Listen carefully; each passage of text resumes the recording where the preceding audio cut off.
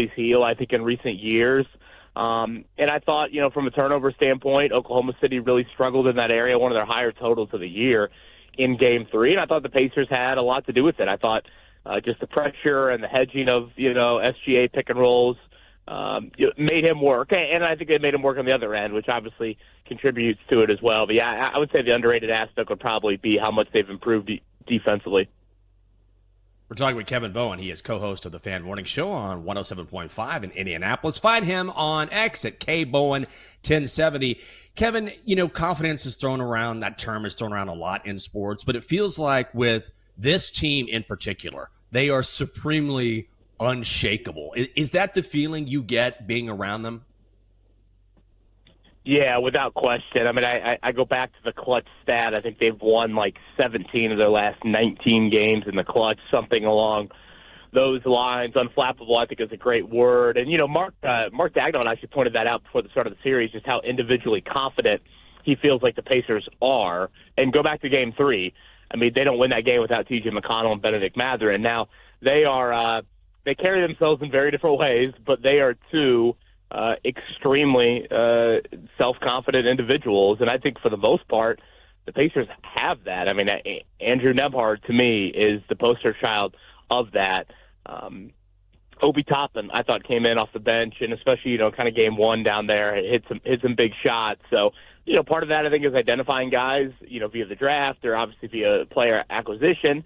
But also, you got to have that from a coaching mindset to where, hey, that leash isn't incredibly short when you go out there, and, we'll let you play through a mistake or two. So I would say, 1 through 10, they are very, very confident.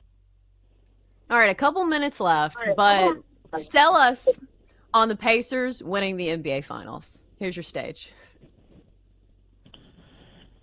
I mean, hell, I hate to keep it so simple, but, I mean, when you're up 2-1 and you've got home court, I think it's very, very possible. You brought up the line earlier. It's a little surprising that it hasn't gotten a little bit more, even money for me with how this series has unfolded so far. Even tonight, it's Oklahoma City once again.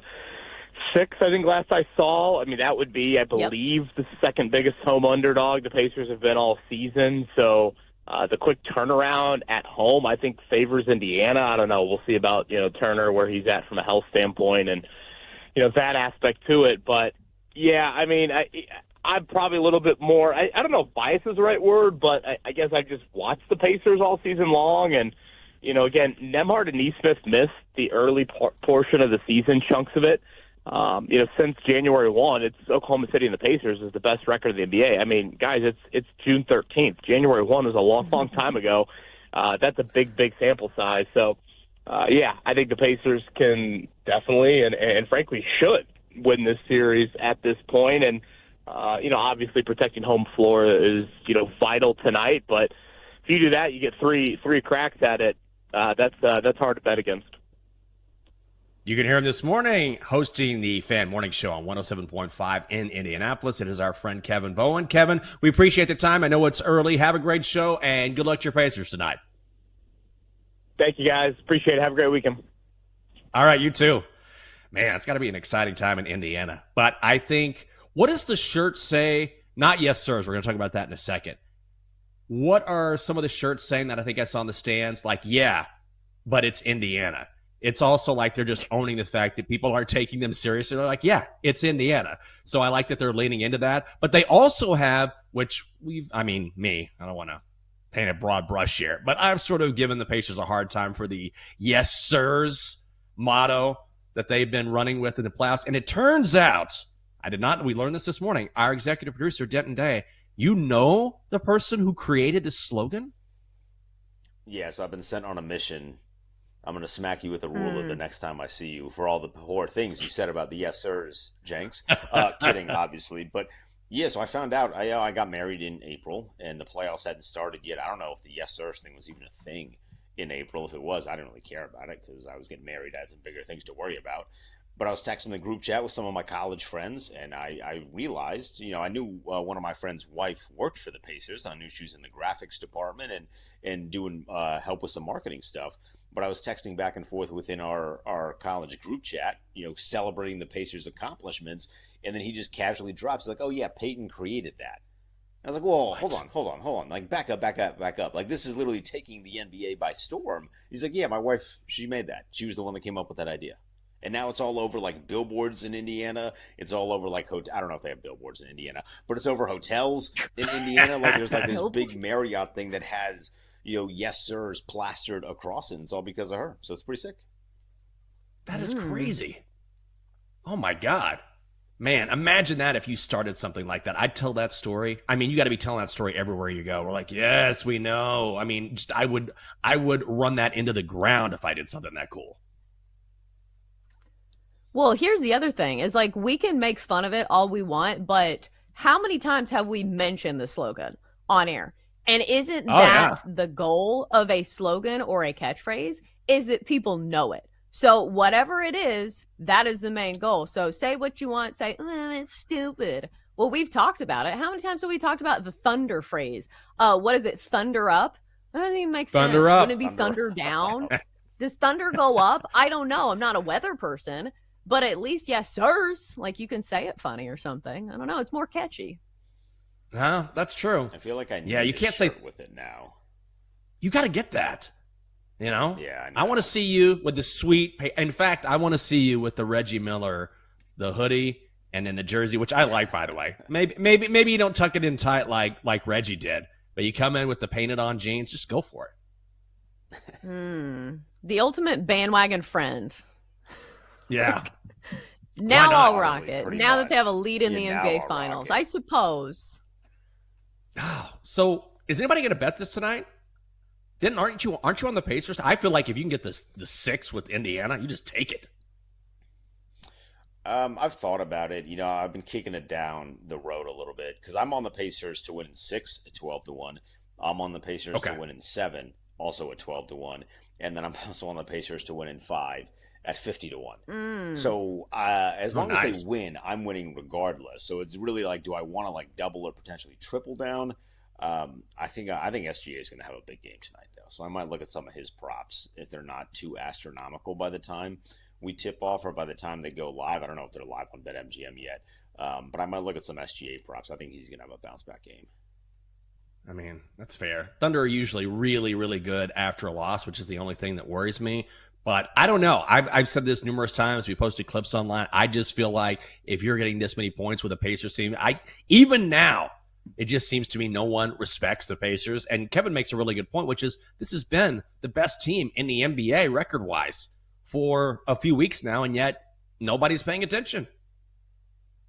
Well, I think that if you're going to bank on the Pacers, you just take them outright because we've seen that. When they're getting points and, they're either going to win outright or they're not going to cover and they're going to lose. Like, that's just the trend that we've seen because they improved to 9-4 straight up in the postseason when getting points. But in all 4 of those losses, they didn't cover the number. So I think if you really like the Pacers again tonight, you take them on the money line at plus 195.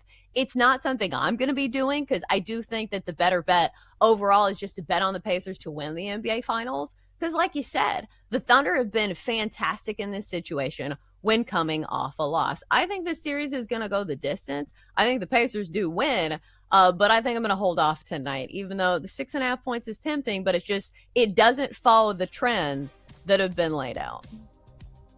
Well, what other trends we're following today in the U.S. Open and maybe in tonight's game? We're going to talk about that and go back to Oakmont. Bryson DeChambeau trying to repeat as champion of the U.S. Open. That is coming up next in hour 2 of the Daily Tip. It's on the BetMGM Network. Hope you're having a great morning.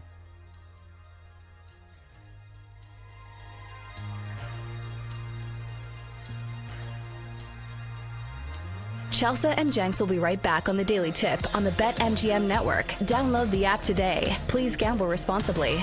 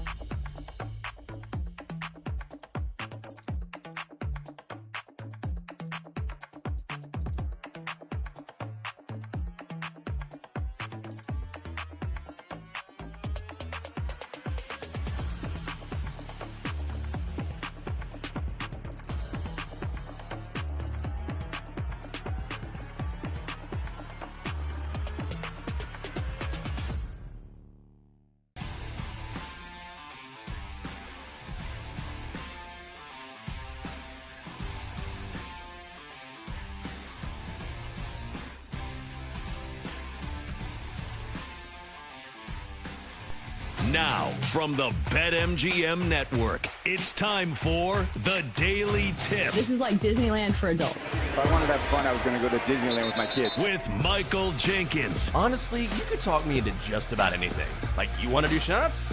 All right, let's do shots. You want to put together a 10-leg teaser? Sure, let's put some money on it. In fact, I do a parlay with Champions League soccer and the WNBA. And Chelsea Messenger. Let's try to beat the rest of the network at being degenerates, because maybe, just maybe, we can win in that regard. I do like the idea of a parlay. Hey, Dad, don't forget about me, the dogster. Presented by BetMGM. The sportsbook born in Vegas. Download the app today. Please gamble responsibly. If anyone can be a degenerate, it can be us. Good morning and happy Friday here on the Daily Tip on the BetMGM Network.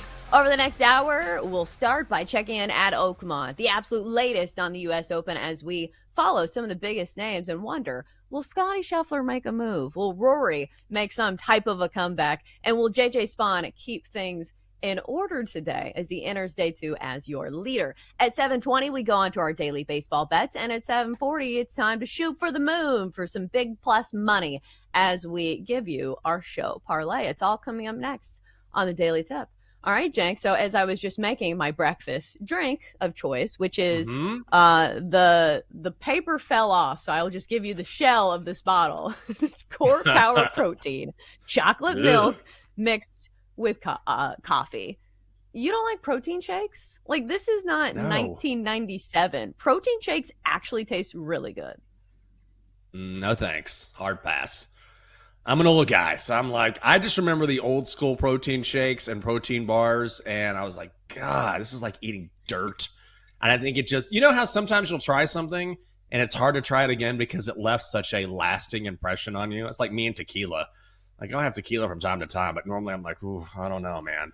I don't know. And I feel the same way about protein shakes or protein bars. I know that certainly food science has come a long way, so they probably taste totally different. But I had such bad experiences. I'm like, I don't want to do this. What is going on? Did you just drop something? Oh, yeah. It's just like an adapter that fell off the desk. No, I just had an adapter that fell off the desk. It's a normal day for Jenks. But I was just thinking, if we're trying to like find a money-making idea, I feel like the espresso martini has a chokehold on like coffee beverages that also have alcohol in them. Because like, think of all the basic girls like me that love coffee. Coffee is my treat for the day that I always look forward to. We got to find a way to combine that with alcohol, because I feel like whoever, makes espresso martini mix, I actually know somebody who does this, who like made her own espresso martini in a bottle where you can just pour it. Like, we got to find a way to cash in on the basic girl. So I was just thinking, I've got to, find a way to trademark my protein shake / coffee and make it into a girly drink, because I just feel like there's not that many. And you like espresso martinis, don't you? I feel like this is a drink where if one person orders one, the entire table does. Well, I don't know, though. Is it going to have protein shake in it? Because then I'm probably going to be out. I mean, what's wrong with protein shakes? Jenks, this is the time in your life when you need more protein. Every time I scroll on TikTok, it's like, have you eaten 200 grams of protein a day? You need it more now that you're an older woman. I'm like, great. I'm an older woman now. But it is important, because I think as you age, it is more difficult to build muscle. So like Jenks, I'm going to be like one of those people on TikTok. You need your protein.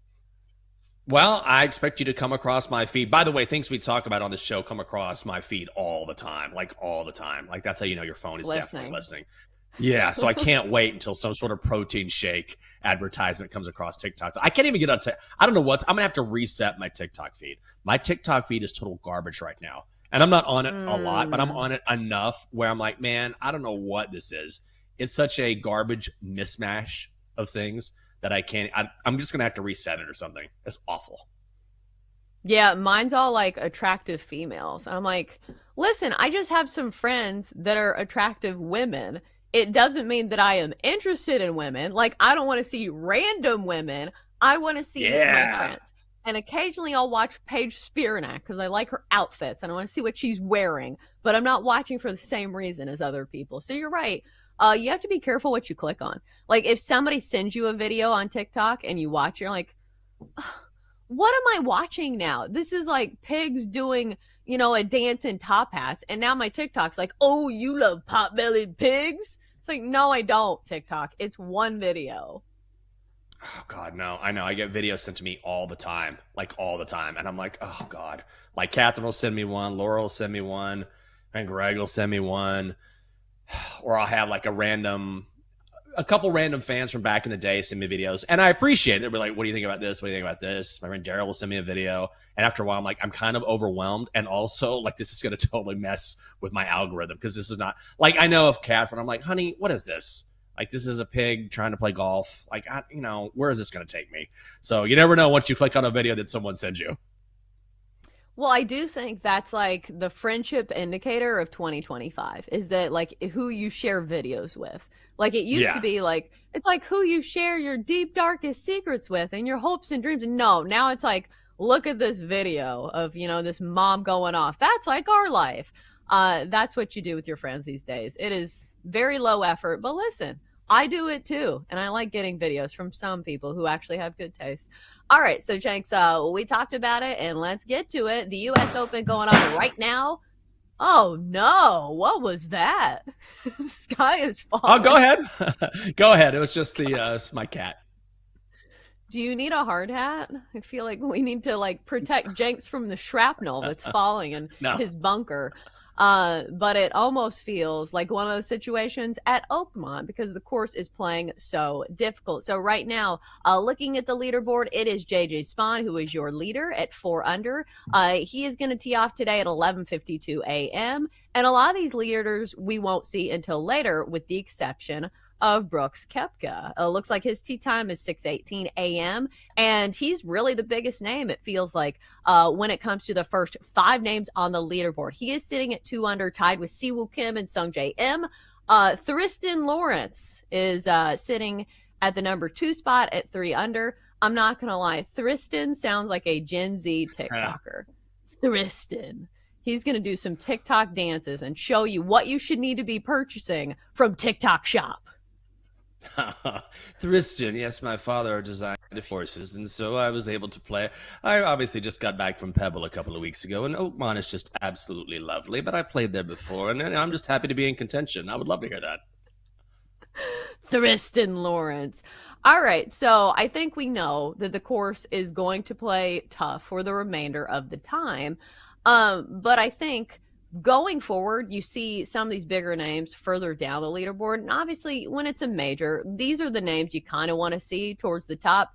But we are 1 day in, and there are still 3 days left of competition. And especially with this course, I think the question you ask about some of the guys at the top of the leaderboard is there a potential for these guys to unfold? So I was looking up this about JJ Spaun because, for casual fans who only watch the majors, he's probably not one of the big names you expected to be on the top of the leaderboard. But he does have 4 top 10s this year. And he did go to a playoff with Rory McIlroy back at the Players' Championship. So he did go toe-to-toe with Rory at a pretty significant tournament. So I'm not going to sit here and say, oh, JJ Spaun's not a big name. There's no chance he contends for the rest of the tournament. I am just saying I'm not going to be shocked if he doesn't win it. Because that's the thing. Like, after being a first-round leader is a great accomplishment, but especially at this course, it feels like it's going to be even more volatile results from some of these players where maybe you beat Oakmont on one day, but good luck besting this course on all 4 days. So let me ask you, Jenks. You can get, I guess, somewhat better prices on some of these golfers. Scotty Scheffler, for instance, was, I think, plus 275 entering the tournament to win, which is crazy odds, but we know Scotty Scheffler is absolutely dominant, and his mentality kind of fits this course and a skill set. Like, he's obviously very talented, but somebody who is very resilient, and he's the best on tour, I believe, at, avoiding some of these huge mistakes. So right now you can get Scotty Scheffler plus 650, John Rahm plus 550, Brooks Koepka, who is right up there, 11-1, JJ Spaun, who is your leader at 12-1. And further down, Bryson DeChambeau, who currently +3 with Scotty Scheffler as well, is 18-1. Do any of these prices stand out to you when it comes to live betting? I mean, Scotty's always a threat. And the thing is, I think you have to approach how you bet the U.S. Open differently than how you bet other tournaments, just because it's so, it's so penal in how it plays. Mm-hmm. I mean, other courses, if you have a 7-stroke lead over the best golfer in the world after round 1, you're probably not going to be caught, even though Scotty Scheffler is not your average golfer. He's on an all-time run. He's won 3 of his last 4 tournaments. But with the U.S. Open, I mean, that rough it's really interesting too. I was watching a story about how, when they curate the rough over time, because Oakmont has hosted the U.S. Open more than any other course ever in golf history. Mm-hmm. And so what they do is, to make sure that rough is so punitive, is that you don't just let it grow from 2.5 inches to 5 inches and then cut it. Like, it takes time to sort of build the base of that grass. And so you let it grow from 2 to 2 3/4, and then you mow it. Then it's 3 inches, and then you mow it. And then it's 3 and 3/4, and you slowly let it get up to 5 so that it's very thick. And when a ball falls, it's not just the grass laying over it. I mean, the grass is standing up and the ball is really deep down. So that's why we saw golfers like Rory yesterday, who were just hacking it 3 times just to get into the fairway on one hole. And all of that is to say that if you don't drive it straight and you get in trouble, it's not just, hey, I might bogey this hole. It's, I could triple bogey this hole, and you can fall in a heartbeat. So that's why we only have 7 golfers currently who are under par. And so that's why I do think there is an opportunity, if you like some of these golfers like a Bryson DeChambeau or like a Scotty Scheffler, guys at +3, or even Rory at +4. I wouldn't bet on Roy personally, but ultimately these guys who are the best golfers in the world are going to have more of a chance than they might otherwise, just because the course can penalize you if you don't hit it straight. And we saw that, especially as it firmed up in the afternoon yesterday. Yeah, absolutely. I think we see some of these leaders kind of gravitate, or some of these big names kind of gravitate towards the top of the leaderboard as the tournament continues. I was looking at some of these matchups and thinking, like, okay, maybe we can find a good price on somebody we expect to have a bounce back day. But some of these pairings are tough. Like, I was looking at the 3 balls over at BetMGM. Here's one that caught my attention: Scotty Scheffler, Colin Morikawa, and Victor Hovland. So Scotty Scheffler is the favorite out of this group at -140. Colin Morikawa +240. Victor Hovland is +360.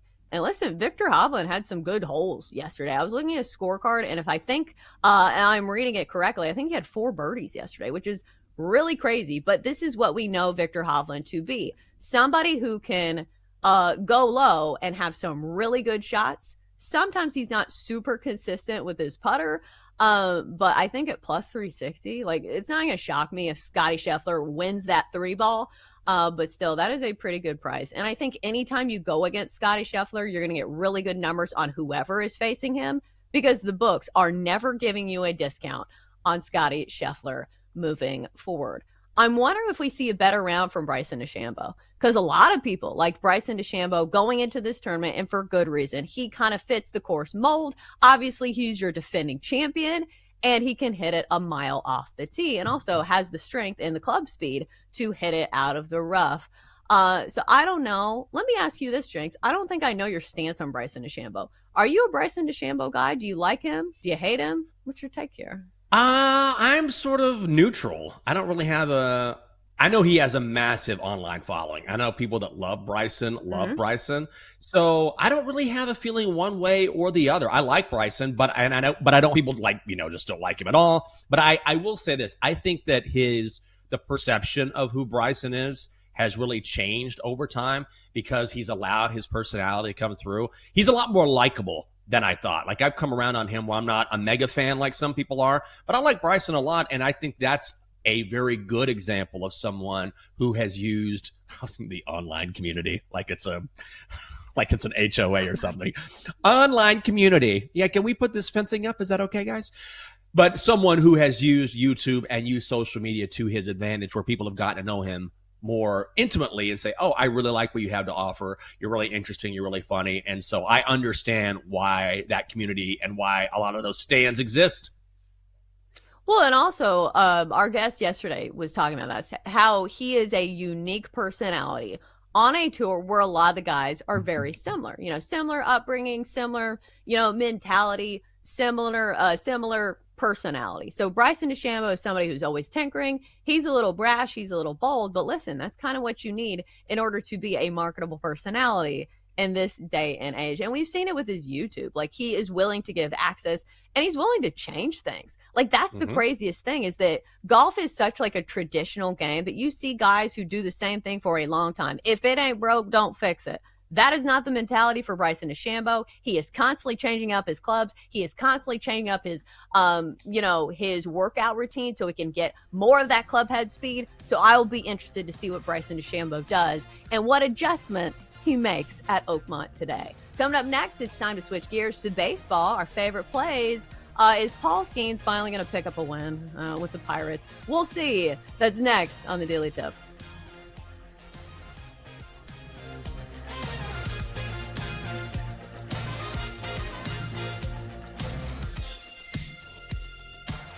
Chelsea and Jenks will be right back on the Daily Tip on the BetMGM network. Download the app today. Please gamble responsibly.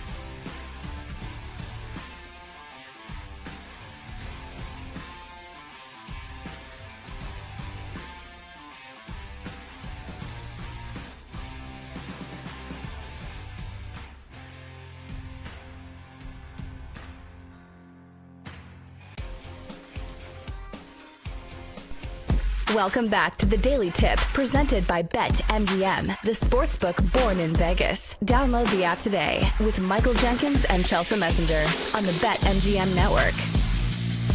All right, we back on a Friday. I'm Chelsea Messenger. He's Michael Jenkins. In a few minutes, we'll get to our favorite plays on an MLB Friday, a nice full slate, as opposed to this Thursday nonsense where we get like 6 games. But Jenks, I realized that yesterday I liked more plays than I do today, and we have a bigger slate. Like sometimes quality is better than quantity, because I'm not gonna lie, I looked at the slate today. It took me longer than usual. Like sometimes I'll look at the slate and immediately like 3 or 4 games will kind of pop out to me, and then I have a hypothesis that I check it. But today, like none of them jumped out to me. Like I've found some plays, but it took some work. Do you ever have a bad feeling about those type of plays that you have to like really struggle to make a hypothesis? You're like, all right, well, I guess this will work. Like those are the plays that I don't feel great about. Like my favorite plays are the ones that you have a gut instinct about. You check it, all the factors line up. That's when I really love a bet. Not one of this force it nonsense, because that's what I'm doing today. I'm forcing it. I mean, yeah, if you're forcing it, then I think that's a pretty good sign to stay away. For me, I'm just having, I don't want to say bad beats. I mean, some of my bets just have not come home, but I've had 3 ninth inning beats in the span of a week. So I'm not making excuses. I mean, a loss is a loss is a loss, because if I'm on the other side, I would have happily taken a win. But I think I'm tiptoeing more carefully, having lost, again, like 3 bets with an out in the 9th inning. And last week was that historic Braves collapse. And then yesterday, like I always love looking at live lines while a game is going on. So I had the Mets on the run line against the Nationals, and the Mets went into the 9th inning with a 4-0 lead. So as you can imagine, I felt pretty confident, right? Because the Mets have one of the best bullpens in Major League Baseball. They gave up 3 runs with an out. So all of a sudden, those odds weren't on the board, and I watched them pop on the board and then come down, down, down. I'm like, they would even list this on the board. It wasn't an option. It wasn't an option to get the Nationals to cover a 1.5 point spread, and until it was. So I think I'm more a little on edge this week, just because I feel like I've had some tough beats that I would not have imagined coming. I feel like the handicap was right, but it just didn't work out. Well, I think in that situation, you continue to play like multiple bets. Like if your strategy is to play like 3 or 4 bets, like you don't stop just because you get cold, because you have to like make up for those losses, obviously, at some point. And it does feel like the handicap is right. So like if you think the strategy is still there, like it's like anything in life. If you are doing the right things, eventually you would think that good things come your way. I understand in betting it's not necessarily that way. You can try your hardest, and sometimes sports are just sports, and the unpredictable will happen. But we know that baseball is a large sample size sport, so it's one of those things that you kind of have to have patience, because we see this on a daily basis. You know, the fact that the Rockies have won some games and they're like basically a AAA squad out there, you know, it just goes to show that there is a reason they play 162 games. So keep that in mind as you bet on baseball daily. So let's start with the slate. And the early game today at 2:20 Eastern is the Pirates and the Cubs. We have a really low total in this one at 7 runs. Part of that reason is because Paul Skeens is pitching. Man, has he been on a run with no run support. The guy has a 1.88 ERA, but he sits at 4-6 with his win-loss record. Cade Horton gets the ball for the Cubbies in Chicago. He's 3-1 with a 4.11 ERA. So, Jenks, we used to back Paul Skeens all the time on this show in the first 5 innings. I think the Pirates' offense is so untrustworthy that this is not a bet I'm willing to make anymore. Like, especially against this offense, especially against the Cubs, who've been one of the hottest offenses in all of baseball. Because here's the thing. If you're looking at this full game, where I should mention a full game line, the Cubs are favored -115, Pittsburgh -105. Because the bullpens will come into the fold at some point. Paul Skeens is probably not pitching a complete game shutout. So I think you get a good price on a really good Cubs team. So I think I'd lean towards the Cubs in the full game. And maybe a first 5 under, but I'm sure it's really low. So I think I'd lean toward the Cubs here, just in the full game.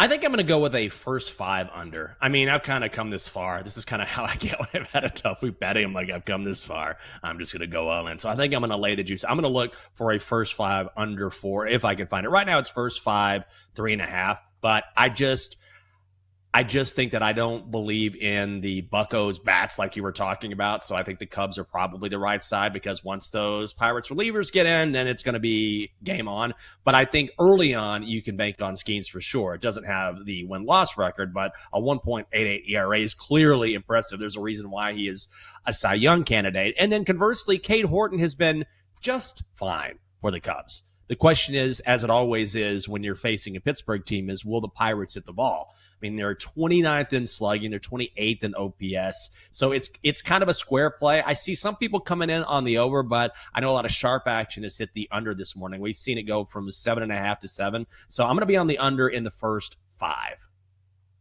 I think the only thing that's scary about betting totals when it comes to Chicago is that, the weather obviously plays a huge role. So when it's this early in the morning, like I'm sure there are predictions out there, but remember the wind can carry a lot of things when it comes to Wrigley. So keep that in mind. I did find a 4 for you at -155, which I think obviously that's the way to go because you get a push at 4 as opposed to a loss at 4. So if you do like playing that, you can find a -155 for first 5 under 4 runs between the Pirates and the Cubs.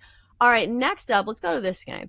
Blue Jays and Phillies. Phillies -130 on the money line. Toronto +110. Total of 8 runs. A pretty good pitching matchup here. Kevin Gausman, 5-4 with a 3.87 ERA, squaring off against Ranger Suarez, who's 4-1 with a 2.70 ERA, and he's been fantastic. Over his last 3 starts, he's given up a total of 3 earned runs over those last 3 starts. Quality starts in each of those.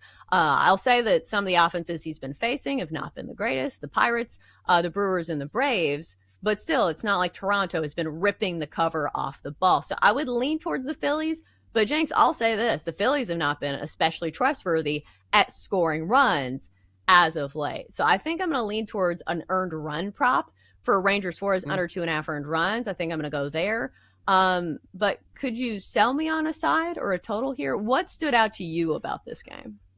Oh man, this is a tough one. I kind of like the under in this game, honestly, just because Kevin Gausman has been, he struggled at times, but ultimately Philadelphia just has not been hitting the ball, like you mentioned. You would think, sometimes you have to sort of strip the names off the back of the jerseys, which I always say the Rangers are a good example. Now, the Phillies do hit, okay, so they're not on the Rangers level. But compared to what you normally see from the Phillies, and especially with Bryce Harper out of the lineup right now, they haven't been as generous as we normally see when it comes to producing runs. And Ranger Suarez has been on one this season. He's been unbelievable. So I think Gausman has good enough stuff to sort of slow down the Phillies enough. I'd go under 8 is probably what I'd play.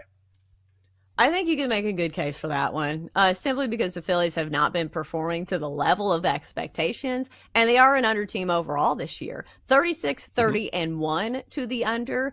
Meanwhile, if you look at the Blue Jays, they are slightly, just by a hair, an under team on the road, sitting at 16-15-1. So you can make a good case for the under for that team, but I think I'm going to go under 2.5 earned runs for Ranger Suarez and hoping he keeps those Blue Jays bats in check.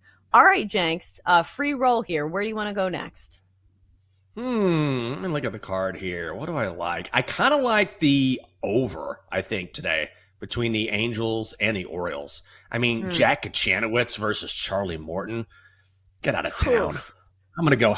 It's set at 10.5. You can play it down to 10. I found an over 9 at -143. I'm going to hammer that. Whatever. Don't follow me. I just keep getting bad beat after beat. You know what's going to happen? I guarantee what's going to happen is the total's going to be like 8 after the 7th inning, and it's just going to stay that way the rest of the time with the way my luck has been going. But Jack Kachanowicz has been really bad. He's given up 4 runs in each of his last 4 starts, and you can absolutely hit him. His ERA on the road this season is 6.06, and thank God he's a righty. So the Orioles actually put up decent splits against right-handed pitchers. Against lefties, as we know, that's the story with the O's this season. They do not hit lefties, but they are middle of the pack in Major League Baseball against right-handed pitchers. Clearly, Kachanowicz, a righty. And then Charlie Morton, 2-3, 5.80 ERA this season. Hasn't gone very long into games either. And the Angels, believe it or not, the 7th best over team in baseball. I think I'm going to go over 9. I think especially if you can find a 9, because I saw this pitching match. I was like, oh, man, there's going to be a run scored in this game. But then I saw 10.5. I was like, uh-oh. So I think if you can find a 9, that's a really good find, because both these pitchers do not look like they have been on their game whatsoever. I think maybe the sabotage factor is both of these offenses, but at some point you'd think, they'd start to hit a little bit, especially the Orioles. Like, they had that one outburst against the Tigers where they scored 10 runs. But so far this season, their offense has not been great. But like you said, backing up that point you had about against lefties as opposed to against righties, the Orioles this season against left-handed starters are 4-15. Against right-handed starters, they're 23-25. So losing records for both, but especially bad against lefties this season. So they should be able to get something going against Kachanowicz, who, again, like you said, does not have good numbers. All right, there was another game that caught my attention, but the price I didn't love, so you'd have to get a little creative. Rays and Mets. So the Mets at home this year have been an absolute wagon, but they're minus 170 today, hosting the Rays. Taj Bradley has been very meh for Tampa Bay, or, George Steinbrenner Field Rays. He's 4-5 with a 4.58 ERA. Clay Holmes, the converted starter, having a great season, 7-3 this year with a 2.95 ERA. Jenks, did you look at this game? Is there a creative way to play the Mets here, or do you just leave it be? I'm angry at the Mets today. I mean, Edwin Diaz was on the mound yesterday. Yes. I'm like, okay, finally, you're getting your ace in there, your ace closer, and I'm like, oh, God. Anyway, yeah, I'm still bummed on the Mets from yesterday. God. So glad it's a Friday. I'm sorry to pick open that wound. That's all right. Just keep picking at the wound. I don't know. I want to play. I don't know if I necessarily like the Mets on the run line here. I mean, maybe you go first 5, something like that. I know some people will be on the Mets and the money line. I think the Mets and the money line are a good play if you want to parlay it with something. But I think this is ultimately, like you were saying to start this segment, this is one of those days where I didn't necessarily have a hard time with the card, but there were some games I thought, I'm not sure I love that. So I'll probably stay away from this one.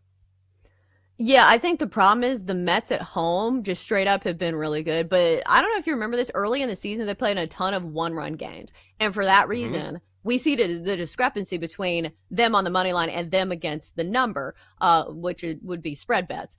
So at home, they're 27-7. But against the number, like on the run line, they're just 19-15. So buyer beware on the Mets. I think it's difficult because you look at their bullpen and they have a top 5 bullpen. So you say, okay, then you want to play them in the full game, right? But the run scoring just hasn't been there enough to, beat the brakes off of some of these teams. So maybe we leave it on the cutting room floor, or maybe we hope that the number goes down. But I don't think a lot of big money is going to come in on the Tampa Bay Rays. So maybe one we just don't get a bet on. I was thinking about an under for the A's and the Royals, just because the pitching matchup is good today.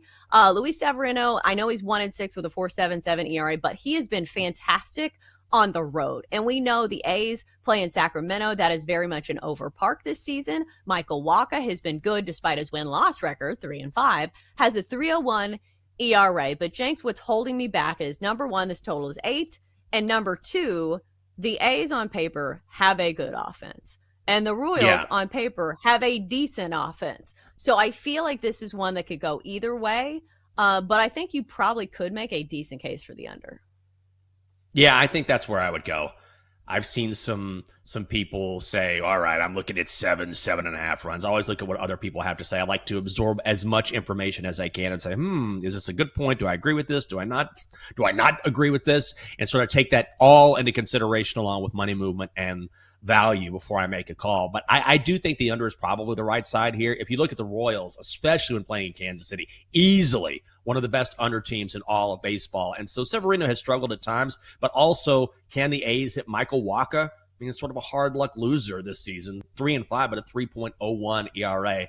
I think if you're betting on this game, you lean to the under. That or you go first 5 under, because what makes me really nervous is that the A's do not have a good bullpen. And I will say, again, they play at a very hitter-friendly park when at home, so maybe that skews the numbers a bit, but I don't know. It's one that's not going to make the card for me, but I think maybe a first 5 under 4 if you really believe in one of these pitchers being able to shut down one of these offenses. All right, let's talk about this one quickly, just because I think from an interest standpoint, it's a good one. Giants, Dodgers, Logan Webb, Yamamoto is a pitching matchup here. LA minus 170, total of 7 runs. Man, I hate fading Logan Webb here, but I feel like he has probably seen the Dodgers so many times because obviously he's been pitching for the Giants for quite some time now. Normally you like to back him when he's at home, but if you're facing Yamamoto, like that's a tough one to go against. And it boils down to me, which offense do you trust more? For me, it's the Dodgers. Jenks, anything you think better should know quickly? I would go with Dodgers as well, but I don't want to lay the $1.70. Yeah, not with the Dodgers, not this year, not against a rival in the Giants. All right, coming up next, time to build some big plus money for the weekend as we give you our show parlay. That's next on the Daily Tip presented by BetMGM.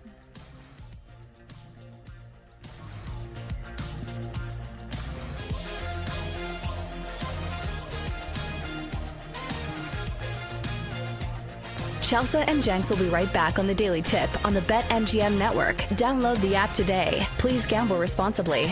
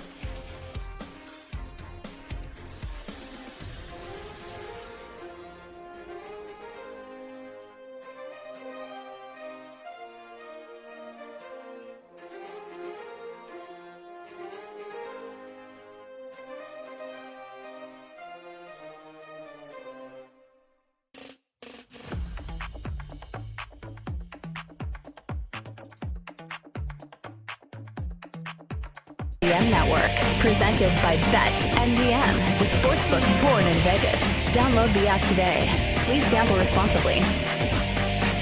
And we're back. Halfway point, we have decided, I think, here on the show on a Friday. It is June 13th. In a few minutes, we'll get to our big plus money parlay of the week. It is the show parlay. It is big, it is wonderful, and hopefully it hits this week because we have not had the greatest of luck, but it's got to hit at some point, right? Jenks, I was just thinking about like the weird motivational things that I do to get through some of my runs. Because we were just saying, I think it's halfway through. You know, that's a good thing in your mind. We're like, oh, it's only halfway through. You could look at it negatively, obviously, or you could look at it positively. I don't think that you fancy yourself a runner, but if I remember correctly, you did a half marathon, or was it a full marathon? You have run in your past. Do you do any of these motivational tricks where you try to trick your mind? Like some people will put a towel over the screen on a treadmill because they don't want to see how far they've run. Do you do any of these weird things?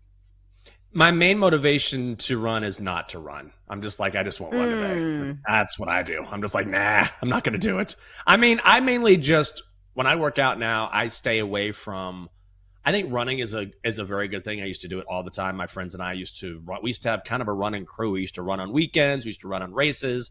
And over time, I kind of got away from that because it was really hard on my joints. So I will lift on, I mean, I don't want to act like I'm in the gym all the time, but I try to lift on a semi-regular basis to try to sort of keep up my musculature. But overall, I'm not like a hardcore gym rat or running all the time. I try to stay in decent shape, but thankfully I kind of got away from running. I feel like that was just more in line with kind of how I wanted things to go. Yeah, but you did a half marathon, right? Am I misremembering? Yeah. No, like absolutely. That's a big deal. Was that 13 miles? Yeah, 13.2 miles, I believe. You're such a sandbagger. You're like this on the show all the time. You're like, oh, I'm just a simpleton. And then you'll have like a 12-0 week betting. You're like, oh, I don't do anything workout-wise. 13 miles is nothing to like sneeze at. I've never run 13 miles. It wasn't easy. I'll tell you that. I mean, I can naturally sort of, I've always been able to naturally run long distances. And so like my thing is that my problem is that I don't necessarily love to run. So when I was getting ready for these big events, I wouldn't train like I should train. I probably said this before. I'd go out and be like, all right, I'll just run 3 miles today. All right, and tomorrow I'll run 4. And then next week I'll run 7. And so I would never run at a particularly fast clip. My thing was I just want to keep running and not stop and just stay at a nice, even pace where I can enjoy myself and get it done. Because I don't want to stop and walk. That was my one thing. I was like, mentally, I'm not stopping. Like once I start running and I don't quit. So, but I think my problem is that kind of worked against me because I'm like, I could probably go out and run a couple miles and do it. But that's not very healthy for your body just to go out and immediately start pounding the pavement. You do need to work up to that. So I know Denton's going to run a half marathon, and I wonder if we could ask him if he's going to train beforehand and build up to that. I didn't do that, and I think it came back to bite me. See, here's my hypothesis, is that people do marathons and half marathons not because they love running. It's because they want to accomplish something that is difficult. Was that the case for you? Like you just want to say, hey, this is tough. It's mentally tough. It's really challenging. I want to see if I can do it. Yeah, that was part of it. My friends were doing it, but also I wanted to be able to say, I used to run the GW 10 miler. I ran that probably 2 or 3 times, which is not easy. And I remember the first time I ran, this is the GW Parkway here in DC. And I'll never forget, I came around the corner. I came around the corner for like the final half mile and it's just like straight uphill. And I was like, you guys. Oh no. Like get the F. I was so angry. I was like, oh my God. But I finished. I finished. So I think I wanted to be able to say, I can do this if I choose to do it. Like now, I wouldn't necessarily mind the challenge. I just don't think it would be good for me. But ultimately, yeah, I think that's part of it to be able to say, yeah, I did this and I did it multiple times. Like accomplishing that half marathon, it was definitely one of the biggest challenges athletically I've ever faced for sure. It's one of those like one-liners that you can tell somebody and immediately they know that you are like an achiever. Like if somebody tells me, hey, I ran a marathon, immediately there is a credibility there. So like half marathon still a big deal as well. So I think it's not love of the game. Like I don't think that many people just love running. It's just one of those good things to put across your name. All right, so one of those things that would be nice to put across all of our names is that we won a show parlay for big plus money for the people out there. Hasn't happened yet, but listen, we're due, baby. It's time for this week's installment of the show parlay. Ladies and gentlemen, adults of all ages, it's time for the show parlay. Ah, yes. Step right up and try your hand at 14-1. Those are the odds on this week's parlay if you combine them all up. So what we do each week is we give everybody who works on the show a chance to throw in a leg, and we roll them all up, and hopefully we can win this week's parlay. All right, Jenks, we're starting with you. We started last segment by talking about our tepid feelings on the baseball slate, but it looks like you have found a good one. What's your leg of the parlay? Well, I was going to do what Ditton's bet is, but I'm going to let him lay that out. So I'm a big fan of that. I think that's a strong play. I'm going to go, I just talked about it, so I won't belabor it, but I like Angels Orioles. I found a 9 over 9 minus 143. If you're playing this right now, it's 10.5 at some places. So I love this number, especially if you're putting it in a parlay. Don't necessarily have to play something at plus money because we will definitely get plus money. But with these two pitchers and the weather is super hot here in DC, like it's going to be in the 90s today. So Camden Yards used to be more of a hitter's park, but it's still, I think, absolutely an over park when you consider the bad pitchers, Kachanowicz and Morton today going at it. I'm going to go Angels Orioles over 9. Ooh, I like it. As soon as I saw those pitchers match up, I thought an over was in play, and I still hold that belief. All right, next up for me, I'm going to go with an under on a starting pitcher's earned run prop. So I'm going to go Ranger Suarez, starting pitcher for the Phillies today, under 2.5 earned runs for minus 145. Ranger Suarez has been on fire this entire season, 2.70 ERA for the year. And over his last 3 starts, he has given up fewer than 2 earned runs or fewer in each of those 3 starts. So somebody who is wildly consistent and somebody who has been a fixture in the Phillies rotation for quite some time. I know people love to talk about Zach Wheeler and Aaron Nola, but remember Ranger Suarez was one of the better arms when they went on that run and made it all the way to the World Series. Did not win that year, but still Ranger Suarez has been a great arm for them and very consistent so far this season. Under 2.5 earned runs is the play against the Blue Jays. All right, Double D, what's your leg of this week's parlay? First time, only time probably. I'm going NBA here tonight. I love the way the Pacers are looking. I'm taking that plus 6.5. I think I'm not sure they win tonight, but I think they can keep it within that 6.5.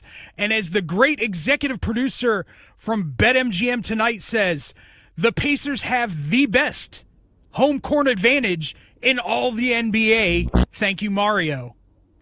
Now, whether you believe that or not, that's up to you. But Mario is from Indianapolis. I'm sure he's been to plenty of Pacers games. Little bias there, but I love that. So I'm going to lean on that a little bit. I think that crowd keeps them in the game. I like the plus 6.5 for the Pacers tonight. David, I miss the days when you throw in stuff that's like plus 250. Because David used to always do that. I miss. Now we'll get back to it for college football. Yeah, college football's coming. I'll give you some. Mm-hmm. Yeah. Okay. All right. He's just our resident underdog believer. He's always throwing in big plus money for the parlay, and we like that about David. All right. So it looks like it's another fight pick for Dylan, and I'm looking at these names, Dylan. They're not as funny as the other ones, so this one better be a winner. Yeah, no, I know. I let everyone down last week with the fun name, so we're going to go back to just more regular names, I guess. I'm taking Cody Garbrandt to win over Ronnie Barcelos. Both guys are 3-4 over their last 7 fights, but Cody spans 6 years, whereas Barcelos is only 4, so he's losing more frequently. Cody's a scrapper, whereas Ronnie kind of lets his opponent set the pace. And of their last 7 fights, 5 of 7 Cody's have ended in a finish, where 5 of 7 Barcelos has ended in a decision. Barcelos is minus 200, but I think that's only because he fraud-checked Peyton Talbot, and they're just giving him some juice for that. And I like Cody Garbrandt to just finish this fight. I'm not betting on the finish. I'm just taking him to win. Ooh, nice. There's our underdog pick. Cody Garbrandt plus 165 over Barcelos. We like it. We love it. We hope it wins. All right, Den, what's the leg for you this week?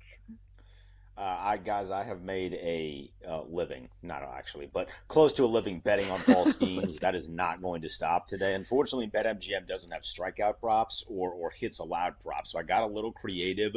This one's going off at 2:20 in the afternoon, so I'm going Cubs and Pirates under 3.5 in the first 5. We've seen how good Skeens is, and we know that his offense sucks. So I go under 3.5 in the first 5 between the Pirates and the Cubs. It does feel like the perfect storm for an under in the first 5 innings. So we hope all of these come through. Again, if you want to follow us on this parlay, we got Angels, Orioles over 9, Ranger Suarez under 2.5 earned runs, Pacers plus 6.5, Garbrandt plus 165. Dylan, is that UFC? Where do we find that? Yeah, that's UFC. It's one of the fight nights that you like, Chelsea. It's UFC Atlanta. Oh, UFC Atlanta. We know they throw down in the ATL. And then finally, Pirates Cubs, first 5 under 3.5. That one is close to 15-1 odds, I believe. Somebody just deleted it in the rundown. Nice job, guys. If you have a $10 bet, it pays $252. So, Den, please correct me if I'm wrong on those odds. What are they? Correct. They are the 250. I didn't realize that Dylan was going with an underdog. I thought he was going with a nice favorite, so I messed up. Adjusted the odds, pays out 250 to 1 there. Nice. Well, don't short us our money. 250. That sounds pretty nice. So hopefully this is the week we win it, and we go into the weekend on a good note. All right, now it's time to stir the pot. We've got a minute left. Who wants to point out the biggest sabotage factor for the parlay? I don't know. I'm a little Go worried ahead, about. Jenks. I know you want to do it. Well, here's the thing. I like your pick though. I think you can make a strong case for the Thunder. They're great after a loss, but I do like the Pacers, so I can't knock you, buddy. I'll wait until college football season to do that. That's the running show joke, though, is we all pick on Double D. I'm surprised you didn't go with the Pacers on the money line, honestly, because if you want to believe in the Pacers, believe in them outright. They're 9-4 this year, outright as underdogs. So if you want to take a big swing on the money line, I wouldn't fault you there either. All right, hour 3 is next to the show. We start with an update from the U.S. Open. Cam Rogers, national sports betting expert, joins the show to break down the U.S. Open. Chelsea and Jenks will be right back on the Daily Tip on the BetMGM network. Download the app today. Please gamble responsibly.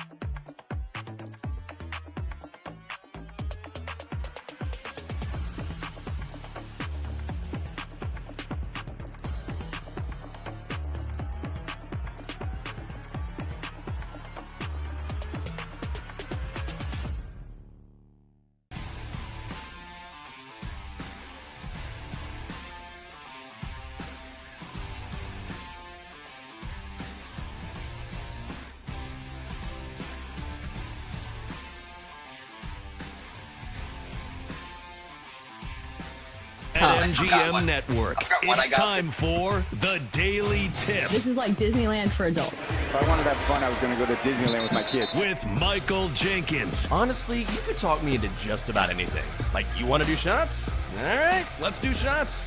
You want to put together a 10-leg teaser? Sure, let's put some money on it. In fact, I do a parlay with Champions League soccer and the WNBA. And Chelsea Messenger. Let's try to beat the rest of the network at being degenerates, because maybe, just maybe, we can win in that regard. I do like the idea of a parlay. Hey, Dad, don't forget about me, the dogster. Presented by BetMGM. The sportsbook born in Vegas. Download the app today. Please gamble responsibly. If anyone can be a degenerate, it can be us. Here we go.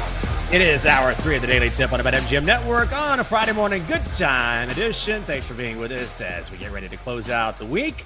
Coming up on the show, if it's a good time, then it's Cam Rogers. We're going to continue our coverage of the U.S. Open and bring in the CVO, the National Sports and Betting Expert from Believe Network. In 20 minutes, we'll go from golf to the gridiron with Odyssey NFL insider Jason La Canfora, and then it's a not-so-special guest, the Donkster, and our best bets at 8:40. We're going to talk U.S. Open with Cam. Looking forward to that. Right now, J.J. Spawn still in the lead. About to get on the course, he is 4 under par. Thurston Lawrence at 3 under. And then we have Siwoo Kim, Sungjae Kim, Brooks Koepka sitting there at 2 under right now. Ben Griffin, Thomas Dietrich, Rasmus Niergaard, Peterson, James Nicholas, each at 1 under. And John Rahm sitting there at even par with the action just under at Oakmont. How much golf are you going to watch this week? And I always ask you this. I would love to just be a fly in your house and look at all the golf on every TV. And then when it's not golf, guess what? It's golf highlights. And when it's not golf highlights, guess what? We're going to go out back and we're going to play a couple holes. And then you know what? We're going to come back inside and we're going to watch Bryson DeChambeau's YouTube channel. I wish I was there for it all.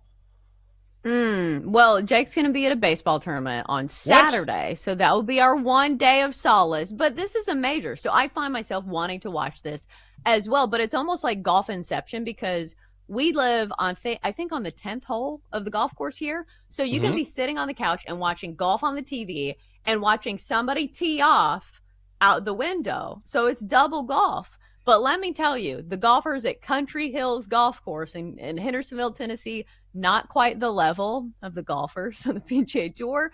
But I will say this course at Oakmont is making, some of the PGA Tour golfers look like the guys at Country Thrills when it's guys in T-shirts and jean shorts.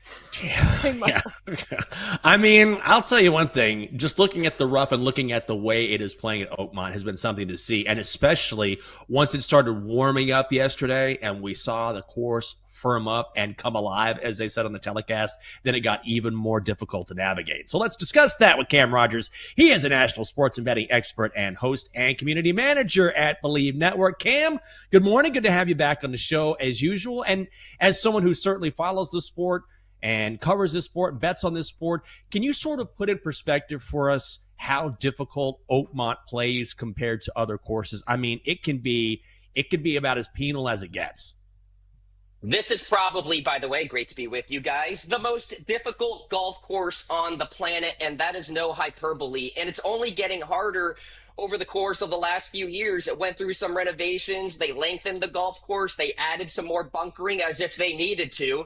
The last time this was contested at the U.S. Open, Dustin Johnson won at 4 under par, but everybody else was either -1 or level or over par. Back in 2007, Angel Cabrera won this tournament here at this golf course at 4 over par. So I was telling everybody leading into the week, get ready for carnage. And we're seeing that right now. Just a collection of folks are under par right now. I would presume J.J. Spawn is probably going to backpedal very hard to follow up a 66 at Oakmont. And a big reason why is not the water, not the trees, it's the rough that is absolutely brutal. And then these fairways are so narrow, like 25 yards wide. That is unheard of on the PGA Tour. So everybody's missing fairways here this week. It really comes down to a collection of things for me. Do you have the swing speed to get it out of that rough? That was the Bryson method at Winged Foot a few years ago, and of course the U.S. Open last year.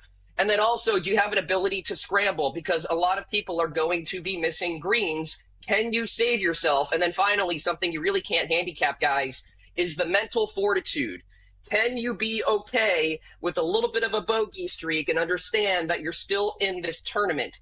A lot of guys are wired in the sense of, oh, I got to go save myself now and get a bunch of birdies. That's not the mentality you should have at a U.S. Open. That's what makes it unique. And that's why us amateurs guys enjoy watching the pros struggle just a little bit.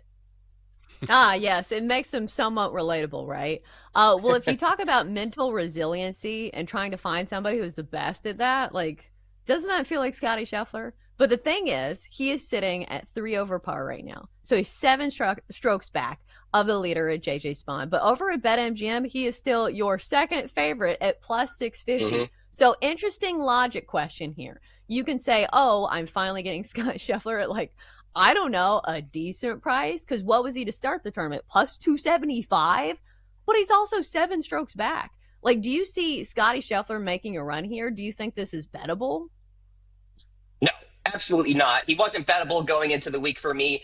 Historically low odds, plus 275 was the lowest at a U.S. Open since Tiger in 2009. And nobody has won the U.S. Open when 7+ back after round 1 since Lee Jansen when I was 40 years old back in 1998. So it's been some time. Only 3 instances, by the way, in total in the last 60 years at the U.S. Open. If anybody can buck that trend, sure, it could be Scotty Scheffler. But I was saying this going into the week, too. If we were to nitpick his game just a little bit, he can be erratic with the driver. And he doesn't have the swing speed or the strength like a Jon Rahm or a Bryson to hack it out of that rough, or even Brooks, who's up there on the leaderboard. So that's going to put him behind the 8 ball, and that's what we have here right now. This is not a golf course where after shooting a 3 over, you can fire a 66 routinely. I know Spawn did it yesterday, but that's not common. So for Scotty Scheffler at that price, I am so out on him. If we get it toward the quadruple digits, maybe worth a sprinkle, but I'm just more interested in other names at this point. We're talking with Cam Rogers. He is a national sports betting expert, also host and community manager at Believe Network. Follow him on X. Great follow at Cam Rogers Live, also on Instagram as well. So, Cam, when you look at these lesser names, and it's not an insult, when you see a JJ Spawn or a Thurston Lawrence or a Rasmus Niergaard Peterson, how much trepidation do you have in putting any money on some guy who, no disrespect, hasn't been there before and isn't usually in this position? Yeah, I've been in these positions many times covering major championships, and I just sit there on Thursday evening. We have some random names at the top of the board, and I'm just like, I can't wait.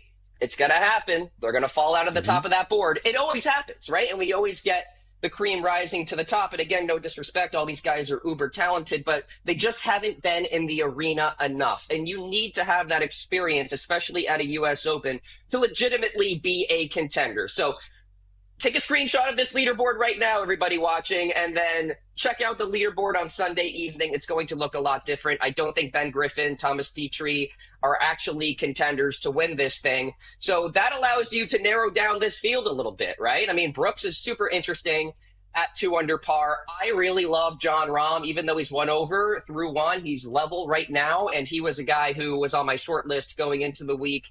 Decent value there over at BetMGM, plus 650.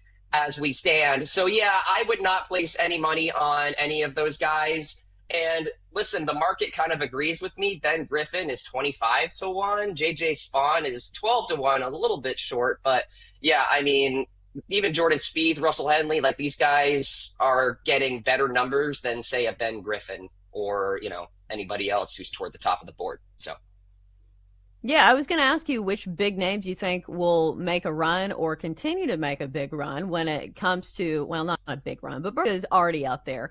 Who do you expect to have a bounce back performance or simply just not implode on day 2? Yeah, I go back to John Rahm again. Really liked him going into the week. Bomber of the golf ball. He's one of like 2 live golfers who have actually translated their success on live to the major championships. Bryson being the other one. Joaquin Neiman maybe a little bit, but everybody else has fallen off. Although Brooks is performing well so far here this week. Yeah, I just love this golf course for Rahm. Obviously a winner at Torrey Pines at the U.S. Open not too long ago. Steady player. His mental fortitude has gotten a lot better over the course of the last few years. Remember, he kind of had a tendency to get a little bit hot on the golf course, frustrated, and that would affect his game. Victor Hovland, listen, I liked him for a top 40. I thought the value was great, guys. It was minus 165. I know it was juicy, but way worth the squeeze because Victor Hovland, just in terms of an on-paper fit perspective at Oakmont, made all the sense in the world for me. Elite driver, can get hot with his putter when needed, and he's somebody who I think is going to win a major championship at some point soon, thrives in difficult conditions. He's right there at T10. Just going down the board a little bit, who can make a surprising run. We've got Scotty on the golf course right now. He's at 1 under through 1, 2 over total. Ludwig Oberg was my pick to win. He's 2 over par, so I'm going to suggest that maybe he can make a run here today. Unfortunately, he plays in the afternoon, and we know, Jinx, to your point, the course firms up, dries out, gets crustier, harder to score as the day goes on. We'll see what Oberg can do, but another uber-talented guy, runner-up at the Masters in his first major start, so he knows the big stage well. Cam, I always ask this to Chelsea, probably to the point of annoyance, but how much golf do you consume when you love the sport and you have even I would consider myself a casual fan, but even I'm sort of locked in because I feel like this is, as far as golf theater goes, this is about as good as it gets. Like, how much do you really key in on a major event? Heavily. And by the way, Chelsea, invite us over to your house so we can play golf and stuff. I'm jealous. You live on a course? My goodness. Oh, yeah. But honestly, I consume it all the time. I think the U.S. Open gives a great perspective for you. You can get the quad box going on YouTube TV, and it's just a beautiful thing. So I'm a week in, week out golf watcher, of course, especially through these summer months. There's not a whole lot else to watch. I'm not a big live guy. I can't really come around to watching that. I don't find it all that exciting, so I'm still on the PGA Tour as far as viewing is concerned. But yeah, it's on all the time. Got it on my phone. I download each major championship app. If you guys don't do that, I highly recommend. It's a cool experience to track the leaderboard and do all the things. So it is very much part of my routine for sure. It's hard to get an app on my phone. The Masters is the only one that I feel like is worth it because the Masters is just hard to find some of the coverage, and the app is really good. I feel like you haven't talked about Bryson DeChambeau too much, and maybe he was not one of your picks going in, but if anybody's going to make adjustments, it's Bryson. He's constantly making adjustments. What do you expect from him for the rest of the tournament? Yeah, I think he actually will have a bounce back day here today. He was a top 10 pick for me going into the week. Again, great fit for him here at Oakmont. Yeah, much like John Rahm, great driver of the golf ball, obviously, 2-time U.S. Open champion. He's got the swing speed that I talked about. And to your point, he is the scientist, right? So he's going to map out what went wrong yesterday and then apply that here today to try to fix things. Now, tinkering too much can be kind of a roll the dice, especially at a U.S. Open. But if anybody can deal with the adversity, it is Bryson DeChambeau. He's proving that he is built for major championships. He's been consistent at all of them at this point. Took him a while to come around at the Masters, but he's finally a Masters contender. And I think he'll always be a contender at the U.S. Open and the PGA Championship because of the length of these golf courses, the thickness of the rough. And honestly, that's advantage Bryson, because if everybody's missing fairways, who can actually get it out of there close to the hole? Bryson can. So yeah, we'll see what happens here today. Plays in the afternoon like Oberg, but he can certainly make a charge. Going to be another great day of golf, and that is the national sports and betting expert and host and community manager at Believe Network, our friend Cam Rogers. Cam, good to see you as always, bud. Good to see you guys. Take care. You too. Oh, man, hearing him talk about it gets me excited for golf. I'm ready for the weekend already. And, we're going to Annapolis. There's going to be a drink in hand. Somewhere there's going to be I feel like that's just a very, perfect outdoor thing to do, right? You're at brunch, you got a drink, you got golf on the TV. I love that. Mm-hmm. Is there a regional drink in Annapolis? And like, obviously, I don't know if it's that big of a city, but you get what I'm saying. Like certain regions, they have like certain foods. Like I'm imagining seafood's big there. Is there a drink that like the restaurants kind of lean into? Ooh, Denton just put this in the chat, and I would not have said this. It's a great call. Old Bay shooters. Old Bay is huge. You know Old Bay, right? Like the very Chesapeake-ish spice. Yeah, they put it on everything. Like from anything. You name it, you can put and especially in drinks too. Old Bay is delicious. You can put it on chips. You can obviously put it on crabs. You can put it in drinks. And so that is a very Annapolis thing. That's a good call. I'm going to do one of those this weekend. Excellent call. It sounds like it would go good with like a Bloody Mary, like that type of seasoning, right? Totally. You can absolutely get an Old Bay Bloody Mary. Or you get like an oyster shooter too with Old Bay. Those are always delicious. Oh, man. God, it's only 8:15 in the East. I'm talking about how much booze I'm going to have in Annapolis. God. Pump the brakes, dude. Pump the brakes. Coming up next on the show, the Ravens are one of the favorites to win the Super Bowl. But is this the year that Lamar Jackson finally takes him there? We're going to ask Odyssey NFL insider Jason LaConfora. He is next on the Daily Tip, and it is here on the BetMGM Network.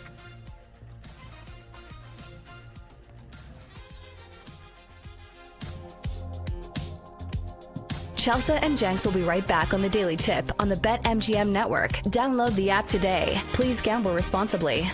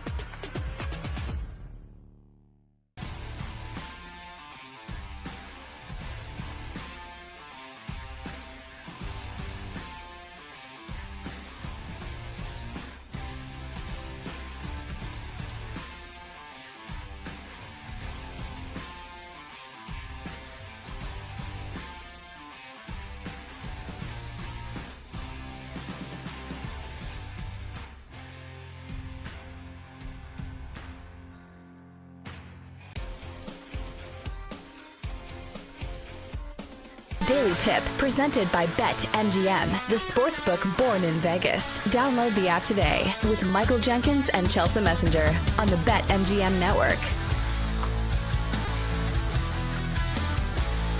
Welcome back on a Friday, the Friday morning Get Time edition. I'm Michael Jenkins. She's Chelsea Messenger. Got the whole crew here. Great to have you with us. Speeding towards the weekend.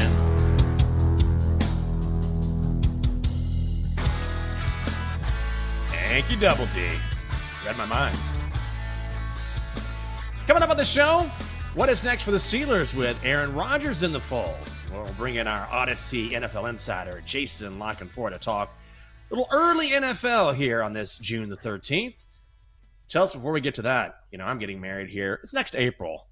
But I told the story about how we got this welcome basket from the venue. 4, 5. I guess you can hear me. Oh, there's Jason right there. I think I can hear. We'll get to him in just moments. Just checking out the microphone, making sure he's live. And so we finally, we get this gift basket in, and I told you I pulled out these 2 coffee cups and immediately broke one. But yesterday, all is well. Cost me $50. I said this on the show, but it came in.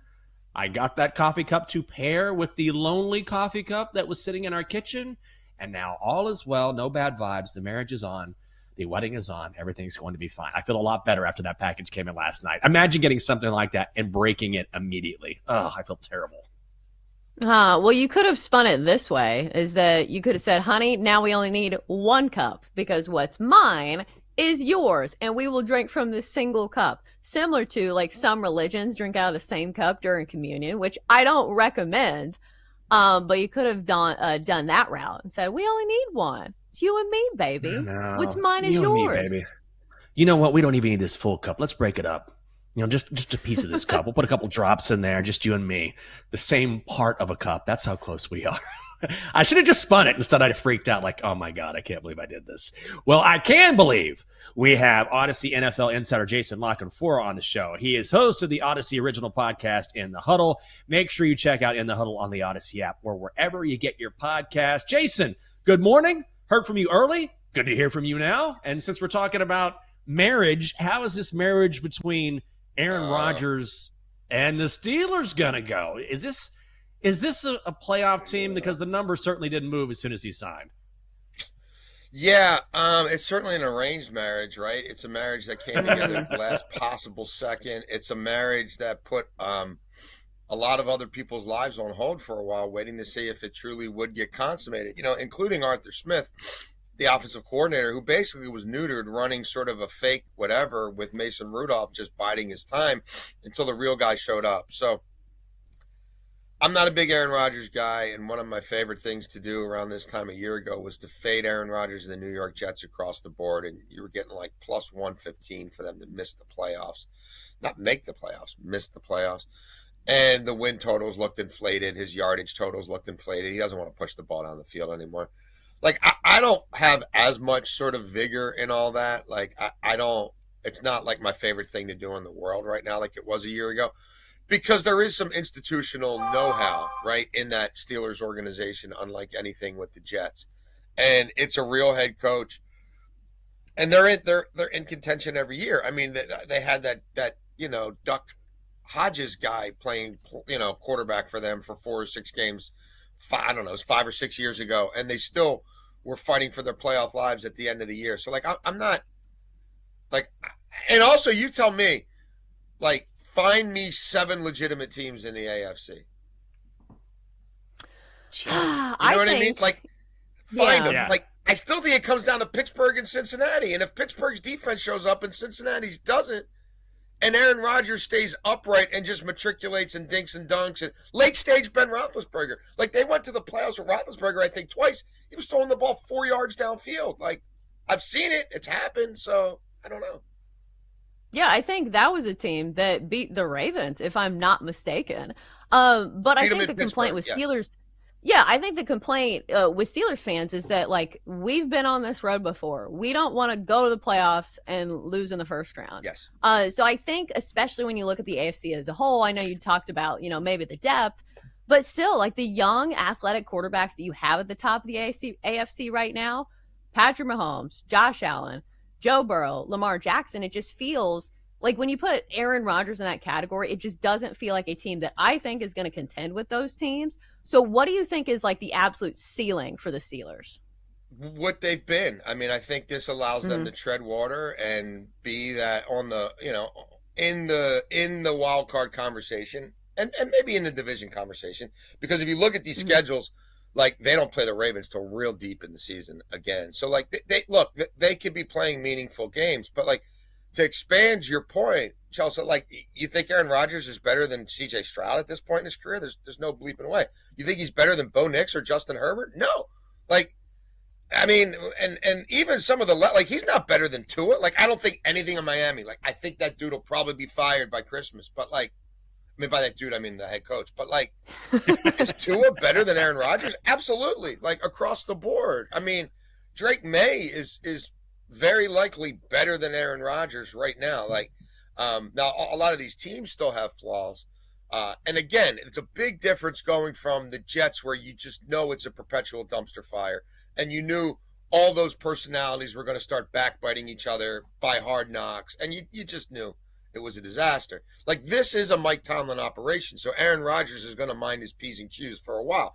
He's going to be careful about what he says on McAfee, at least for a while. But yeah, are they going to beat multiple teams in that conference in the postseason? I would have a hell of a hard time saying it. We're talking with Jason Lockenfor. He is the Odyssey NFL insider. Follow him on X at Jason Lockenfor. So I mentioned the Ravens, and I know you cover the Ravens quite a bit. And there's that idea out there that Lamar Jackson is great in the regular season, and then he falters come playoff time. Is that fair? And is this the year the Ravens finally make that jump? I don't think that's fair anymore. I mean, I think he and Todd Monken, who both collectively took a lot of heat, both for Monken's game plan against the Chiefs at home in the AFC Championship game a couple years ago, and then for the offense's putrid performance. Like, I think they kind of put that to bed. I mean, he's fighting for their season in the snow in Buffalo, and he's got, Zay Flowers doesn't play in the game, and Bateman's banged up. And Andrews is complete, he's hell-bent on ending their season with stupid penalties and, fumbles and not catching balls that I could catch. And he still leads a drive with like Anthony Miller and, again, a bunch of dudes you never heard of to put them in position where if Andrews catches a ball in his breadbasket, they go to overtime. And most people think if they get the ball in overtime, they're going to score a touchdown and win this game. So, no, I think their problems are, for me, defensively. Like at week 10 last year, they were arguably the worst defense in the NFL against the pass, whether they were playing man or whether they were playing zone. That's not good. And I think they fixed a lot of things in terms of the back end, but I don't buy the pass rush. And if somebody like Kyle Van Noy goes down, like that's a big problem. And the fact that we're still talking about Kyle Van Noy as their best edge defender at this stage of his career, as good as he's been here, like that to me is still a problem. The rookie Mike Green, we'll have to see. I'm sure they'll have a plan for him. But like when we get to the postseason, if you really want, to look at what's happened to the Ravens in the postseason, like go look at that defense. Go look at that defense in the first half of games. Go look at that defense, sacks and turnovers generated. There are none. Like, go look at that defense switching the field position for Lamar Jackson. It hasn't happened. Go find me the playmakers on that defense in the postseason through the totality of Lamar Jackson's career. You can't find them because they're not there.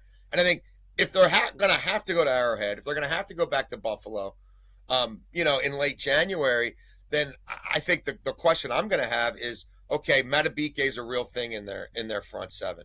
Who else do I think could wreck that game individually on their own in terms of affecting the other team's quarterback? My suspicion is I don't think that guy will be there. Maybe they'll still sign somebody. Maybe that will really work. But I don't buy their front seven. If they have a problem, for me, it's there. All right, so we've talked about the Steelers. We've talked about the Ravens. What are some under-the-radar teams that you think could be making waves in the postseason that people aren't really talking about as much? Like, I kind of dropped in there the Broncos, and you were talking about, or maybe it was you that dropped in the Broncos. The Broncos, the Chargers. I do think there's some teams out west that people just don't talk about that much. Who's the team this year that makes a big jump? Well, the team I'm enjoying betting on in their futures markets the most right now are the Green Bay Packers. And I don't know whether they constitute under the radar or not, But like I know about a month ago, I could find them close to 3-1 to win the division. I love that bet. And then Frank Ragnow went and retired in Detroit, and I'm like, yeah, that's one more guy who's at the central nervous system of everything the Lions have done, from a sort of like mind, body, brain, connective tissue, spine, right? So they lose the guys who created the plays and the guys who called the plays, and now they lose the center who made sure that he and Goff were on the same page and made sure they checked in and out of all the right stuff. Like, boy, that feels like a lot. I'm not ready to buy the Bears. Like, we've seen a lot of rookie head coaches coronated as geniuses before they ever coached a game. Mike McDaniel's one of them. I think he's going to be fired again, if not by Thanksgiving, then Christmas. So, like, I'm not going there yet. There's been a lot of drama in Chicago. That's not an easy place to coach.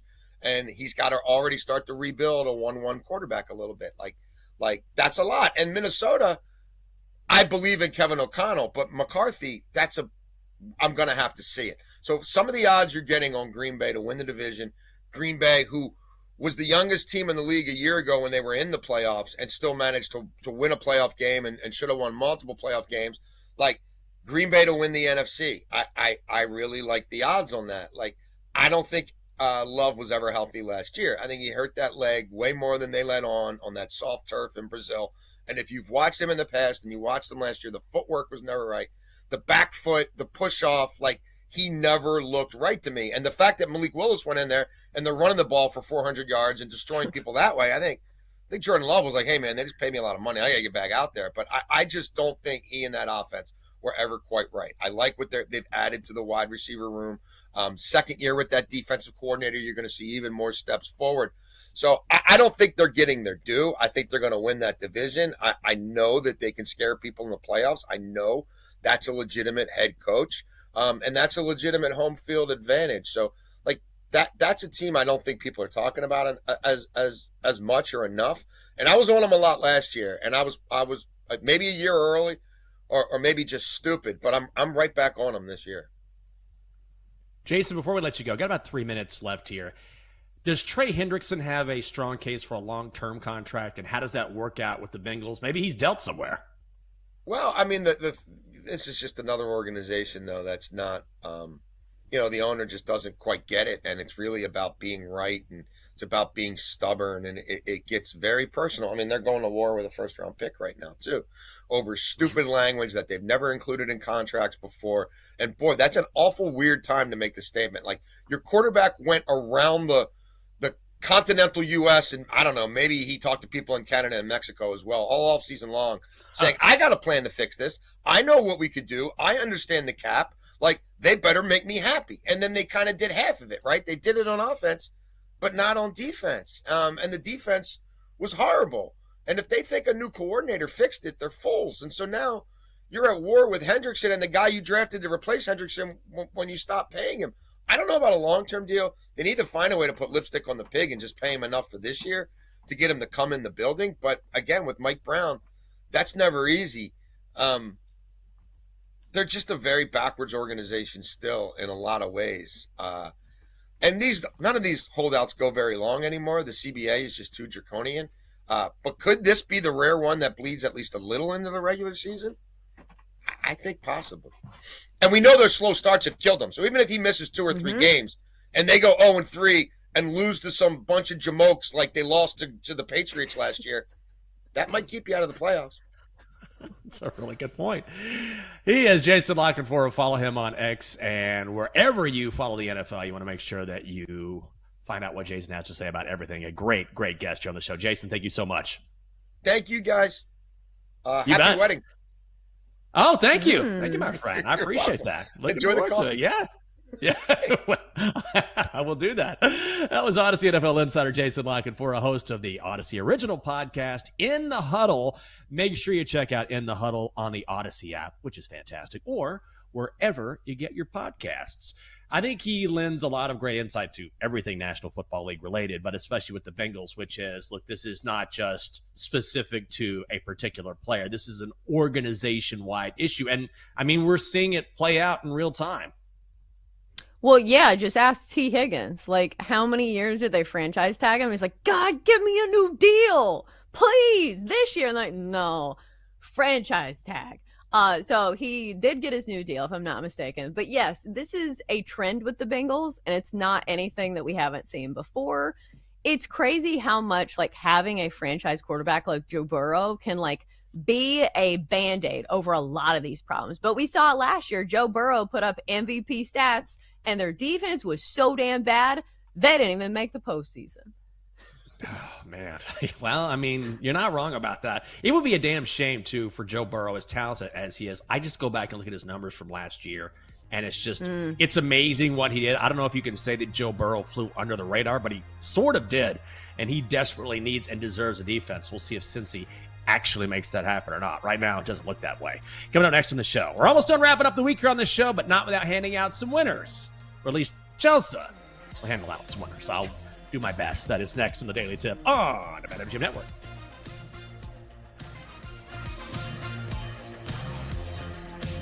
Chelsea and Jenks will be right back on the Daily Tip on the BetMGM Network. Download the app today. Please gamble responsibly.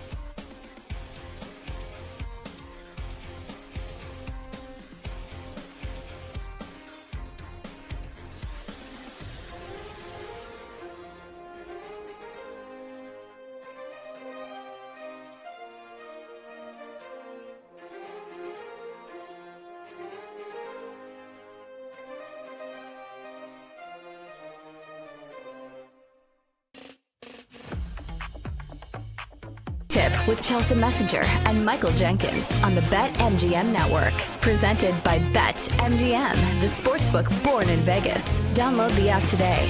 Please gamble responsibly. Welcome back to the show. It is the Daily Tip on the BetMGM Network, and it is the Friday morning good time edition, baby.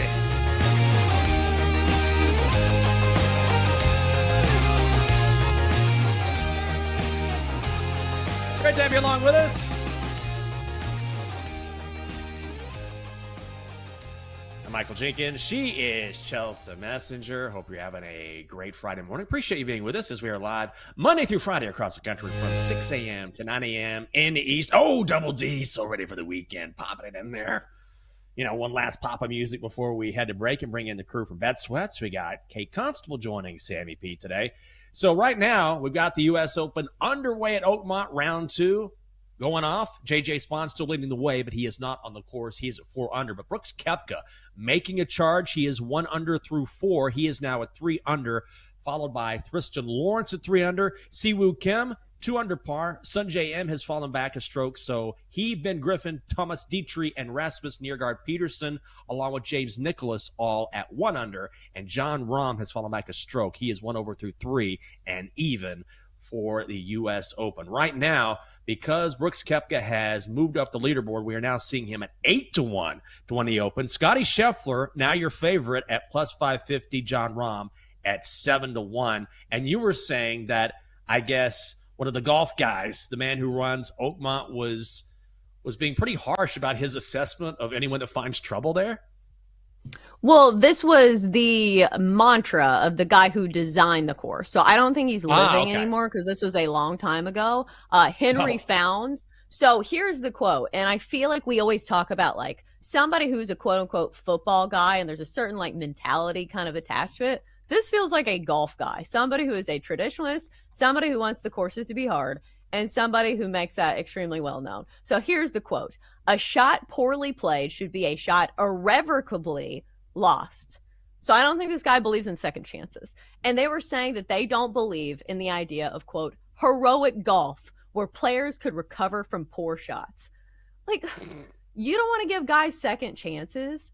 Like, I understand that you want to make a course hard, but like this, like irrevocably lost, like how do they, you know, parent their kids? We're like, oh no, you made a mistake. You're going to be upstairs in your room, irrevocably lost. Like those privileges to watch TV, irrevocably lost. And it's really hard to say irrevocably. So I'm going to stop saying it, but you get what I'm saying. Like this seems like a very intense way to, you know, put your beliefs about golf into a course, but you know, I feel like it definitely shines through when you look at how tough Oakmont is. Yeah, what a jamoke. That's what it sounds like to me. That's what that guy is. I mean, when you act like you want golf to be punitive, but to the point where you can't recover, then it's not golf anymore. Like we've heard this over the years with the Open, where being able to scramble, being able to get out of trouble, having the mental ability to say, okay, I hit a bad shot, but I'm going to find a way to get out of this and maybe save bogey, which a lot of times at a U.S. Open is a very sound strategy because you find trouble. We only had 7 players under par yesterday. So the idea that, oh, if you find trouble, it's over for you, that's not golf. There's a difference between this is a difficult course and this is an impossible course. And I forget which course it was at a few years ago where the golfers were like, look, golf is well and fine. Difficult golf is a hallmark of the U.S. Open, but now you're getting these greens. Again, this was a few years ago where they're not even playable. I mean, at some point, you still have to be able to play the sport. Right. Like nobody's sitting here asking for the John Deere Classic when the scores are like minus 26 or like 26 under par, I should say. But there is a difference when it feels like there is not a single player on tour that likes playing at these courses. I feel like that's the difference. Like they're always trying to be like diplomatic about it and saying, yeah, it's fine for once a year, when you know in their brains they're like, God, this is going to be so tough. Why do they do this to us? Like just from an aesthetic standpoint, the course isn't even nice. Like, I don't know if you've watched, it's like they've taken a bunch of the trees out and it just looks like, it's like, here's this challenge. And it's just like rough and it's these tiny fairways. I don't know. I like the courses that are a little bit more pretty on TV. I'm a fan of the Masters. Nah, I mean, people love the Masters. That's their favorite, but this is the U.S. Open hallmark, and there's all those videos out there, people coming from across the country using push mowers, to mow the rough and keep it at a certain length. It's kind of wild the way they treat it, but it is definitely a different type of tournament and one that will punish you for even the smallest of mistakes. We will see that again in round 2 today. Again, JP Spawn still leading the way, but Brooks Koepka making a move, 1 stroke behind at -3 through 5 today. Coming up next on Bet Sweat, Sammy P and Kate Constable react to a wild Game 4 of the Stanley Cup Final, and then they will preview Game 4 of the NBA Finals tonight. Yes, sirs, Pacers and the Thunder, live from Indianapolis. Chris Meany will join to talk about what we saw between the Oilers and the Panthers last night at 10:20. Then Matt Grissom will preview the College World Series at 11:20. All right, Chelsea, you have made a late week rally, so let's keep it going with our best bets. Time to place your bets. What do you got for us? Yeah, best bet of the day is banking on one of the more dependable pitchers in the Phillies rotation. I'm going to go with Ranger Suarez, the starter for Philly today, under his earned runs prop of 2.5 for -145. Ranger Suarez has been really good overall this season, 4-1, 2.70 ERA, and even in his last 3 starts, he's gone under this number in all 3 of those starts, allowing just 3 earned runs total over those last 3 outings. So today he gets the Blue Jays, who overall are a good offense, but their offense kind of drops off a cliff when they go on the road. Clearly, they like playing north of the border. So if you look at all their numbers when they play on the road, they're pretty much middle of the pack. So I think Ranger Suarez has the stuff to shut him down. And plus, this is an interleague matchup. There's not a ton of familiarity between, the Blue Jays hitters and Ranger Suarez. In fact, there are only 4 batters in this lineup that's ever faced Ranger Suarez. And none of those guys have gotten a single hit off of Ranger Suarez in those few at-bats. So I like all the factors here. Let's go Ranger Suarez under 2.5 earned runs for -145. All right. I will be on that as well. Well, I'm going to play that person. I'm not going to play that on the show, but I love that bet. I don't want to add it to the card because, man, it has not been my best week. So let's get a win today in Chicago. I've had some bad beats this week, but sometimes you just got to trust the process and hope that things eventually turn around. Pirates, Cubs, first 5 under 4. We found a 4. Chelsea found a 4 at -155. If you got Paul Skeens taking on Cade Horton, money continues to pile in on the under. Don't want to trust that Pirates bullpen, but we know Paul Skeens, right? I mean, he's been unbelievable, 1.88 ERA. He's given up 1 run or less in 6 consecutive starts. Now, I will say this, gave up 3 to the Cubs. That was back on May the 1st when the Cubs got 3 straight home runs off of Skeens in the 5th before Chicago finally chased him. But I just do not think that happens again. The weather will be a factor today in Chicago. You've got Cade Horton on the other side. He's been fine for the Cubs. Generally will give up a run or 2, but I think he can fare well against the Pirates, who are 29th in slugging, 28th in OPS in all of baseball. Bit of a square play. You're laying the juice for it, but I think it's the right side. First 5 under 4, -155 in Chicago. Yeah, that's going to be a squad play for the team. I'm going to be on that one as well because on one side of the coin, like you said, you have Paul Skeens, who can still give up some runs here, and you can still have this under 4 still hit because this Pirates offense in the first 5 is even worse than the whole game. They're scoring the fewest runs of any team in baseball in the first 5 innings of play, averaging 1.66 runs per game in the first 5 innings. So we'll go first 5 under 4 with you, Jinx. All right, let's do that and cash there. I'm also going to go to Baltimore this evening. Angels and the Orioles. I found a 9. I'm going to go over 9 -143, and we are fading both of these starters. Jack Kachanowicz going for the Halos and Charlie Morton going for the Birds. Canyon Yards can be a hitter's park when it's warm, and it is warm today in the DMV. Also, Kachanowicz has given up 4 runs in each of his last 4 starts. You can hit him. His ERA on the road this season, 6.06, and Charlie Morton has not fared well in a Baltimore uniform. 2-3, a 5.80 ERA. Does not go very long into games. Angels are the 7th best over team in baseball. Let's go over 9 tonight in Charm City. All right, we got to get to what's coming up on Bet Sweats because Kate Constable is sitting in today. We want to hear what she has to say. But before that, let's bring in the Donkster and find out what he's up to. Donkster, you're in studio. Good morning.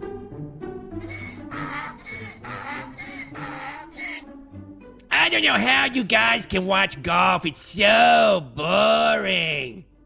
I mean, we disagree with that. I think golf can be exciting, Donkster. Oh, yeah, seeing John Ram tap in for bogey is so thrilling. Well, it's John Rahm. You're one to talk. You called Doug Belgary yesterday. I know. Oh, no. Well, I was tired. Well, I'm tired of golf. Throw on Bonnie Blue already. No. It's definitely a Friday. Let's hear your play. Sacramento at Kansas City over 8. Okay, well, we'll give it to you. Coming up next on Bet Sweats, someone who always brings it, especially on a Friday. Great to see her, Kate Constable. Kate, good morning. Good morning, guys. How we doing? Good. How are you? We're doing good. I'm good. We've got the U.S. Open on the TV in front of me. About to have a good show. Got a lot to talk about with Stanley Cup final last night. I mean, that was a wild game. Mm-hmm. Oh, my God. Absolutely. Incredible. Roller coaster. So let me ask you about the Pacers. So I feel like the Pacers generally either win outright or they lose and they don't cover. What's your take on the Pacers tonight? Like, I feel like Oklahoma City probably has an answer. But again, like every time they give us 6.5 points or something with the Pacers, it is so tempting to take it every single time. Yeah.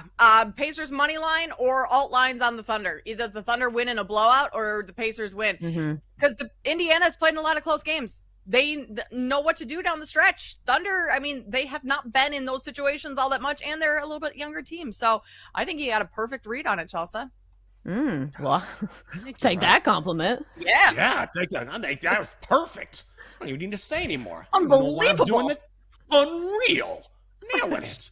Well, Kate, thanks for being with us. Hope you have a great morning, have a great show, and have a great weekend as well. Yeah. You as well. We'll talk to you soon. All right, sounds good. Kate, Sammy P, getting ready for Bet Sweats. That is it for us here on the Daily Tip on the BetMGM Network. For Chelsea Messenger, Denton Day, Dylan Mitchell, David Double D Dykstra, and that Chalk Donkey. I'm Michael Jenkins. Hope you have a great weekend. Stay fit and humble. We'll see you on Monday. Bye.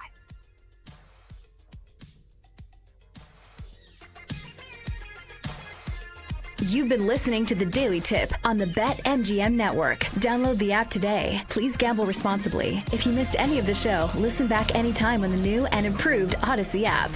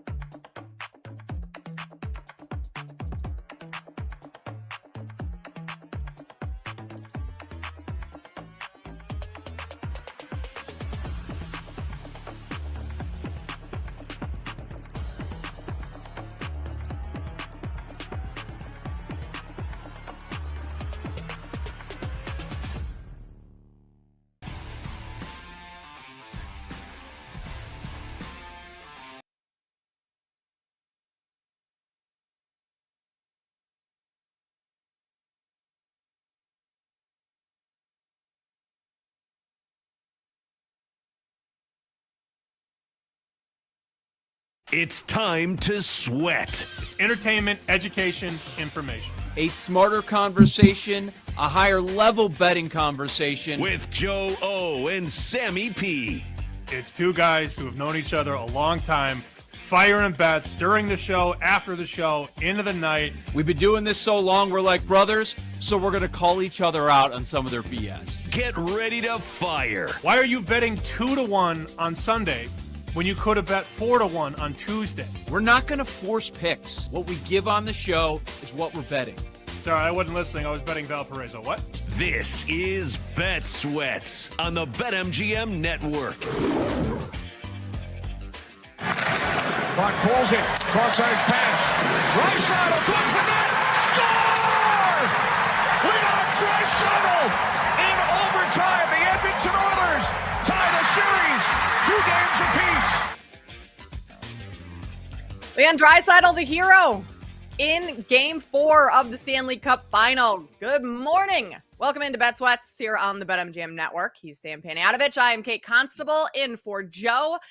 We're live 9 to noon Eastern, and it is Friday, so we're going to have a little fun here on the show today. Game 4 of the Stanley Cup Final delivered last night, Sam. 3 of the 4 games in this series have gone into overtime. That was the case again last night. We'll dive into all sorts of angles from that one. Plus, we've got Game 4 of the NBA Finals tonight. Can the Pacers take a 3-1 series lead?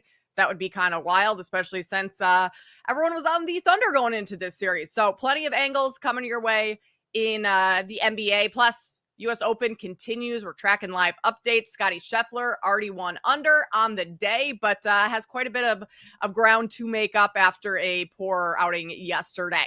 Coming up 10:20 a.m. Eastern, Chris Meany of NHL Fantasy and NHL.com is going to join us. We'll talk Game 4, heading back to Edmonton of the Stanley Cup Final. And then at 11:20 Eastern, Matt Grissom is hopping on to talk College World Series. That resumes today. So, Sam, a lot to get into today. I think we have to start with what we saw last night. Stanley Cup Final, Game 4, goes into overtime. I mean, that was a thriller of a game because it was just a roller coaster the entire time. I was following the live number throughout the game. I actually was doing a live show. The Ice Guys, friends of ours, do a live show during every Stanley Cup Final game for the most part. And when Florida's up 3-0, you know, the mood in that live show is, well, this is over. And naturally so. I mean, it's 3-0. Yep. The Panthers are at home.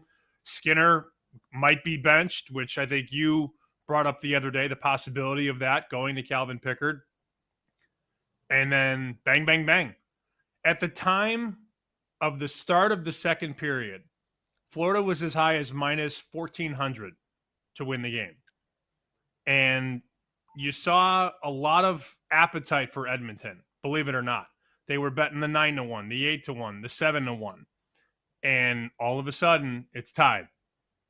And then Edmonton takes the lead, at which point Edmonton goes out to about minus 2,000 with 90 seconds to 2 minutes left.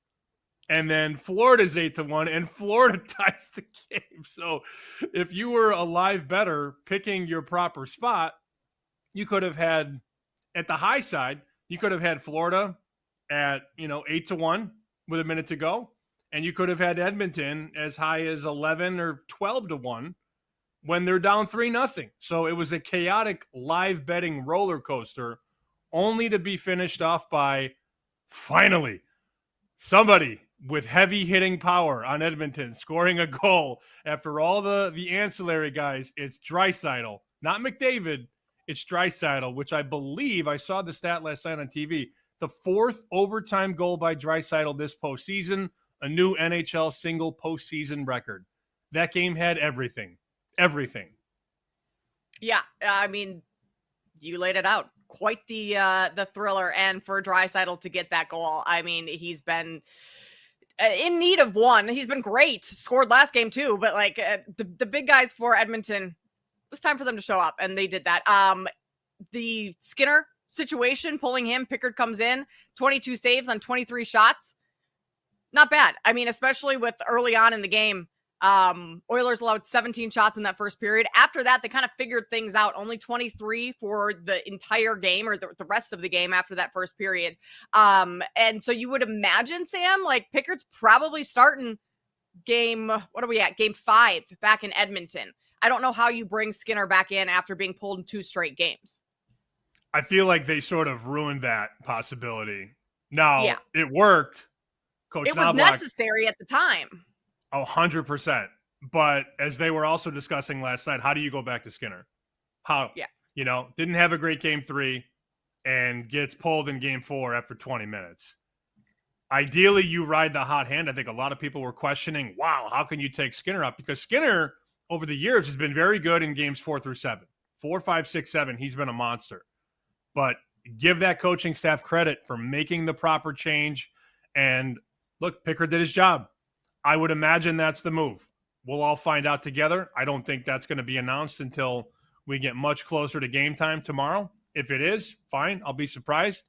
But I think they're going to keep this one close to the vest. Also, series price-wise, flip it. Flip a coin. That's where we're at now. Minus 115, Edmonton. Oilers have home ice. They have game 5 and game 7. But you're thinking about where this could have been if Florida would have just finished the job with, an 80% chance to win or whatever, maybe even higher, 3-0 lead at home. If the Panthers take that 3-1 series lead, we're talking minus 500-600 going back to Edmonton, because now the Oil have to win 3 in a row. They find a way. The resiliency shines through. And now Edmonton, which could have been a $4 dog, is a minus 120 favorite just because they scored in overtime and evened it up. If the Panthers had won the game, the series is over. Like, there's no, I don't think it would be smart to bet Edmonton to come back down 3-1, having to win 3 straight games against this Panthers team. Like, that would not have made my card at all. I guess the play going forward, Sam, like, we're just bet the over. How many goals are we going to get in this series? We had 9 last night.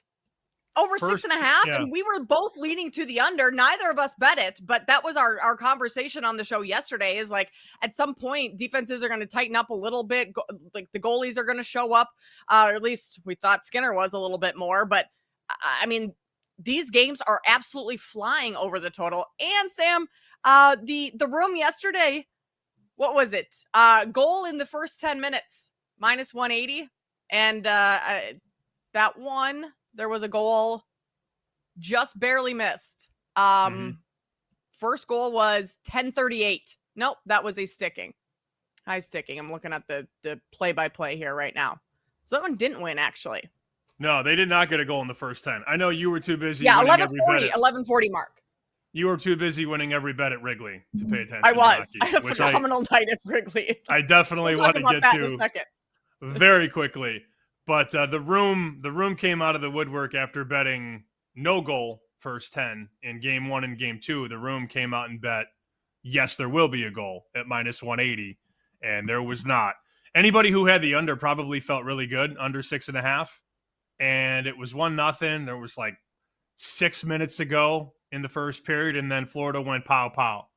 Yeah. So 3-0, and then the game goes over. First period over is 4-0. Full game over is 4-0. I'm just so happy that I haven't made a single bet on the Stanley Cup final. Imagine me like throwing darts and having 3 of the 4 games go to overtime. I'd be a nervous wreck. There's this guy on X, by the way, that I wanted to shout out. I just followed him last night. His name is the Juice Man, and he's an Oilers fan. Apparently, he's been eating rally baked beans when the Oil go down.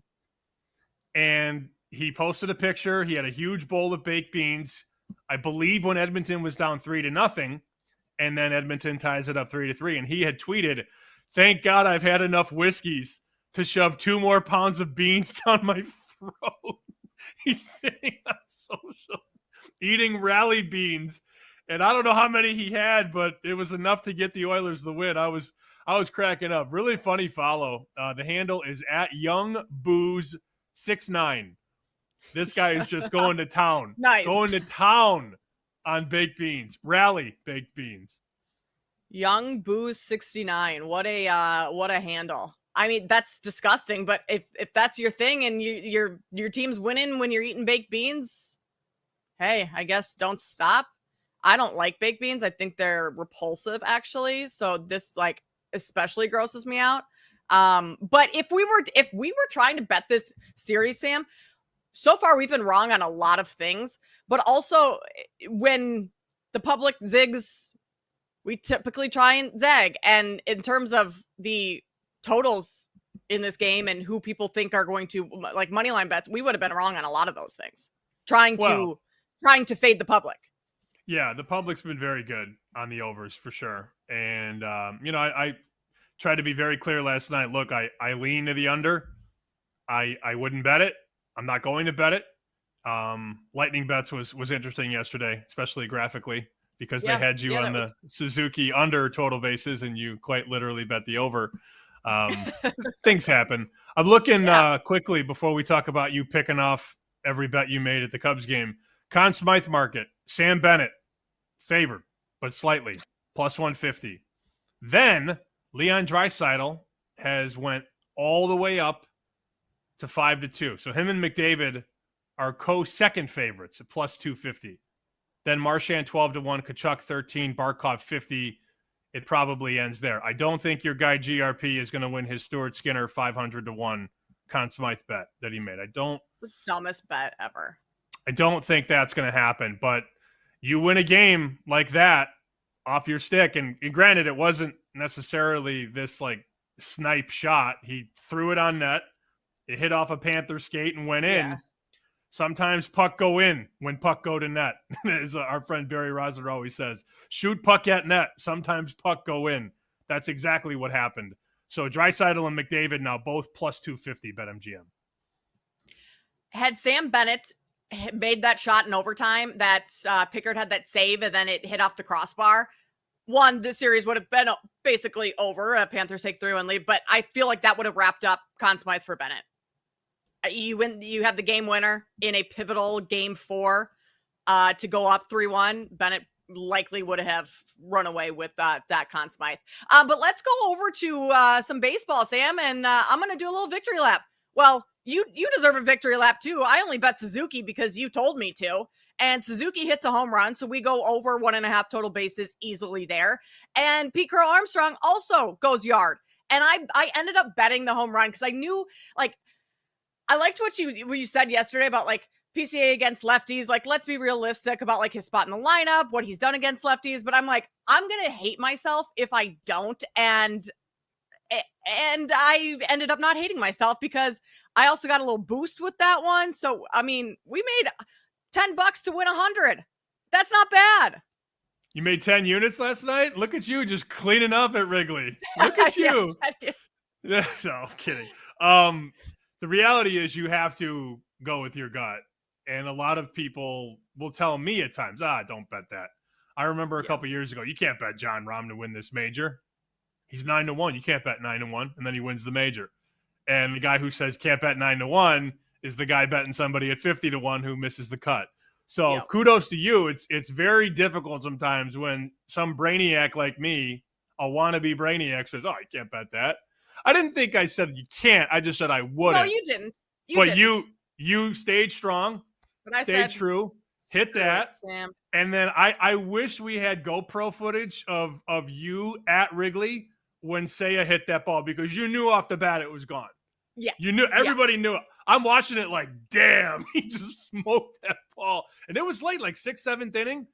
Probably one of his. It was a little later in the game. Yeah, later at bats. Yeah. But they left the lefty in, and Heaney was looking tired. And he grooved one. Suzuki did not miss it. So you had PCA home run. You had Suzuki total bases over. Anything else you hit last night? Bet Suzuki. No, those were my two. Okay. Imagine if we had bet Suzuki home run too. 5-1. Brought it up. Night. Brought it up. I kind of landed on total bases, but we had a couple listeners that were tweeting Suzuki. So I don't know if they went over on bases or they hit the home run, but either way, I thought it was the right handicap. He's just been crushing left-handed pitching, and a pretty decent game. I thought overall, down to the wire between the Cubbies and the Pirates. Baseball is a very humbling sport, as we've alluded to all week. Even the worst teams, Kate, Even the blind squirrels eventually find one. The Colorado Rockies score 2 runs in the 7th and 3 runs in the 9th to beat the Giants 8-7. Giants have 40 wins. The Rockies had 12. And even the worst team sometimes can find a way to win. If I had Giants, like if I laid money line there, which I wouldn't do, I wouldn't lay minus 210. I'd wheel it with something Well, remember else. we talked about parlaying that with the Thunder to win the series. Yeah, we did. And you were up 7-2 with the Giants and lost 8-7. That's baseball, though. I don't know how people bet the sport every day and don't have gray hair or no hair. It's unbelievable. Well, you just bet winners, Sam. Just bet home run hitters. Like, that's all you have to do when you bet baseball. It's not that hard. JJ Spawn hasn't gone off yet, but he still sits atop the U.S. Open standings at 4 under 4 today. He goes off at 11:52 a.m. We will talk Game 4 of the NBA Finals on the other side. This is Bet Sweats with Sammy P. and Kate Constable. You're listening to Bet Sweats with Joe O and Sammy P on the BetMGM Network.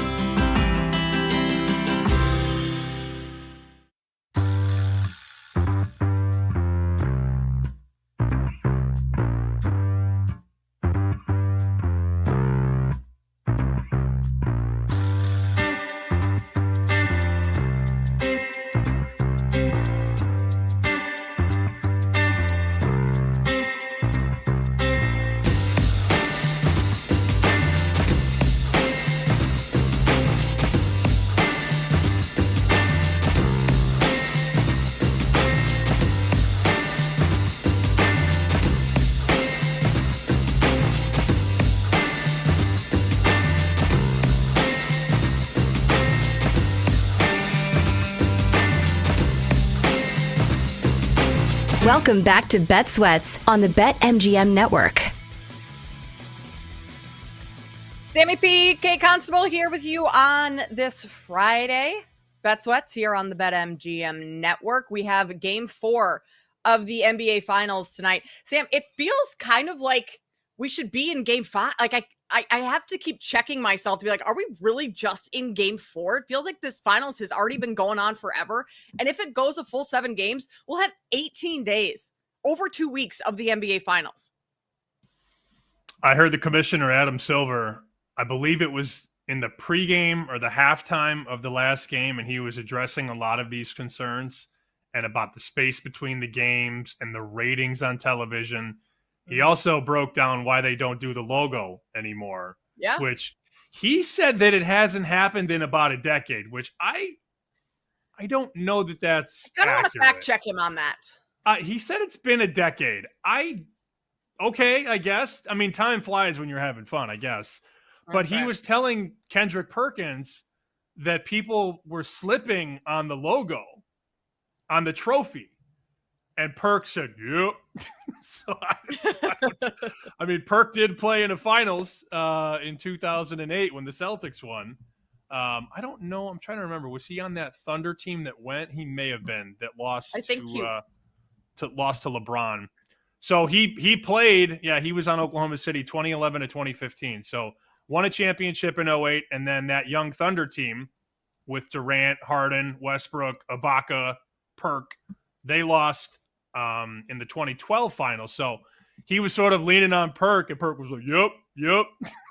So I guess that's why they don't do the trophy anymore, the big, graphic decal of the trophy, which I loved. So that's why they're digitally enhancing trophies. But you're right. This feels like it's a long series in terms of when these games are. Luckily, you have game 4 tonight, and then never mind. Game 5 is on Monday. I thought it was going to be. Oh, we don't even get a weekend game. No. How about this? Game 5 is Monday. Game 6 is Thursday, and then game 7 would be Sunday at 8:00 at night. Now that you have the schedule and you're prepared, let's talk about this game. So OKC still about a 6-point favorite on the road. I saw Ben Fox, who writes for Yahoo, talk about how big of a number this is. It's one of the largest road favorites in some time. So at BFox22, the Oklahoma City are currently 6.5-point road favorites in game 4 at BetMGM. If the line holds, they would be the biggest road favorite in a finals game since 1991. Okay, that's pretty crazy. And if we want to follow it up with your stat, what are the Thunder on the road in the playoffs, ATS? They are 0-8 against the spread in the playoffs on the road. Not covering games. So if it's as simple as just betting the first period over and full game over in hockey, maybe it's as simple as just betting the home team here, Indiana. Indiana's been very good. We mentioned, the other day how many times they've won at these big numbers on the money line. OKC doesn't cover on the road or hasn't covered. Is it as simple as just saying, take the points? I don't know. I'm not probably going to touch the side. I think the Thunder win the game. I'm not laying the 6.5. But given that it's the largest road favorite since 91 when the Bulls played the Lakers, Jordan and Magic, and the Thunder can't cover on the road, are we overthinking it or no? Yes. Yeah, I think we're overthinking it a little bit. But also, I'm tempted to say this is either a blowout spot for the Thunder, meaning they blow out the Pacers, or the Pacers win outright. I don't think the Thunder can win a close game. We haven't seen that throughout the playoffs a whole lot. And they're such a young team that you're on the road in a hostile environment, which Indy is crazy. These fans have been starved for a championship for years, haven't been in the finals in 25 years. I mean, I'm not sure the Thunder have what it takes to win close games. And so I would either bet Pacers money line or take some alt lines on the Thunder. And that's a scary proposition because of the stat of they don't cover on the road and haven't been winning on the road, at least, one game in this series. So I'm not going to touch the side either. I could make it. I mean, clearly I could make a case for both sides, and an equally strong one. So that's why I'm just going to stay away from that. The total has ticked up a point, 225.5, now 226. We had Nick Friedel on yesterday. He said he's leaning towards an over, despite everyone else kind of looking at an under in this game. I kind of lean towards an over too, Sam. It's come down quite a bit. This will be the lowest total, ideally, in the series. I mean, collectively, if you combine all the games. So the last game opened at about 228.5, 229. This one opened 225.5, and it's been bet up. But in terms of where the numbers open, this is the lowest opener of the 4 games, but the market has pushed it up. The market, I think, is also listening to Bet Sweats or Beat the Books, because Isaiah Hartenstein this morning, 6.5 on the point prop. I got a text yesterday. I had a buddy who was driving around listening to the score in Chicago, and he goes, "Bro, are you really betting Hartenstein over 5.5 points, you sicko?" And I said, yeah. It's so wild. Like, if I give somebody SGA over, it's cool. Everything's fine. Yeah, okay. I give you Hartenstein over 5.5. Guy's got a problem. But look at the market. Look at the market today. So if you want to go over 5.5 now, minus 130, minus 138, and MGM, along with a couple other books, are now 6.5.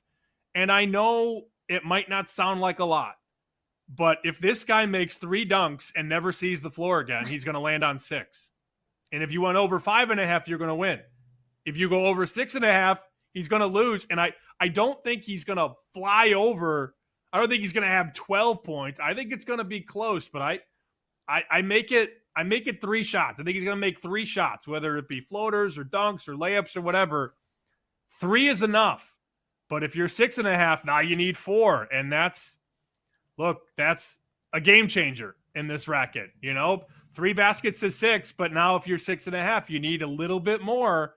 And I don't, as crazy as that might sound to say out loud, I loved 5.5. I don't necessarily love 6.5, if that makes any sense. Well, maybe you'll love this, because I have the props for this game. Most bet props.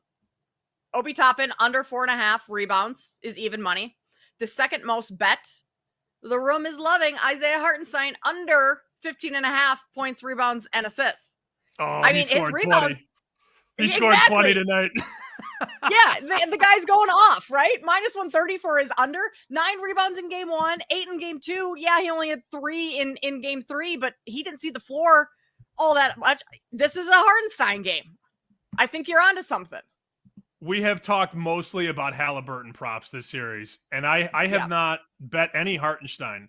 I just remember against, the Nuggets and against the Wolves, he's out there playing huge minutes. I'm looking right now at the game log. So against Denver in the semis, he played 29 minutes, 31, 33, 33. He's up there.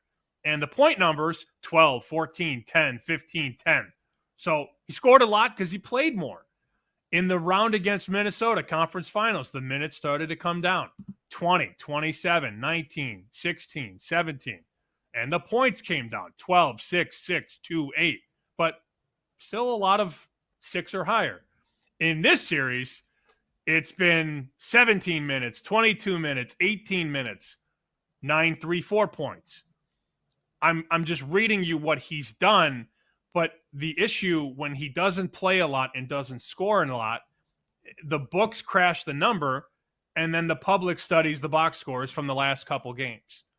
Right. So I'm fully aware that he hasn't played enough, but he hasn't played enough, and they're down 2-1. So what does that insinuate?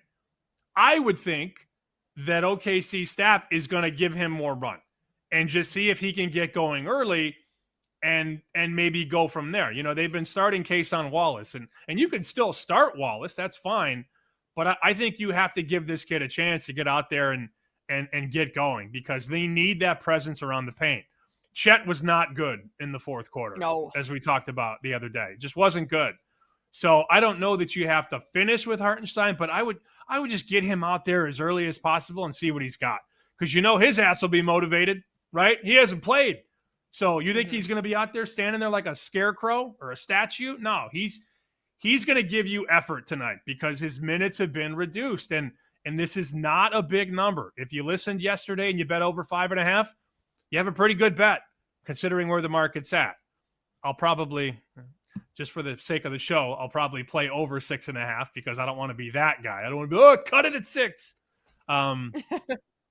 Hearing the room, though, is fading Isaiah Hartenstein makes me giddy on the inside. The room is also Cason Wallace under 2.5 rebounds, third most. Lou Dort under 8.5 points, and Benedict Mathurin under 10.5 points. Mathurin had a monster game in game 3. Played 22 minutes, 25, 27 points. I'm not sure that happens again in terms of that big of a scoring, but I don't think you necessarily just go fade Mathurin just because he had a massive game and you think, okay, that's not going to happen again. I mean, with how well he played, maybe he gets an extended run, a couple more minutes. If I had to play anyone, and I think I'm going to play this, is Pascal Siakam over his points prop. So much attention on Halliburton, as it should be, but you saw it in game 3. The Pacers, from the jump, made a point to get Siakam going. I mean, he scored their first 6 points.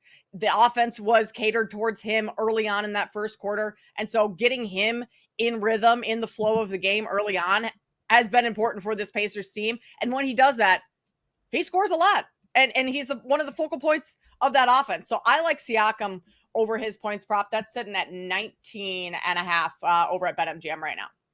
Okay. I was looking at the market for how many games will the series end in. And no surprise, game 6, game 7, essentially co-favorites. Game 6, even money. Game 7, plus 110. If it ends in 5, 10-1. That'd be something if Indiana won game 4 and game 5. I don't think it's going to happen. I'm not going to bet it, but the market is telling us that OKC is still not only the team to beat, but probably going to win this series. And here we go, minus 200, minus 220, minus 230. Even though they've dropped 2 of the first 3, money still believes. The power ratings still believe in OKC. But as we've learned all along, all postseason, the power ratings are not right on Indiana. They keep finding ways to not only cover, but to win as massive dogs in several spots now. I mean, it's happened all postseason. Think about it. Against Cleveland, against the Knicks, against Oklahoma City. They won the first game as about a 10.5-point dog. Now they're a 6-point dog in game number 4 after just winning as a 6-point dog in game 3. So the respect is still not there from a power rating standpoint.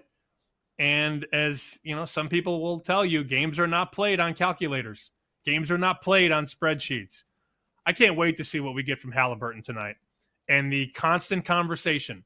After a win, he's a top 10 player. After a loss, top 30. It's ridiculous. Like every show you watch, oh, he's not a top 10 guy. Oh, he's a top 10 guy. Not top 10. Oh, now he's top 10 again. I'm getting tired of it, to be honest. It's back and forth. Yeah. The Pacers, which I think this is part of like them not being power rated correctly by the market, is they just have so much depth. So you look at a player like Ben Shepherd and you're like, what is Ben Shepherd going to do in this series? Like when those are your bench players, Benedict Mathurin, who's a young player. I mean, they had 9 guys play double-digit minutes.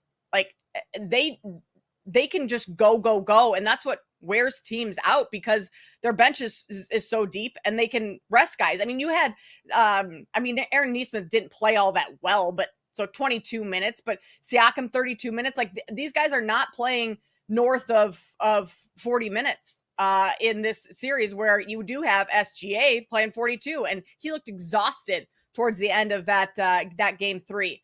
Sam, interesting note here. Would you is there anyone on the Pacers that could win MVP outside of Halliburton? Because you can get the Pacers to win the series right now at 2-1.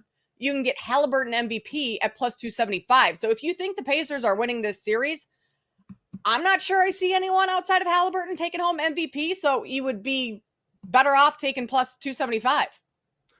I still think there's an outside chance for Siakam, ironically enough, a guy that you like tonight.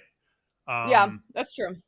He just knows how to finish these games off, and he's got that pedigree. You know, he knows what it takes to win a championship, and he kind of came out of nowhere down the stretch. Everybody thought Halliburton was going to win the Eastern Conference MVP. Siakam got it done. So if they win, if Siakam goes off for 30 tonight, we have a different conversation. I think Tyrese Halliburton also thought he was winning Eastern Conference Finals MVP. That was a fun little clip to go viral. All right, U.S. Open updates. On the other side, we'll check in on Scottie Scheffler and others. That's next here on Bet Sweat. You're listening to Bet Sweats on the BetMGM Network.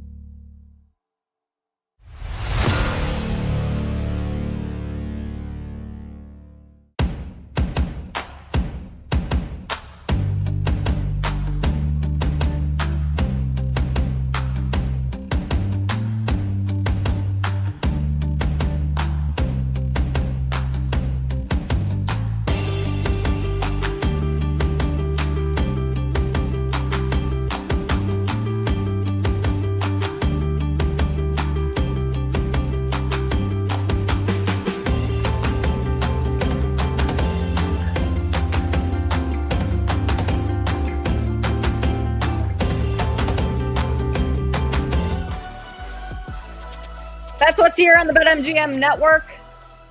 Got to check in on a little U.S. Open action, see what's going on over at Oakmont. So far, Scotty Scheffler, not the best first round. 1 under on the day. We'll talk a little bit more about that, how we can jump in, possibly live bet some of these guys. But Sam, you got an interesting little tidbit for us. You got mom calling multiple times this morning. Oh, yeah. Dad had back surgery yesterday. Everything's fine. But my parents are usually pretty good about the show window. You know, they know it's 9 to noon. But that goes to the wayside when Dad's having surgery. So she called at 9:16 and then again at 9:32. And I'm like, okay, this is either nothing or something massive. That's always a scary thing when family calls multiple times in a row. Like, I hate that. My heart always drops every time. Well, Dad gets nervous when he has to go under and be put, to sleep because he's had heart issues and he gets all worked up and he's about to be 80. Everything is fine. Everything's fine. They're fine. I'm fine. But there is that jolt or that, feeling you have for a second when you see the second call. You look down, Kate's talking about Pascal Siakam, and I see mom's calling again. But everything's fine. And I called during the break. And, of course, her phone went to voicemail. But I heard her voicemail. It just reminds me of the times that I travel. It's not a similar situation, but it does remind me of when I fly during college football season. And sometimes I'm flying into Chicago to do the show from the Score, or I'm flying home from Vegas or whatever. Wherever I'm going or coming to on a Saturday, I'll fly at, 12 o'clock, 2 o'clock, and I'll land at 5, 6, 7, whatever, depending on the time zone. And if I'm on a plane with no Wi-Fi, you have no idea what's going on. And it's not the worst thing ever, Kate, to disconnect from the phone for a flight. Sometimes it's very nice. Yeah. It's not a bad thing to disconnect sometimes. But if it's a Saturday and I've got 3 or 4 bets out there and we've talked about them on the show or I put them in contests or whatever, I will land. This happened to me 3 times last year. I either hit a bet in crazy fashion or somebody's dead. And I don't know because you land and then the phone starts 3 or 4 populating. times someone was dead last year? No, nobody died, luckily. But you land and turn the phone on and I have 3 voicemails and 62 text messages. And the anxiety starts to hit like, uh-oh. Something's either really good or really bad. And then it's just all my friends saying, Vanderbilt did it. They came back. You're like, thank God, because it could have been so much worse. But that's life when you're in this space, right? When you get a bunch of texts at one time, it's either something really good or really bad. And if you want to take it to a dark place, you sometimes can. But everything is good. Deep breath. Whew. Good. There's always panic anytime. I mean, I don't get a whole lot of text messages. Like, I am not someone, I don't enjoy necessarily like having conversations over text. Like when someone's like, how have you been? No, call me if you want to actually like catch up. Let's not do it over text. So whenever I do get a bunch of text messages in a row, something like getting off a plane, I just panic regardless. Yep. There's just always panic. It's awful. I'm also concerned. Why are you flying on college football Saturdays, Sam? I understand if you're going for work, but otherwise, like, what are we doing? Let's plan better. If it were up to me, I would be here in this room and I wouldn't leave. I would wake up. I would be on the couch at 10 o'clock, have a little breakfast, watch the first round of games, have something on the grill, buddies over, drinking all day. That's what I want to do. The problem is, Kate, I still have friends that do weddings on Saturday in the fall, which is a different story for a different day. I have watched so many football games in church. It's embarrassing to admit this, but Kansas needs the cover. I know they're about to walk down the aisle, but Kansas is down 3 with 4 minutes to go, and I got the money line. It is what it is. That's the way it goes. But I have a wedding. I have a wedding this October 5th, which is October 4th. Saturday, October 4th. Deep enough into the college football season where there's going to be some good conference matchups at that point that you are going to have to once again watch from the pews. Oh, woof. Wait a minute. I have a wedding on Saturday, October 4th and Saturday, October 11th. Oh, back to back. That's brutal. Yeah, you're going to be watching on your phone. And I mean, I'm sure most people listening to the show have watched a sporting event on their phone, whether it's in church or at a wedding, maybe a funeral. Who knows? Funeral is wild. Are you speaking from experience? Now that I said that out loud, I think maybe we could put the phone away for a funeral. Okay. That might have been. I didn't think that one through. That was a worse. No. I mean, look, I've been there before. I've been betting a long time, so I assure you, I've stepped out of a funeral mass before. Anyways, let's seg into how I had to figure out where the golf was today. I took probably 5 or 10 minutes yesterday to find USA, and I was content. I was locked in. This morning, went to turn on USA, no golf. And it's on NBC Sports or Peacock. Okay? So now I'm on Peacock watching Brooks Koepka charge toward the lead, only one shot back. It is ridiculous, though, the amount of platforms you have to watch sports these days. I mean, to watch the NFL, I'm just thinking about all the things in this house. Xfinity, Sunday Ticket. You have to have Amazon Prime. You have to have Peacock to watch some of these like holiday games. Last year, Christmas Day NFL was on Peacock, right? You have all these different, now you need Peacock Premium to watch Purdue play Illinois in February. You need so many different avenues. And now they're talking about, you need Netflix now too, right? To watch the NFL sometimes. Right. So that's 6 different platforms to watch one sport.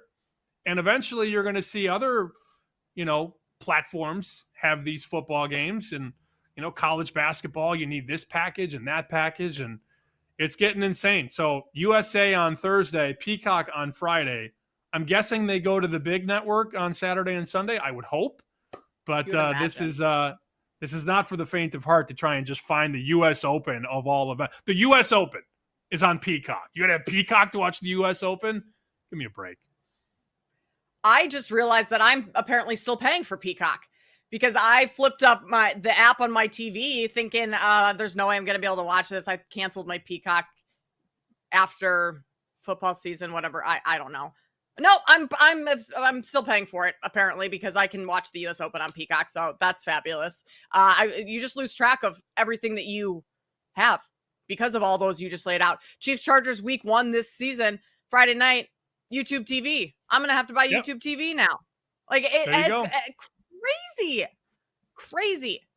But let's talk about what's going on at the U.S. Open today. So Brooks is 1 under through 8. He is 1 off the lead. JJ Spawn still sitting at 4 under. He has not gone off today. He tees off at 11:52 a.m. Scotty Scheffler was 1 under. He just bogeyed 15. A lot of guys, it feels like, have been bogeying 15. That is a tough hole that's been getting a ton of people. And over at BetMGM right now, so Scotty Scheffler, despite being way off the lead, he's tied for 47th right now. His odds to win the U.S. Open, still 3rd shortest behind Jon Rahm, who's the leader at 6-1, and then Brooks Koepka at plus 750. Scheffler sitting at 8-1.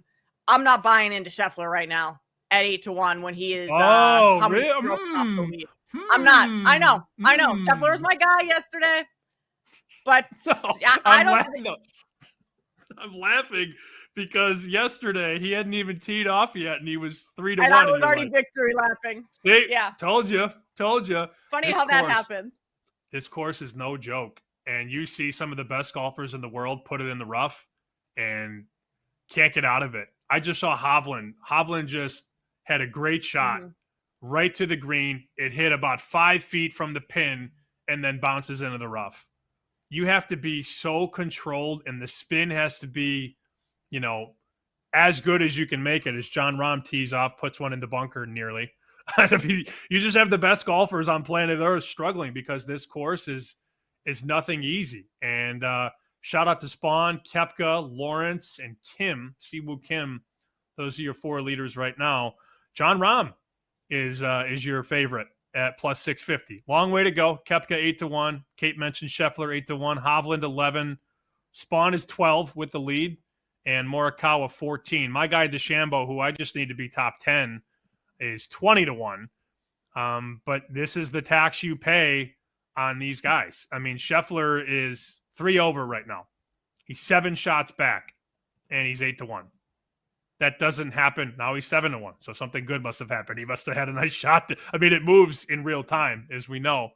But I told you there was a tournament a couple of weeks ago when Scotty was 10 shots back and he was 30-1. An average golfer that's 10 shots back is 100-1, 200-1. You can really make it whatever you want. But that's the power of these guys, the Schefflers and the DeChambeaus. Even when they look like they're struggling, the market has to account for people betting them. You can't possibly put Scotty Scheffler right now at 20-1 because people would just pound it. No. They just bet it. And then you're liable at 20 and 15 and 10. You might as well just hang a 7. And if people want to bet a 7, which probably isn't a good bet right now, come on in. We'll let you bet it. But John Rahm is favored right now, early on a Friday morning, plus 650 at BetMGM. I did want to bring this up from Kenny in the chat here. He got off a plane one time and hit a $4,000 parlay. That's a pretty good feeling. When he landed, he turned the phone on and got 4 racks on a parlay. That's how you fly. That's how you fly. Kenny's flying first class on the way back after hitting a 4K parlay. That's pretty good, Kenny. I like it. John Rahm, also one of the multiple players, but one of the big names that we did not bet when we did our little snake draft earlier this week as players that we wanted to look at. John Rahm was not on anyone's list. Well, he's sitting pretty nice right now. All right, today's MLB card. Who are we betting to hit home runs? I'll give you some winners coming up next here on Bet Sweats.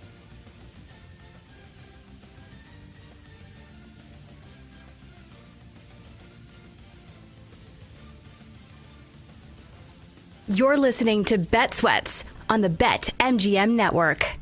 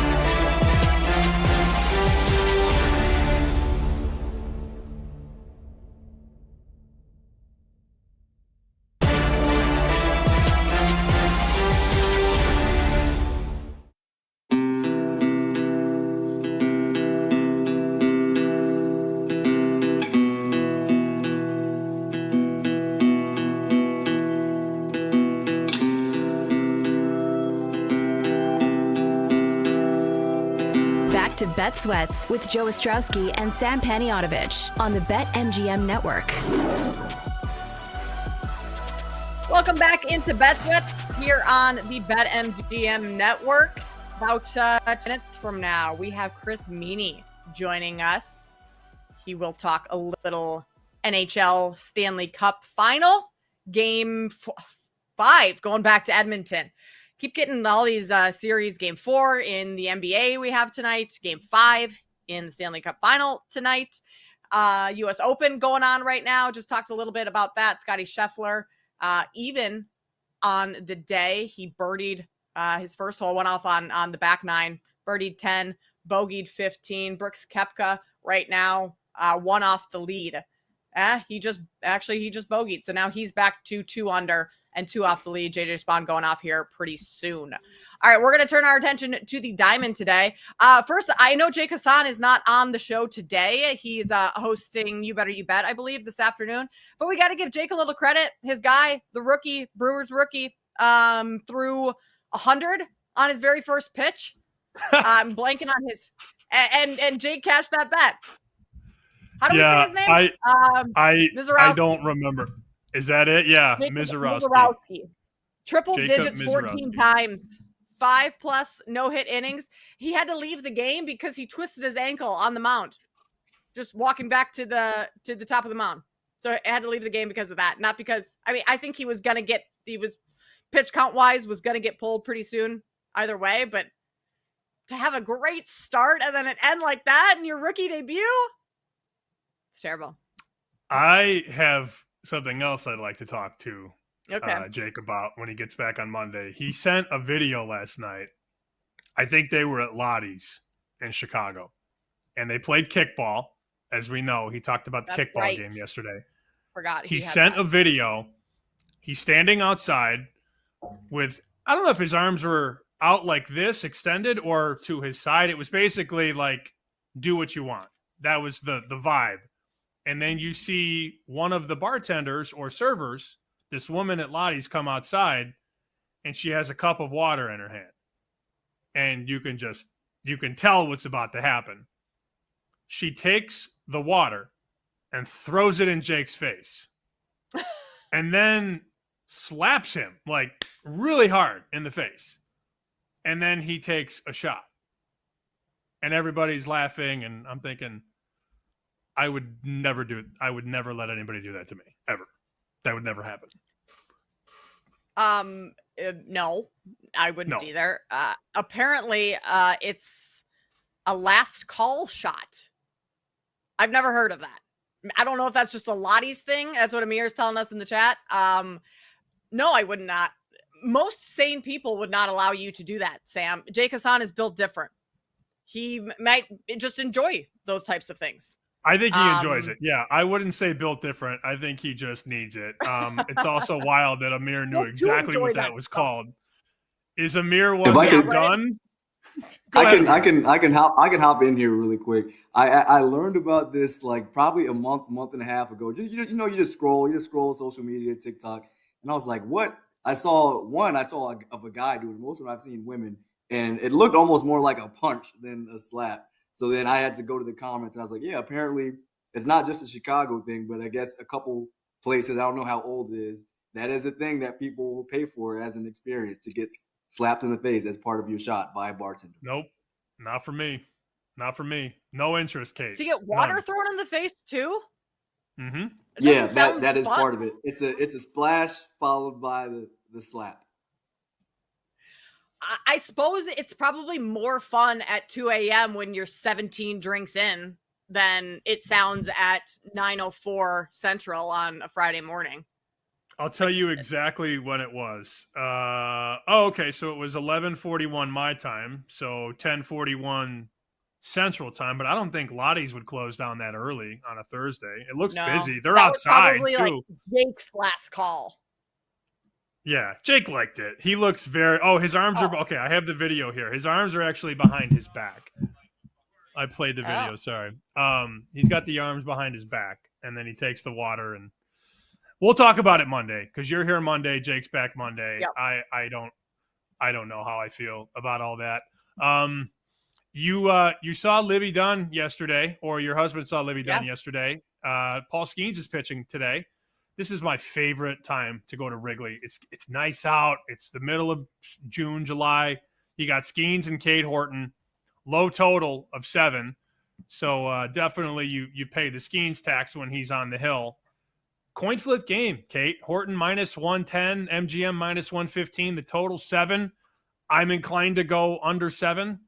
And expect Skeens to go 7 or 8 innings, give up 2 runs, and not get the win. That's sort of how I'm programmed these days because he's been unbelievable. Last 7 starts, the ERA right around 1, and the guy has 1 victory, 1 dub, which is becoming a more overrated stat as we get longer in the tooth here because guys on good teams get wins, guys on bad teams don't.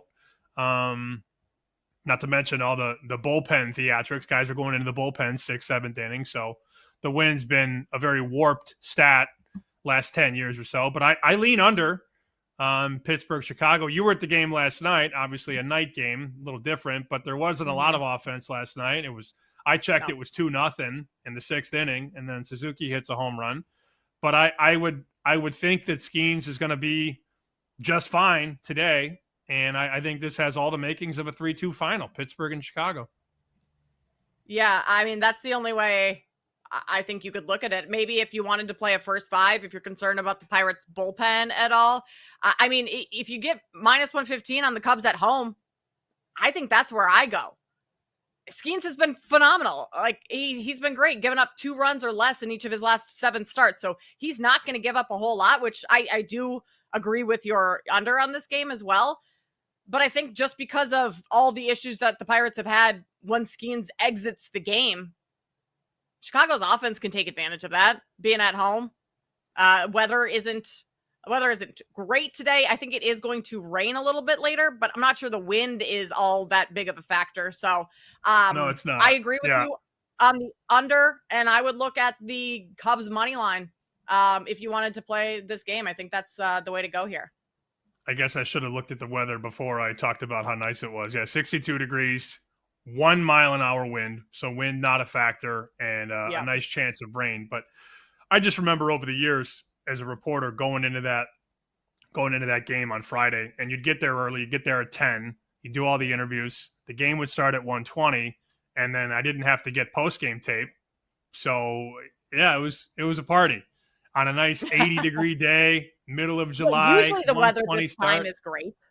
Yes, I should have known better because I'm not in Chicago anymore. But I just assumed, hey, it's June 13th. It'll be nice. So that plays into it as well. If it's not 90 degrees and the wind isn't blowing out, it's not exactly the most ideal hitting weather. But anytime Skeens takes the ball, you got to look under. Really good pitching matchup tonight in Los Angeles. Yamamoto and Logan Webb. And Yamamoto just got blitzed overnight. Opened $1.65, and now the Dodgers are minus 190 at BetMGM. How much of that Dodger money is coming on the heels of them losing a game to the Rockies? I wonder about that. A lot. I do wonder. Yeah, probably a decent amount, but Yamamoto definitely getting the support. I'm not laying $1.90, but that is a 25-cent move against the Giants at home here against the Dodgers. I do like the under in the Pirates Cubs game. You were teasing though, you got home run bets because you're playing with house money now because you had Pete Crow Armstrong yesterday to homer. You had Suzuki over 1.5 total bases. You got cash now. You're flush. What are you betting with all your baseball money? Yeah, I was with 2 other friends yesterday, and they go and get beers and hot dogs for us. I had to hold down the seats in the bleachers right as PCA hits that home run. So I'm like losing my mind, jumping up and down solo in the bleachers. Probably just look like an idiot. I mean, I'm not going back to, I feel like I got to quit while I'm ahead, Sam. Like I made some good money yesterday. Let's not force things and just fire on random home runs. If you look at the Cubs players that have had success against Skeens, and it's a limited number. Dansby Swanson, someone who's slugging really good against Skeens. He's hitting 400. Granted, he's only had 5 at-bats. Suzuki, not going back there. PCA, not going back there.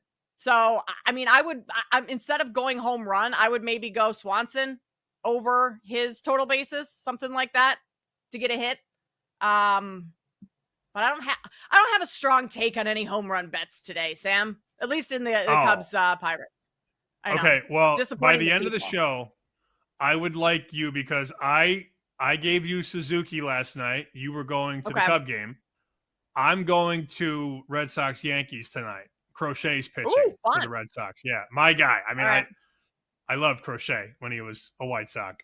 Not anymore, though. He's just joined a long list of guys that are thriving in other places. Chris Sale, Dylan Cease, Carlos Rodon, Garrett Crochet.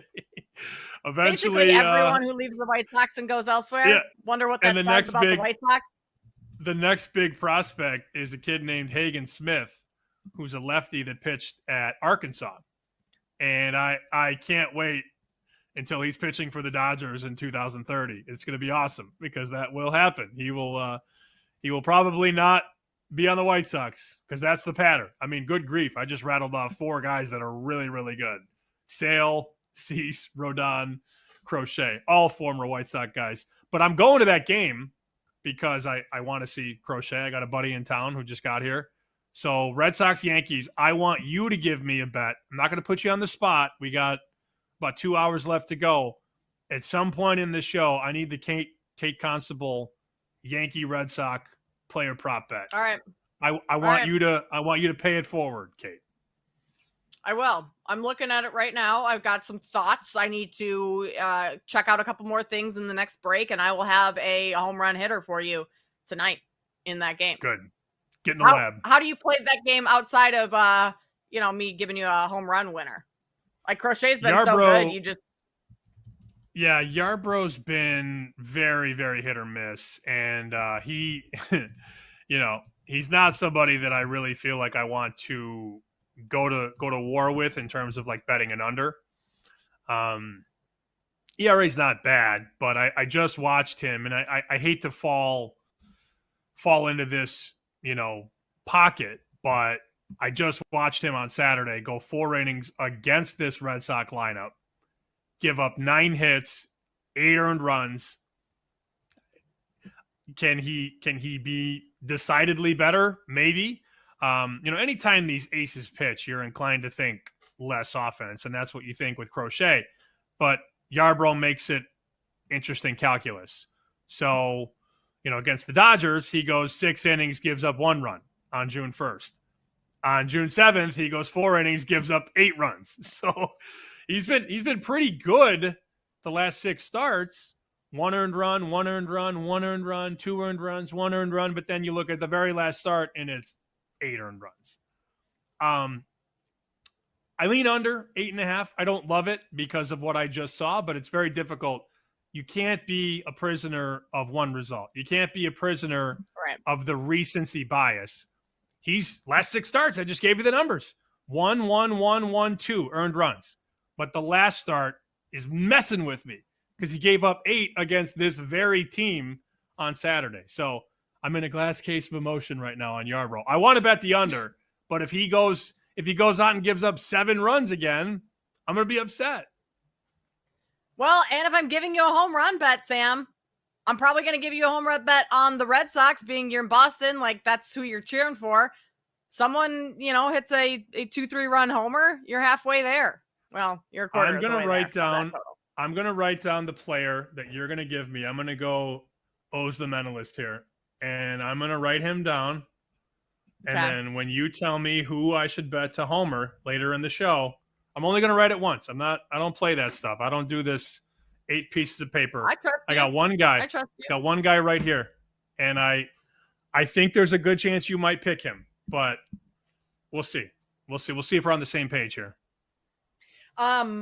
Speaking of Oz the Mentalist, if he's so good, why isn't he better at sports betting, or why doesn't he sports bet? Like, if he can predict the future, don't you think he should be like raking in the cash?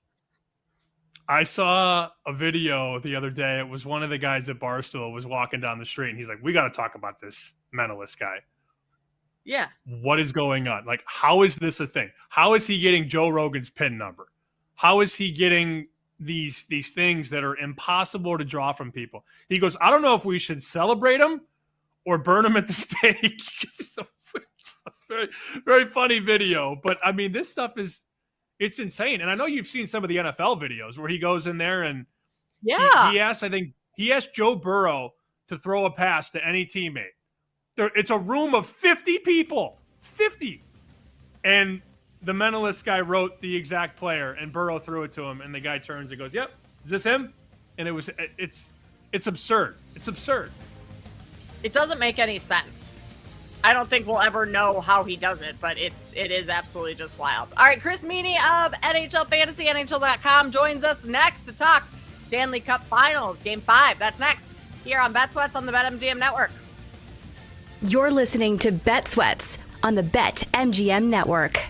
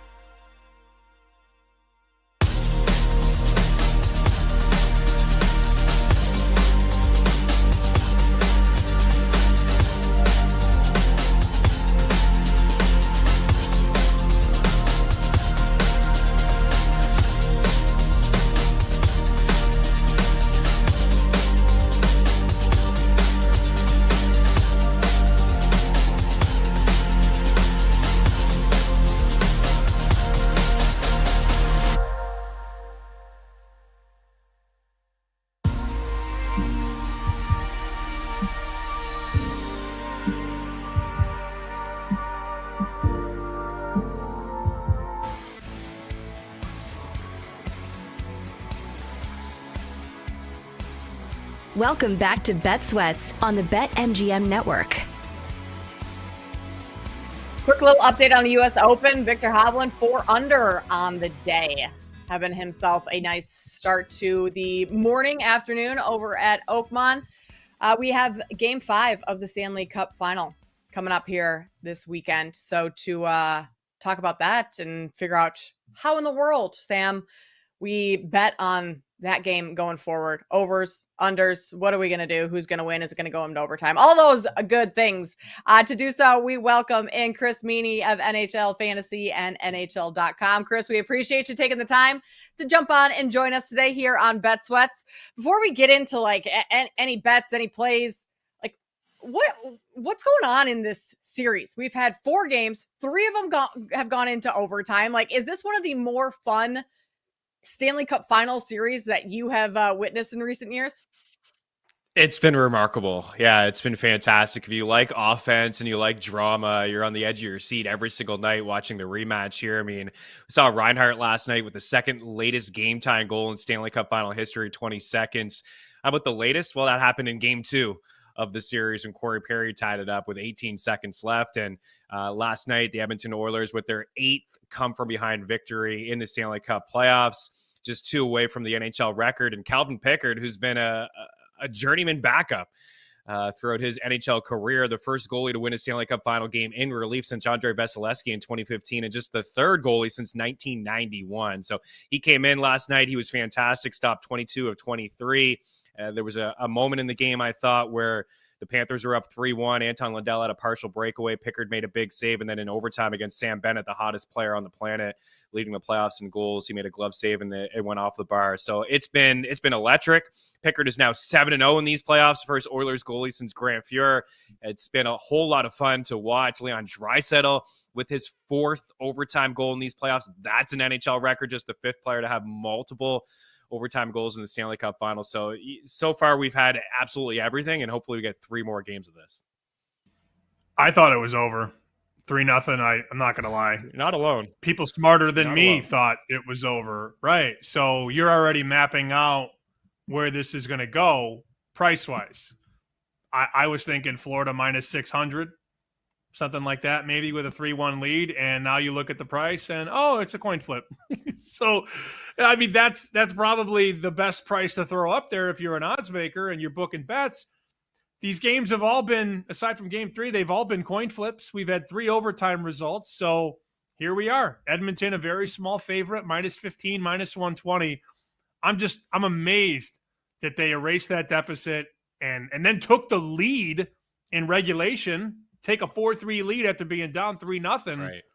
Just the resiliency is unbelievable. And you know what's crazy? Here they are, 2-2. McDavid hasn't even scored a goal yet. Well, that's just the thing, right? I mean, it's been talked about a lot through the playoffs, the Edmonton Oilers' depth. And you could say the same thing on the other side for the Florida Panthers. I mean, Alexander Barkov, who was scoreless in the first 3 games. Sam Reinhart, who plays in all situations on the top line with Barkov, was scoreless in the first 2 games. Usually when you don't get offense from your top players, you struggle to score goals, yet we've seen the overhit in those 4 games so far. And I mentioned the 8th comeback with the record being 10. And last night, you weren't alone. I was thinking the same thing. I already start thinking the wheels are turning like, oh, dynasty, where does this Panthers team rack up with some of these other teams in NHL history? And then we see the Oilers, the first team in Stanley Cup Final history to win a game while trailing 3-0 after the first period. Teams were 37-0 before last night. So, yeah, the resiliency from the Oilers, Leon Draisaitl, Ryan Nugent-Hopkins, who is not 100%. You can make the case a lot of players are not 100% at this time of the season, especially on the Florida side, playing deep again. But I thought he was great last night up in the top line with McDavid, got the power play goal, got them going. And then again, Pickard comes in for relief as a backup goalie, and to be 7-0 throughout the playoffs so far, it certainly is remarkable.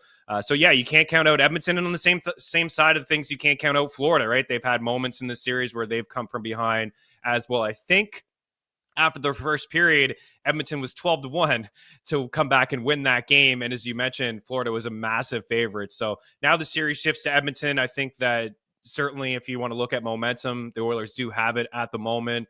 You know, a 2 out of 3, 2 of the 3 games, potentially if we do see 7, which is something I thought we would see before the series started. those games being at home, 2 of the 3 is certainly beneficial for Edmonton, where last year they had to play that 7th game on the road. But if you look at last year's final, 7 games, I know Florida went up 3-0. It was dead even. I think the Panthers maybe had one more shot. The goals were even at 5-5. Seen much of the same thing here throughout this series. Just 2 even hockey teams. Chris, it's safe to assume that Pickard is starting in goal for Edmonton in Game 5, right? I'm looking over at BetMGM right now, and they have numbers up for Bobrovsky and Pickard. So we're not seeing Skinner the rest of this series.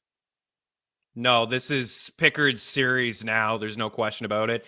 Even if he struggled a little bit in that game, I would still say that Knobloch and company would probably go back to Pickard, but Stuart Skinner's been pulled now in back-to-back games. There needed to be a spark. And listen, I thought he played good in the first period despite allowing 3 goals. He made some remarkable saves. It could have easily been 5 or 6-0 for the Florida Panthers after the first. He faced 8 high-danger shots in the first period alone, 20 minutes. Pickard 6 the rest of the way in just over 50 minutes. Now, Pickard made remarkable saves as well, but I thought Edmonton played a sound brand of hockey in front of Pickard. And sometimes that happens. The team, when the backup goalie, there's a little bit of desperation to come back in that game, but I thought they cleaned things up. So, yeah, I think you're spot on. It's Pickard, and I see him now on the odds board to win the Conn Smythe. That is an extreme long shot. He would probably need to rattle off a shutout, clean sweep. Oilers would need to win in 6, but no, it's Pickard's series now. There's no question about it. Yeah, 200-1 at BetMGM. I would not be betting that. I think to your point, though, and Kate brought this up earlier, you can't keep switching this late in the series. I remember in Chicago, there was a series many years ago against Nashville, and Corey Crawford was bad early. And Q went to Scott Darling, I think in game 1 or game 2. Then he went back to Crawford in game 4 or 5. You can do it early, but you can't be eeny, meeny, miny, mo in game 5, 6, and 7. You got to pick one guy. So I agree that it should be his net until further notice. And if they go back to Skinner, you've already benched Skid, so it's a wild, conundrum they found themselves in. You've been betting, you mentioned before we started, you've been betting Bouchard shots on goal. That's been pretty profitable, no? Yeah, it has. And we give some picks over at NHL.com/fantasy. We'll have some up here moments after I'm done here with you guys for Game 5 tomorrow in Edmonton. But Evan Bouchard, he was actually 33-1 to lead the Stanley Cup final in shots. It's something that he was tied with McDavid last year in the Stanley Cup final with 20, but he did lead all players in shot attempts last year in the final. He's been remarkable. Game 1, 14 attempts and 7 shots. Game 2, 14 attempts and 8 shots. Game 3, 13 attempts and 9 shots. Now, I know we had overtime in the first 2 games and then last night as well, but still 8 attempts and 3 shots on goal from a defenseman who leads all players in the series in ice time. He leads all players in shot attempts and shots as well. So for those that have, sprinkled a little bit on the shots to lead the series in shots, maybe you'll be able to get that, because I don't think this is going to change, right? This is a healthy trend. You can go back to last year as well and look through all the shot attempts. Game 7 last year in the final, 17 shot attempts and 5 shots. So he loves to put the puck towards the goal. There's been a lot of penalties in the playoffs. Maybe the refs put the whistles away when we get deeper, game 6, 7. That's possible. But so far, we've seen a lot of penalties. We've seen a lot of offense. And Evan Bouchard, if you want to ladder him up and have some fun with it, 4, 5, 6, 7 shots. I mean, it's not something that you can bank on every single night, but it's something that's happened in 3 of the 4 games. So I would take a look at him. And on the other side, Brad Marchand. There's been a mismatch on the Florida side in terms of Florida's third line. When you get roughly 50 points in 20 games or so from your third line, there's that's a healthy track record. We're talking mismatch in round 1, 2, 3, and here in the Stanley Cup final. So Brad Marchand had 5 shots last night. He's right there with Sam Reinhart in terms of attempts for the Panthers. So those are 2 players if you're looking for shot props. But I'll go back to Ryan Nugent-Hopkins. If you're looking for a prop tomorrow, having him up on that line with Connor McDavid, who's been fairly quiet. He's yet to score a goal in the finals, but he's been productive dishing the puck. So take a look at Ryan Nugent-Hopkins maybe for a point tomorrow night. We're talking with Chris Meany of NHL Fantasy, NHL.com.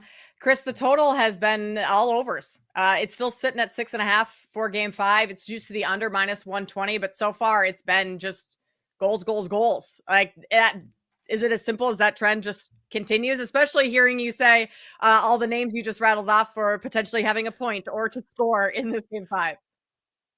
Yeah, I think so. Last year we did see some overs, but I think once it gets to 7, and this was a prediction I had, this series going 7 again. And last year when we saw game 7, it was a 2-1 affair. Typically, not even talking about a Stanley Cup final. Typically, when you get into a game 7, it's a little tighter checking. Teams they don't want to make any mistakes. Sometimes the refs put the whistles away. They're not going to want to decide the game from a penalty late in the third period. Tight checking, no pinching, things like that. So if we do get to 7, I would consider the under, but this is a trend that I think will continue. And when you look at these two teams as well, so this game is now going to be in Edmonton, game 5. The Oilers are 7-2 at home.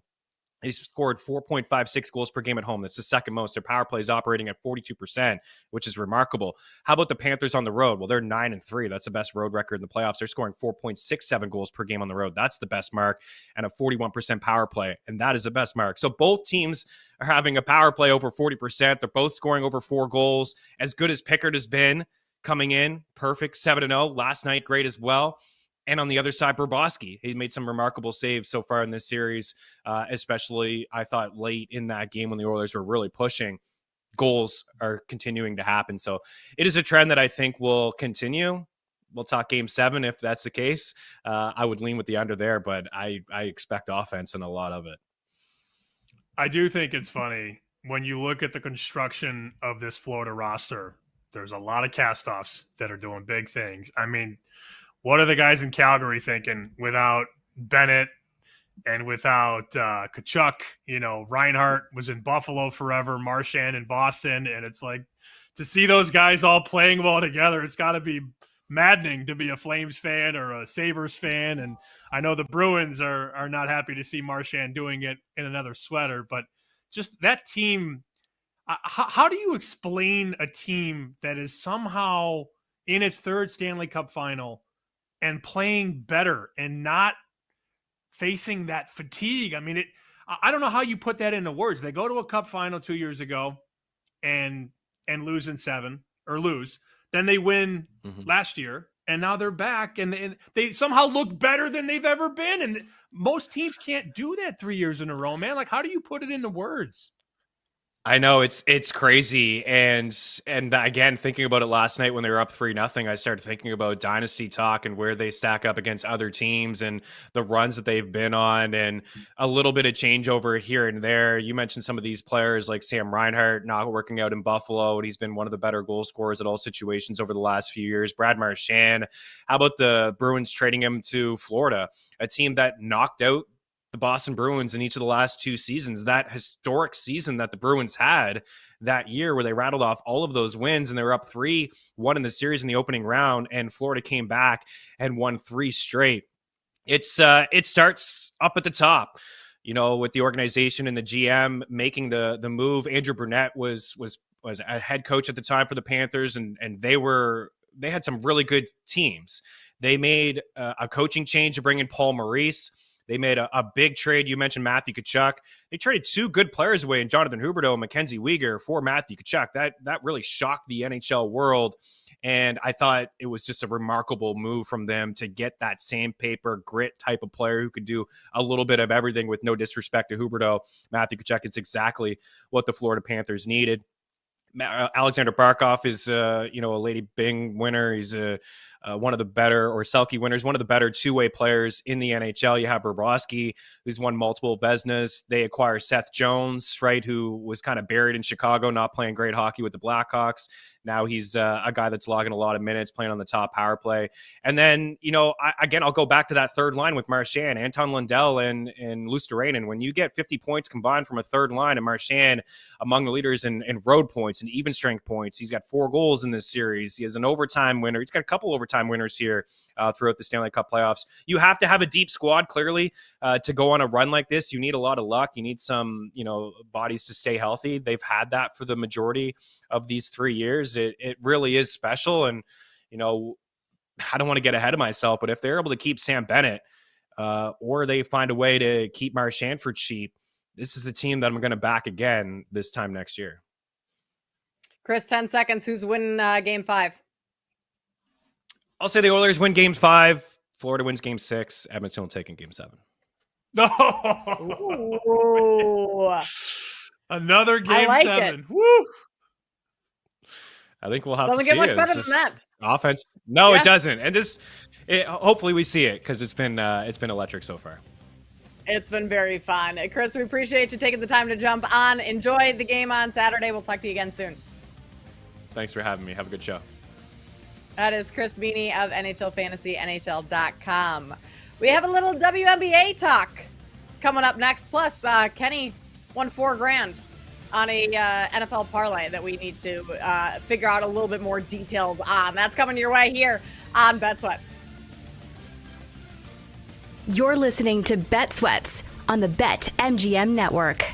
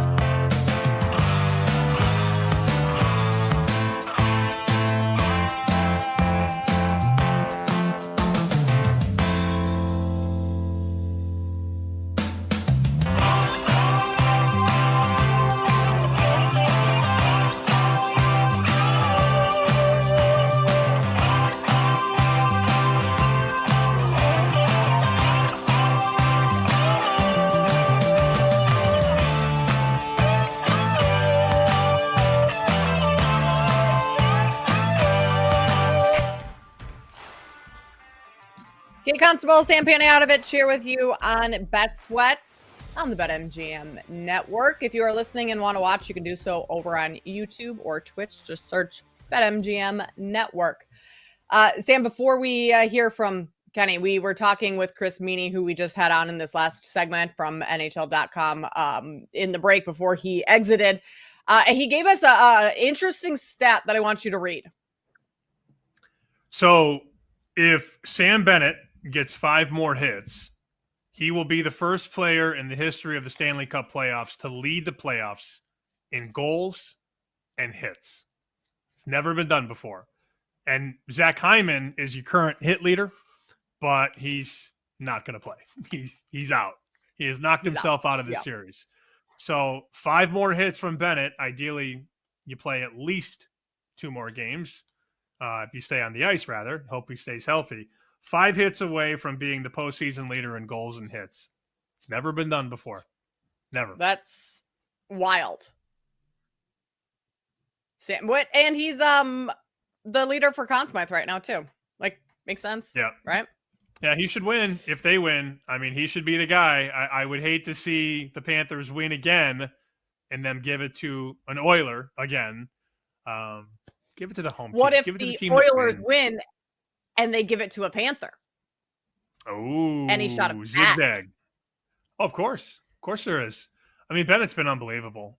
Yeah, and it is sort of interesting how social media, not that social media is the end all be all, but the way that people are talking about McDavid, you know what that is. People are betting on him to score a goal, and he hasn't done that yet in the Stanley Cup final, but he's still been efficient. I mean, he's got 6 apples in 4 games. He's been diamond teammates up with great looks. It's not like he hasn't been effective. In fact, he took the puck last night. He went from goal to goal in about, 4.5 seconds and almost put one past Bob. And there's maybe 1 or 2 other players in the world that can do that. The skill and the finagling through the traffic and all that. He's unbelievable. But bettors are oftentimes very emotional and very emotionally driven by their bets. And you said yesterday, here we go again, number 1 prop, BetMGM, Connor McDavid to score. And he doesn't score, and what's the reaction? He sucks. He's overrated. Because he didn't hit your bet. He didn't score a goal. But he is the most talented player in hockey. And I guess we'll know in a couple days. Game 5, is on Saturday. Game 6 is on Tuesday. Game 7, if necessary, on Friday. We will know if he can rise his ability and get these clutch goals, because that's what he's going to be gauged by. What does he do when the temperature is hot? When it's put up or shut up? You've won 2, they've won 2, but your best players have to be your best players in 5, 6, and 7, and he will face that flack from legit media people if he doesn't execute down the stretch. That will happen. He does have to eventually crack that and get a goal, because then you'll have the writers and the analysts talking about that. It's one thing to see it on X and Instagram and TikTok, but the media will rightfully get into him if he doesn't score a goal the rest of the way. He's plus 140 for an anytime goal. It's the second shortest odds. They still have faith in him, right? And maybe they, 100%. Do you think there's any science is not the right term, but like him having this sort of odds is like, he hasn't scored yet. It's going to happen eventually. So the books are not setting this any higher because they know he is Connor McDavid. Eventually something's going to happen. Yeah, you can't give McDavid away. You can't put him $180, $2, because then you're just liable at those numbers. So they know you're going to bet it. It's very similar to Scheffler, who just teed off, by the way, at the U.S. Open, 5 over par. Scotty Scheffler, 9 shots back at the U.S. Open. And I didn't check until just now. Scheffler is to win 20-1. You pay that tax on the great players. If we had prop bets when Michael Jordan played, that playoff point number would never be 29.5. It would always be in the 30s. You just have to put it there. So you're always going to pay the premium on the great ones. You're seeing it on Scheffler here. Down 9 shots at a major, he's 20-1. That's insane. Connor McDavid hasn't scored yet. He's still one of the favorites to score a goal. I wonder what breaks first. We get an under, or McDavid scores a goal. I do wonder. I think that's a very even teeter-totter. I'm going to say McDavid scores a goal. Back at home in Edmonton. Momentum's on their side. I think it's McDavid's time. Kenny, come on in here. Kenny told us earlier that Kenny hit I don't know how many legs, we'll find out talking to him in a second, but a NFL parlay during the season for 4K. So, Kenny, just give us more detail. How many legs was this? Yes, Sammy was talking about being on a plane and betting, and it made me. This was actually back in 2022 NFL season, so this was a few years back. I'm not nearly as good at betting as I was back then, but it was emergency parlay actually. So I was in California betting. Obviously, it's not even legal yet, I don't think, and it obviously wasn't at the time. So I was doing a lot of my betting through a friend, and I actually had to send him money to put this parlay in because I was down on the books a bunch of money. And so it was actually a four teams to win, and then an anytime touchdown, Kenneth Walker. So it was 5 legs actually total. $100 win 4K. Chargers money line, Raiders money line, Chiefs money line, 49ers, and like I said, Kenneth Walker touchdown. So I was on the plane. You guys are going to laugh when I got off the plane how I found out. Of course, I get off the plane, and I put my phone on Do Not Disturb because I knew my friend was going to text me of like what was going on because I didn't know what was going on during the whole flight. And I landed around the time of Sunday Night Football. And the way I checked is I looked on Instagram of all the teams because I already knew Kenneth Walker scored because actually as I was boarding, he scored the first touchdown of that game because I was boarding the late times as they were starting. That's how I was boarding. So that leg had already hit. So now I just needed all 4 teams to win. And the way I checked is I went to the Chiefs Instagram page, saw that they posted that they won, the Chargers, the 49ers, and so on. And the last one was the Raiders. And I see the video of Josh Jacobs. He's like a game-winning touchdown, 80 yards to win the game. He had like 33 carries. I'm looking here, 229 yards, 2 touchdowns. And yeah, so I ended up getting a big hit and not watching any of that transpire. So that was pretty cool to happen. So it makes you want to go on another trip, right? Because you think, oh well, I'm pretty good at 30,000 feet. Like granted, right? You didn't handicap it at that height, but you had to figure out what was going on as you land. I'm just curious though, why not a score app like The Score or ESPN? Like why are you getting your scores on Instagram? Well, no, that's why I did it because I knew if I went to the score, this is why you guys are going to laugh. If I went to the Score app, I would have seen all the scores at once, and I would have, because the thing is, I had a good feeling the Chiefs were going to win. They were playing the Rams, who had a backup quarterback. The Niners, they were both pretty decent favorites, and I needed some more juice. And I remember the Raiders were around plus 300. My friend was texting me, he's like, why the Raiders? Like the Seahawks are better than them, and they're at home.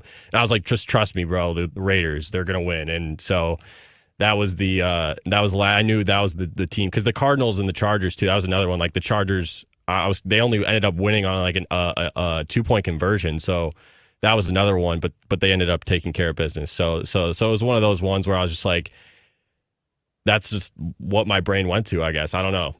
It's just Gen Z. That's a Gen Z thing. Going to Instagram to find out who won the games. Gen Z thing. What account on Instagram do you go to? Like. ESPN? No, I just went to all the teams pages. He went to the individual pages. Oh, I missed that part. Kenny, yeah, what are we doing? Yeah, so I went. Make it easier on yourself. Well, no, because I didn't want to know all at once. That's the whole thing. And I wanted to my stupid peel brain. back the curtain one at a time. Right. Yeah, the reveal, the great reveal 4 times in a row. Let's go to this page. Oh. Let's go to that page. We're getting warmer. Let's go to the 3rd page, door number 3. Right. Uh-oh. And then here's my only follow-up. After you found the first 3 all hit, how much time passed before you checked the 4th feed? Did you wait another 10 minutes? A big inhale and a big exhale. A big inhale and a big exhale before I looked up the I think they were still Oakland Raiders. Maybe this was the first year in Vegas. Before I looked up their page, I was like, please tell me you guys won. Please tell me you guys. And the way that they won is the best. Just seeing the Josh Jacobs sprinting down the field, and I'm like, 4K, thank God. Because like I could have even like, obviously my friend was, I went into my friend's messages. He was texting me, so it was a really good moment. And yeah, I'm gonna do that this NFL season. I'm gonna go away. I'm gonna put in a parlay, and we'll see what happens. Maybe that's my good luck. You've got 4K to spend on flights. If you're winning 4K every time you're in the air, it's That pretty good payoff. 4K was gone the next week. Kenny. Kenny. Everyone, please bet responsibly. Kenny. Please. I see that Asia Wilson got hurt for the Aces, and that's not great because I was contemplating betting her at a bigger price to win the MVP. We were talking the other day about what do you do? Clark eventually is going to come back. Collier minus 375, Clark 4-1, Asia Wilson 18-1. I don't know how long she's out for, but I know that's not good to see the best player on the Aces go down. No, she's doubtful for Friday's game, which she hasn't been ruled out. I don't think she's going to play. NBA injury status. You're doubtful, you're questionable, you're in. But the fact that she's not completely ruled out tells me that give her a game or two and she'll be back. So I don't think she's going to miss a whole lot of time. I'm just worried about, I know she's having a phenomenal individual season, but this team, the Aces, are just struggling. They cannot figure out their offense.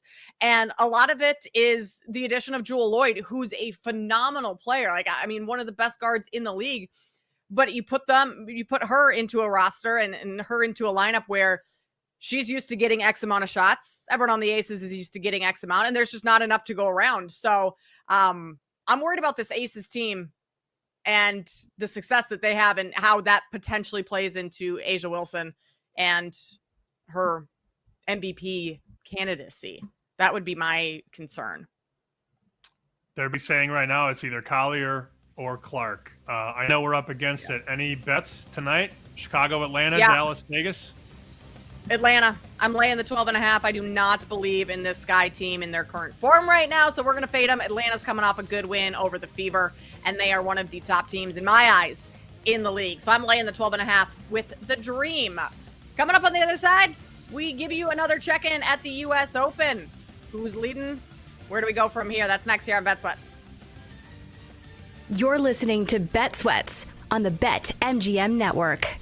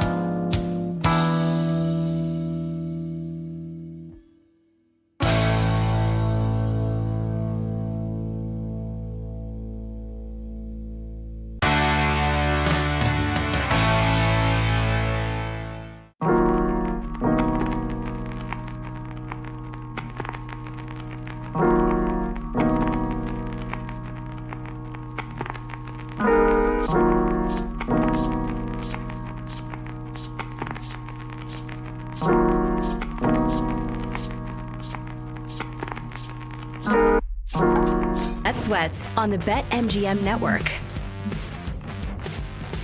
About 20 minutes from now, we got another guest on the show. We are going to be joined. Got to get my stuff here. I'm not organized right now. Matt Grissom, College World Series. That begins again today. 2 games today, 2 games tomorrow. So we will get his take on that. I will fully admit, I am not a college baseball expert by any means, which is why we need to turn to the expert. So Matt Grissom is going to join us in about 20 minutes. We'll get his bets for games today and tomorrow.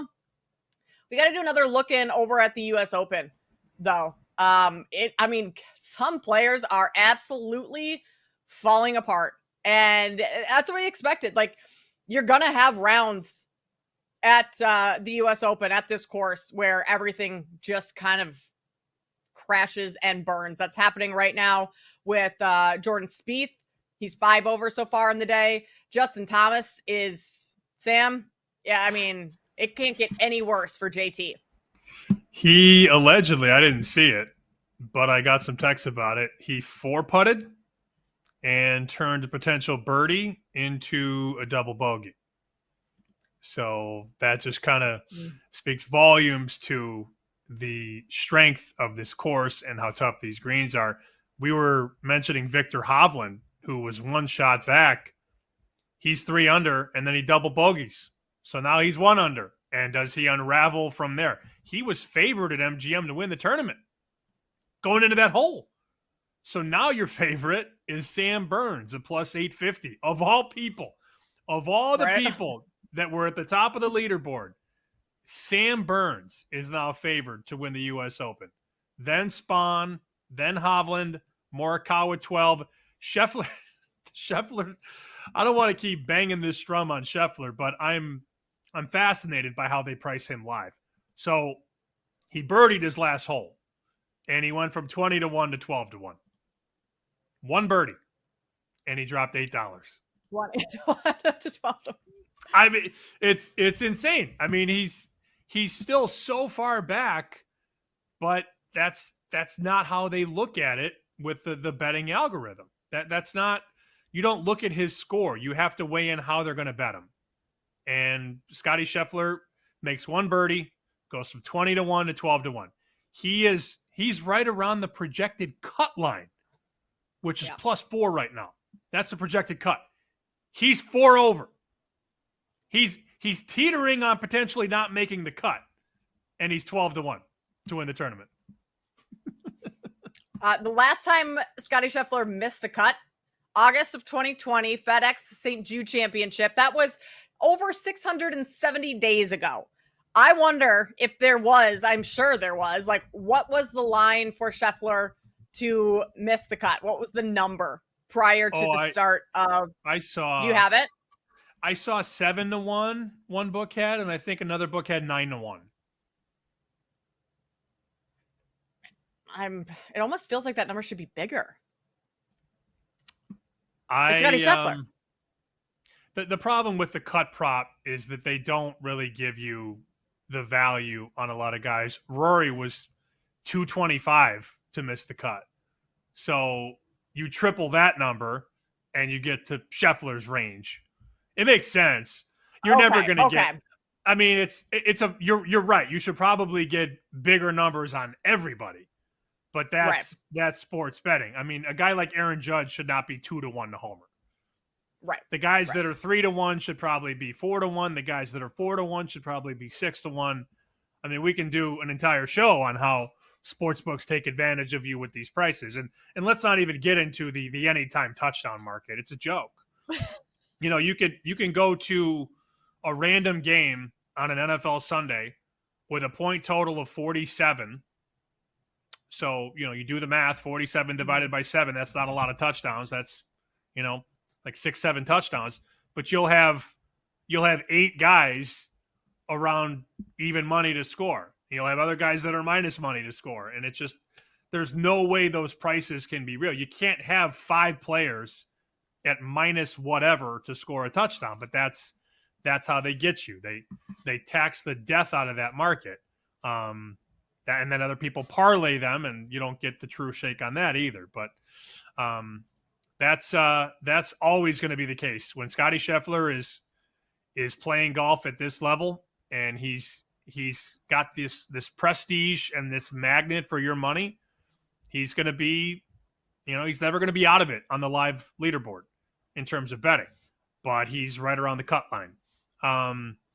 This Tristan Lawrence has not teed off yet, and he's 3 under. His market right now to win, he's like, it works the other way too for a guy like that. So, Tristan Lawrence 3 under, 1 shot off the lead. You would think, oh, he's got to be right there at the top. No, he's 50-1 at BetMGM. So Scotty Scheffler, who's 9 shots off the lead, is 12-1, and Tristan Lawrence, who is 1 shot off the lead, is 50-1. Make that make sense. I mean, the only way it makes sense is that this tournament is so volatile. Players that we saw have a good round yesterday are stinking it up today. Even Brooks, like, he had a good front 9 and he went off on the back 9. So his first 9 of the day, he was solid in. Back 9, not so much so far. He's 2 over on the day, started the back 9, or his front 9, his back 9, 2 bogeys. So he's bogeyed 18, 1, and 2. Like, he's falling apart. So that's the only thing that makes sense, is that this tournament is so up and down. There's you can't really predict what's going to happen round to round. Scotty Scheffler is still, though, Sam, minus 115 for a top 10 finish. That's second shortest odds. Sam Burns is the leader. Scotty Scheffler for a top 5 finish. Third shortest. I'll take that back. Fourth shortest. You have Burns, Spahn, who hasn't gone off, and Hovland ahead of Scheffler. I just saw Scotty Scheffler, and I don't know if this was a replay or what hole he was on, but I have the TV on in front of me, and he's slamming his club down on wherever he was on the course. We don't see that from Scotty Scheffler all that much. Like, he's pretty calm, cool, and collected. He's not getting all heated and slamming clubs in most tournaments. So just goes to show what these guys are dealing with and the ups and downs throughout. Obviously, I don't think Lawrence is going to win this event, and the books don't either. I mean, it's very apparent what's happening. People are going to bet Scheffler. People are not going to bet Lawrence. I was kind of having some fun with that, but it is wild in a vacuum to just look at the leaderboard and see a guy 1 off the lead and he's 50, and then another guy is 9 off the lead and he's 12, 14. It's something that makes me wonder, is this ever going to be fair betting Scotty Scheffler ever again? And I think the answer is no. As for things that I'm looking at, so DeChambeau hasn't teed off yet. He goes at 1:14 Eastern, and he wasn't good yesterday. But I don't ever want to rule this guy out on a course like this. I think he putts better today. Just because a guy didn't play well yesterday doesn't mean it's going to translate into today. If anything, I would be looking to bet more Bryson, and you can find him top 10 plus 150 right now.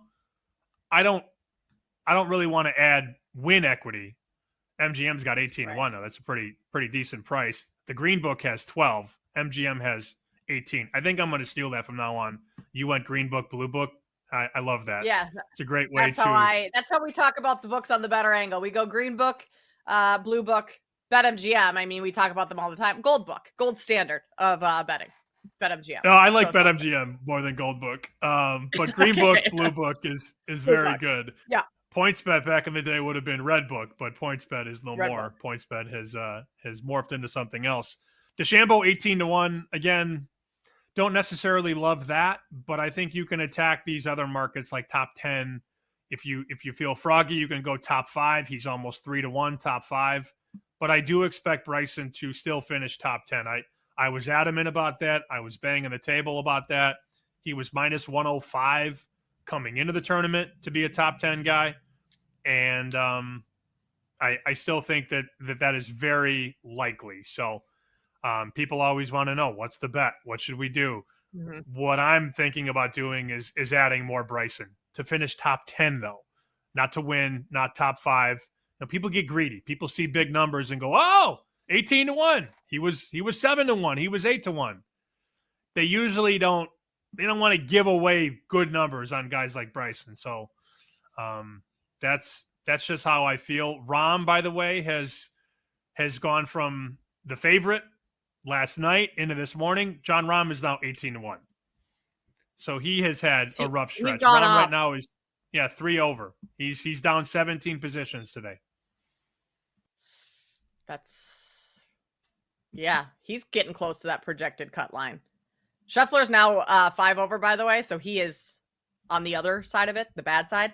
But to your point of Bryson, like everyone coming into the tournament, like talked about how his game is perfect for this course because he can just bomb it, right? So if you're going to be looking at anyone who you want to maybe play in a top 20, top 10 type of market, like I think he's probably a decent look because his game, despite how tough this course is and how it's showing for most guys out here, like his game probably does stack up the best of where you can get odds and where he's at in the tournament. Sam, I threw this out. I think it was Wednesday. Well, it was Wednesday because it was before the tournament started that we were doing our draft. My guy, Brian Harmon, I didn't bet it. And I remember you saying like, if you have to put something on it because when you don't, he's going to win. I mean, he hasn't gone off today. He's 1 over, but he's tied for 18th right now, sitting close to the top. I can't remember exactly what he was, but it was something like, I guess I'm just kind of throwing out a number, 100-1. Did anyone think Brian Harmon had a chance? I certainly didn't because I didn't bet it. I kind of like the spot he's sitting in right now. Look, this would be the time to pounce on somebody you believe in. And, there's a slew of guys. Granted, they're off the lead, but here are some guys that haven't teed off yet today. Siwoo Kim, you have him right now, BetMGM. He's near the top, but he's still 18-1. If he puts together a 3 under round today, he's going to be 5 under. And then what does the number do? So if you're looking to pick somebody that hasn't teed off yet, he's one of the first guys that comes to mind. Ben Griffin is 1 under. You can find Ben Griffin 25-1. Let's see. Morikawa is even. I'm not a Morikawa guy. I will not bet that. Morikawa, actually, he just bogeyed the first hole, so let's skip through him. Bobby Mack, Robert McIntyre, even money. He's going to tee off relatively soon. He's 4 off the lead. You can find him at 40-1. And then the other guys, obviously, Oberg and DeChambeau. Luda right now to win outright is 25-1. He's got some work to do, but look, these guys can do work. These are some of the best golfers on planet Earth. Oberg, Schauffele, Ben Griffin, Bobby Mack, DeChambeau. You get rewarded if you're right today. Because while they're off the lead, you can really cut into that deficit today if you put in a good round. And if you pick the right person, you'll be in a good spot. I would still go DeChambeau, though, top 10. And that's moving right now. The Green Book just went to $1.25. It was $1.50 5 seconds ago, it feels like. So that's how I feel. I am not quitting on Bryson. Not doing it. Are you concerned at all that the guys going off in the afternoon are at a disadvantage? That's what we saw yesterday. Everything kind of greens change a little bit. Fairways get a little rougher. Or firmer, I should say. That we saw everyone who went off late in the day yesterday struggle a little bit more than those going off early. Now, we don't have all that many great scores from the early guys other than Sam Burns and Victor Hovland, but there's only, of everyone who's gone off, there's only 4 players that are shooting below par for this round. I'm not too concerned, and weather's not going to be a factor today. The wind is almost non-existent in Plum, Pennsylvania right now. Tomorrow will get interesting, though, because you have the rain, right? 50% chance of rain tomorrow and a 50% chance of rain on Sunday. That will certainly impact the way the greens are running and the putting is taking place. So it should be a great weekend. And I imagine if you took a snapshot of this leaderboard right now at 11:14 a.m. Eastern on Friday, Spawn, Lawrence, Burns, Kim, Hovland, there's a decent chance that none of those 5 are in front by the time we get to Saturday and definitely Sunday when the cream always rises. But look, JJ Spawn, 4 under. Awesome. Can you do it again today? The books are saying, we'll see. He's 4 under, but he's still 10-1. He's not even favored to win right now. So there's a little disbelief there, and it obviously makes sense. But my advice would be to take a golfer you like at even money, 1 over, 2 over. Take a shot. Yeah, I'm going to go ahead and say JJ Spawn doesn't shoot 4 under again today. That's going to be pretty tough to repeat. All right, coming up next, we talk with Matt Grissom, College World Series, back in action today. That's next here on Bet Sweat.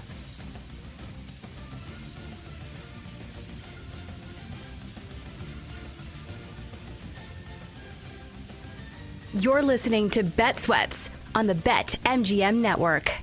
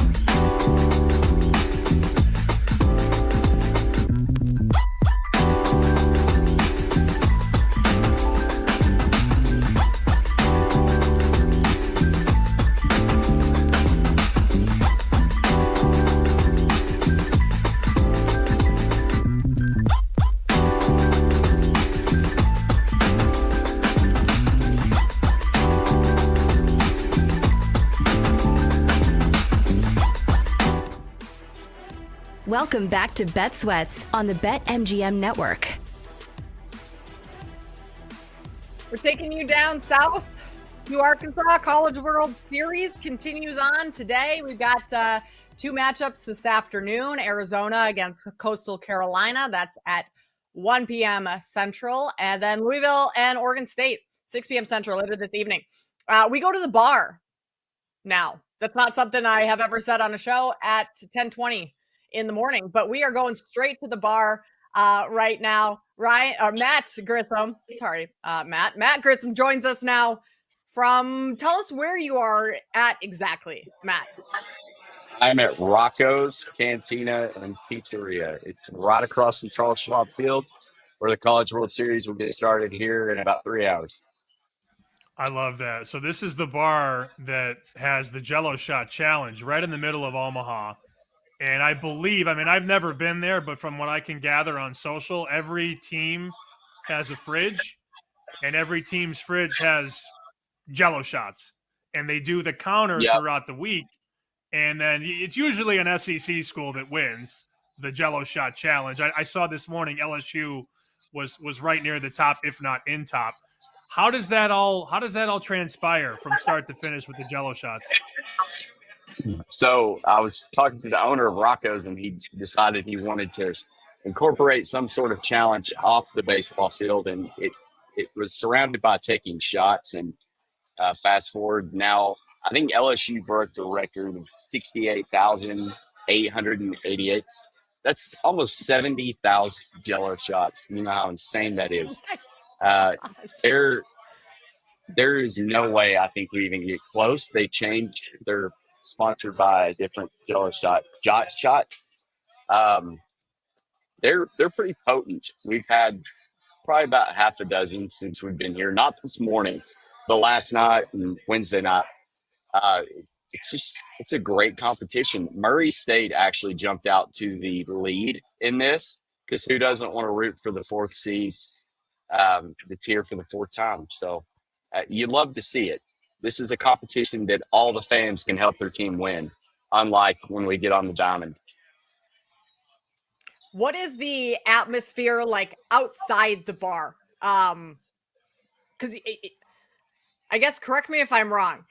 Are you at where is this bar where games are being played today? Yes, it is right across the street. Okay, so what's the atmosphere all around the stadiums and outside of it? So Omaha just sells out for the College World Series. So everything is marketed around the 8 teams that make it. So everywhere you go, there's banners for every team. There's places to get autographs for the fans. So it's literally like 8 fan bases, 8 cities where these universities are. They're all here together. And it's just a really magical thing. I guess the closest thing you could compare it to would be like the Final Four with everybody playing at the same stadium, but you get 8 teams here. And it's just, I've got LSU fans beside me. I've got Arkansas fans beside me, all buying Jello shots at 10:24 in the morning. So that should tell you alone what kind of vibes there are going on. The games don't start till 1. It's going to be a long day. So Matt does a lot of really solid work, college baseball, NCAA insiders. I lean on him for all my college baseball. Let's get to the bets because, as you know, we are a betting show. You got the 2 games today, 2 tomorrow, 2 Eastern, Arizona and Coastal, and then 7 Eastern, Louisville, Oregon State. Of those 2 games, do you have a bet that you love? Yeah, I laid it with Oregon State. I think it was minus 160, and then I would probably bet that up to minus 180. Patrick Forbes and Dax Whitney are going to go up against each other. 2 really good pitchers. This is a big park. I also like the under. I don't know if it's still at 9.5, but so that's the play. And then Arizona, they've been on a run since the Big 12 tournament. I think they play Coastal close. If you remember, Coastal's here because they dominated Auburn in Game 2. Game 1 was really close. Came in a weather delay, kind of got weird. And I'm not discrediting the chance because I think they've got a really good shot at coming out of bracket 1. But his offense hasn't been good. Now you increase the park size and you've got wind blowing in. I think they're going to struggle to manufacture runs. I could see Arizona playing them close. I bet them on the run line plus 1.5 at even money, and the under is correlated with that. Who, player wise, are you keeping your eye on in the 2 games going on today? Dax Whitney's probably the best pitcher on that side of the bracket, and he's a true freshman. Riley Eichhoff's going to go for Coastal. He's a redshirt senior, so Kevin Schnall is going with an experienced arm. I think really all the teams here have solid pitching staffs, and that's what you need in Omaha. And then tomorrow's games, Kate Anderson or Anthony Einstein for LSU, they've got two true aces versus Zach Root for Arkansas. That's going to be a huge matchup on the mound. I think it goes under for sure. And the winner of that one, obviously in the driver's seats, come out of bracket 2. However, if it happens to be Arkansas that loses, I love their pitching depth to come back from the losers bracket. So if you don't already have a ticket, you see that they're plus 210 right now, the shortest shot. I almost not want them to lose, but it would make things very interesting to see what that number is if they did lose to LSU in game 1, because I still think there's a lot of value in buying back on them. Well, anybody that listened to you before the season hopes they don't lose and doesn't have to deal with that, because you were giving out Arkansas like 9-1, 950. Maybe there was a stale 10 out there. And my follow-up to you was, we know they have the pitching. Can they hit? And I asked you that question in mid-February or early March. They have delivered and knocked down everything in their way. Every roadblock has been knocked down. Can they finish this off? I mean, it's one thing to be the favorite. It's another thing to win it as the favorite. How do you feel about it? Yeah, I mean, I think they can. I actually think it was my co-host there, Hugh, that smirked at me when I said, the 2024 Razorback team, they didn't have a single player hit over 1,000 OPS, and this year they should have 4 or 5. They actually have 6. So top to bottom, that lineup is so stacked. The pitching staff is deep. It always has been. I really do think this is the year. This is Dave Van Horn's 10th trip as a head coach to the College World Series, and he has not won one. He is second on the all-time list of wins without a championship, second to Mike Martin. You got to get off that list. That's not a good one to be on.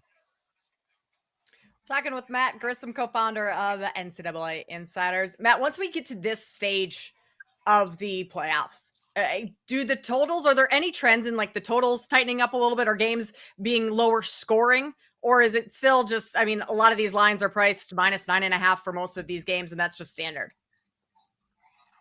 Yeah, obviously when you limit it from 305 college baseball teams to 64 and then 16 and now 8, the books get a little sharper. The totals are going to be a lot lower here, like 2.5 runs, just because they know that the big park factor here. I think you've just kind of got to lean in on the pitching staff of these teams and less on who's getting hits. It's 408 to center. So if you see a team that is hitting a lot of home runs, they probably aren't going to do that here. So it's going to come back down to pitching, fielding percentage. And that's where Arkansas, they're number one in fielding. They're number one in creating runs.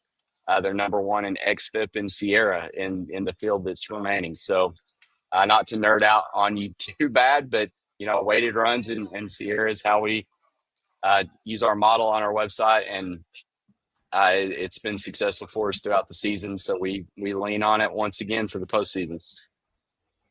It's very difficult to focus on your answer when there are people behind you pummeling Jello shots. There was a guy in a blue shirt. Did you get that? You're giving your answer. Oh, I know. He was like on my shoulder. It's 10:30 in the morning out there in Omaha, and what are you people gonna are do? Getting after it. I need to get down there. On the scale of 1 to 10, in terms of your favorite sporting events, where does this rank? Oh, number 1, hands down. I've been to the Sugar Bowl. I've been to the Final Four. I've been to SEC championship in both basketball and football. This blows all of them out of the water, and it's So you because gave you've got so many teams here. Like you just get to see so much more than just like going to a single game of Team A versus Team B. You said you liked Oregon State today. That's the late game. Let's talk Murray State. You brought up Murray State had the lead in the shot column. I don't think that's going to last when you got LSU and Arkansas there. Nope. But I think LSU nice, already took it back. Yeah, at Rocco's in Omaha, the live Jello shot challenge. But let's talk about the game tomorrow. UCLA is $2.50. Geez, 250, 275, 310 at the Blue Book. Is it a dumb bet to take a flyer on the Racers? Murray State, you can get, 220, 230. Any interest in the dog tomorrow? Yeah, I think what Dan Skirk has done with Murray State is phenomenal. And who doesn't want to root for an underdog? He is doing it just with solid fielding and timely hitting. This is a park, like I've said, you don't have to hit the home runs. That's not what Murray State's good at. They're good at singles and doubles, triples. That intrigues me against the UCLA pitching staff that I'm not completely sold on. I feel like they kind of walked through their super regional with UTSA. With respect to the Roadrunners, they took it to Texas, but they just didn't show up against UCLA. I think it was more of a disappointment on UTSA's part than, UCLA is really good. I think Murray State plus 2.5 on the run line is a no-brainer, and then sprinkle some on that money line because the Racer love here in Omaha. Everybody here that doesn't have a team affiliation that I have asked, they say Coastal or Murray State, and it's predominantly Murray State. Everybody's rooting for the Racers. Nothing wrong with that. There's nothing wrong with a public underdog, right? That's probably going to lose. Yep. Maybe 7-5 though to cover the run line. I really appreciate you. I texted you last night and said, "Hey, can you come on the show?" I did not know you were going to be joining us live from Rocco's, which is unbelievable. I think you're done. I hope that's okay. You're done after this, right? Like no more work. No. Okay. I wish. All right. So if you're not done. Okay. Well, I was going to say, what's the over-under when you're done with work today? What's the over-under on red shots for Arkansas? I make it 5.5 for Matt Grissom. Oh, you were dead on from last night, but I'm not feeling the best, Sammy. I'm going to take it easy today. I was going to say, I'm telling you, I was going to take the over on that. Maybe you need more to help you feel a little bit better. Get back on hair of the dog now. Yeah. I don't know. Those little things are strong. Yeah. You got to get your best like plays. You're getting intoxicated. On the other hand, you kind of feel like you're 3 and eating just a bowl of Jello. It doesn't really set well. Next year, if I can make it down there next year, I'm going to rock about 9 of them, and then I'll just disappear, and you won't see me the rest of the night. That's what's going to happen. Sounds about right. That's about what I did last night. Yeah, Irish goodbye. Until next time. All right, Matt, well, we appreciate you taking the time from the bar. Love to see it. Enjoy your time there, and we will talk to you again soon. Appreciate you jumping on. Most unconventional interview ever. I appreciate y'all having me. Y'all have a good day. Go catch some tickets. Oh, that is Matt Grissom, co-founder, NCAA Insiders. That's my first interview I've done with someone from a bar, I think, especially this early in the morning. Oh, I've been interviewed from a bar many times. That's when he said, "Is this okay?" I'm like, "Yeah, it's fine." Yeah. If anybody has anything wrong with it, call me. He's joining us steps away from the College World Series at the hottest bar in town. Than that. My favorite, though, was when he was breaking down one of the games on Friday, and you saw the guy in the blue shirt, right? Yeah. Just walk right behind him and just slug a shot of Jello. That's what it's all about. That's what the College World Series is all about, Kate. That is one sporting event I have not been to, and I would really love to go. But I feel like if I do it, I need to do it soon, because the older I get, the harder it is to recover. And so I can't be doing 5, 6, 7 Jell-O shots one night, especially if these are that as strong as they are. And I mean, you mix in a couple other cocktails. You're not just totally eating Jell-O all night. I'm not sure I could do that 2-3 days in a row. I could. Yeah, I could like, find yeah, the power. You baby. I could do it. No, I didn't say that. Yeah. So he likes Oregon State today, and he likes Murray State tomorrow on the run line, taking 2.5. So wise man. He also talked about Arkansas 9-1 before the season. Great stuff from Matt Grissom. All right, we wrap things up on the other side. Our lightning bets coming your way here on Bet Sweats on the BetMGM Network.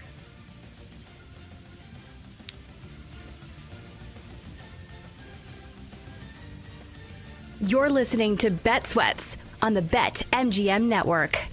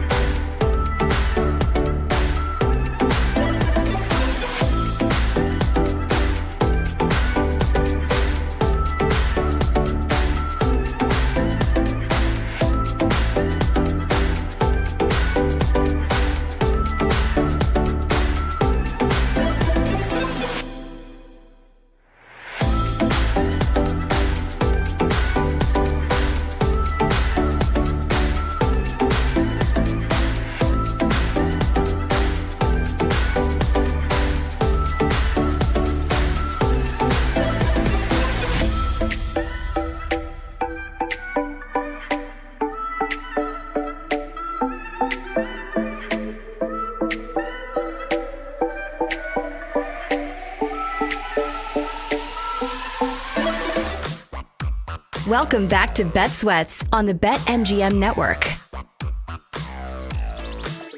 Got our lightning bets coming your way here on Bet Sweats. Sammy P, Kate Constable, wrapping the week up for you. Joe O will be back on Tuesday next week, so you get one more day of me on Monday with Sam, and then Joe returns, and I'm sure you guys will have plenty to talk about with Joe's Little League tournament he's at. Not quite the same as College World Series. I don't think Joe is shooting back. Well, I guess you never know. Do you think Joe's a jealous shot guy? Something tells me I think in the right setting, he could be.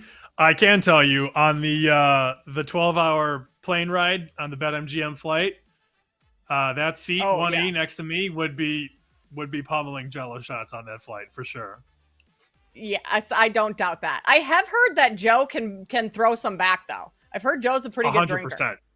100%. He does it. He does it when the time is right. Wants. Yeah. He has a switch though. He can live off and turn on. No doubt. I've seen it many times. I wish I didn't live on. I live on story. Too. Well, Sam, next time you are in Chicago visiting, I want to go out with you guys.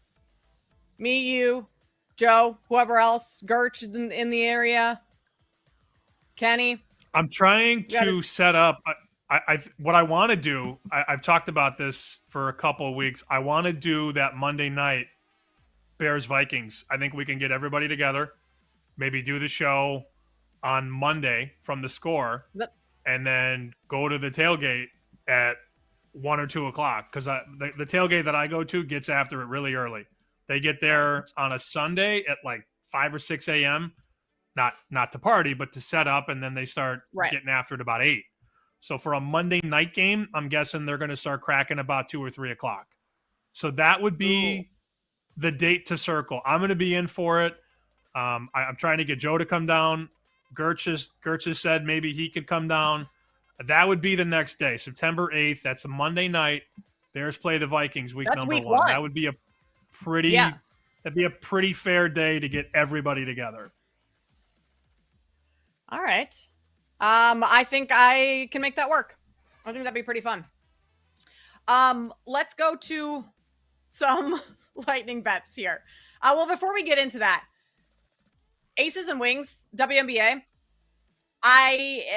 Asia Wilson is likely not going to be playing today, which means Jewel Lloyd, I think, is going to be the one to step up. And I mentioned earlier in the show that with Jewel Lloyd coming into this lineup, it's kind of thrown a wrench into things and just their chemistry. So my curiosity is, with Asia Wilson out tonight, does Jewel Lloyd take over? Like, is this a big game where all of a sudden she's going to be the focal point of that offense a little bit more and get some of her shots? So I would look. I'm not officially playing in it just because the Aces have been so funky all season. I'm not quite sure what is going on with them. The Wings are a terrible team. They're 1-10. I don't want to back them to cover, but I would look towards Jewel Lloyd to go over her points prop today. I believe that is set around 13.5, and I think that's a very, very doable number for her to go over. So with that, we also need to go back to our conversation early on in the show, Sam, with the home runs. You're going to Yankees Red Sox tonight. I told you I'd give you a home run better, and you said you were going to try and predict who I give out. So I need to tell you first, though, right? That would be, you wrote it down? That would be the fairest way to do it, because I literally have it right here. If I show you mine, look, I trust you. Then I can switch in my brains. Okay. Easier to pivot if I give you my answer first. So you said that you were going to play a Red Sox to homer, and I don't think you went Devers. I don't think that's your bet, but who are you going with? Let me tell you, I did not go Devers. I am going Trevor Story. Look at that. No way. Look at that. Bang. Wow.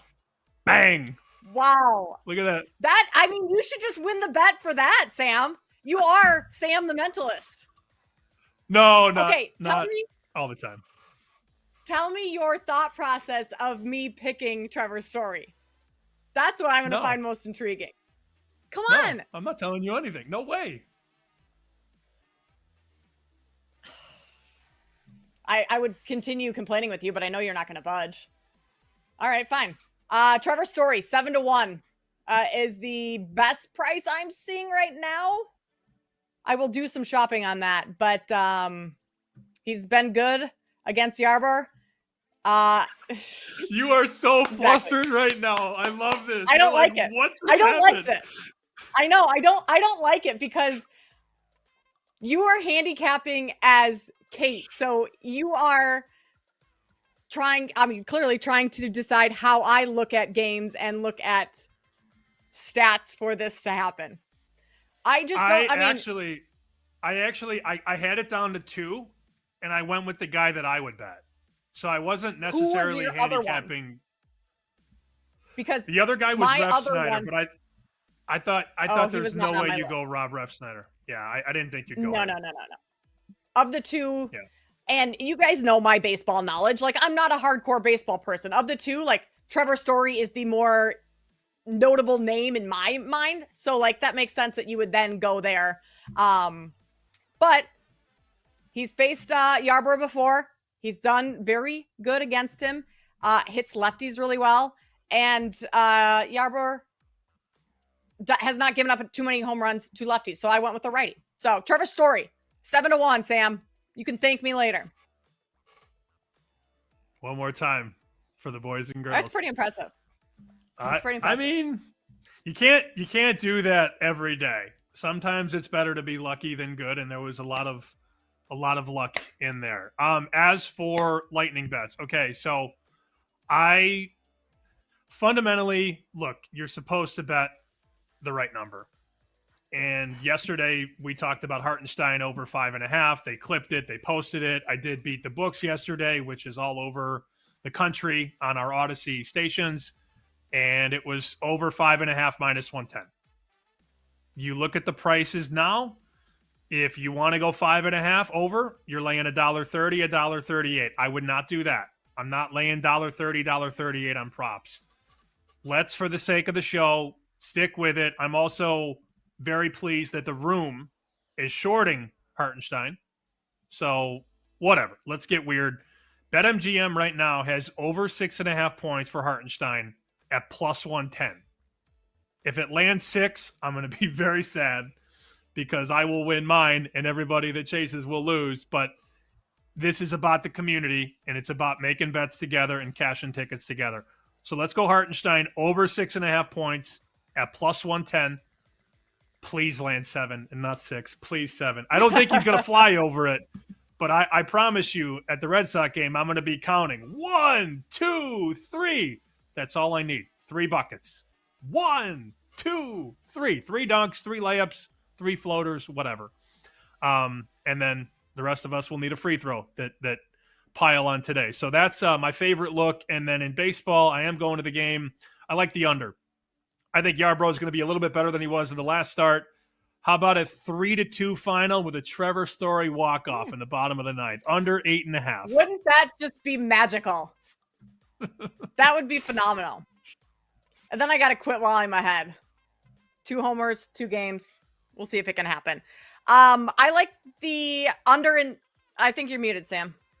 I muted myself. I got so excited. I was going to say, here's the reality.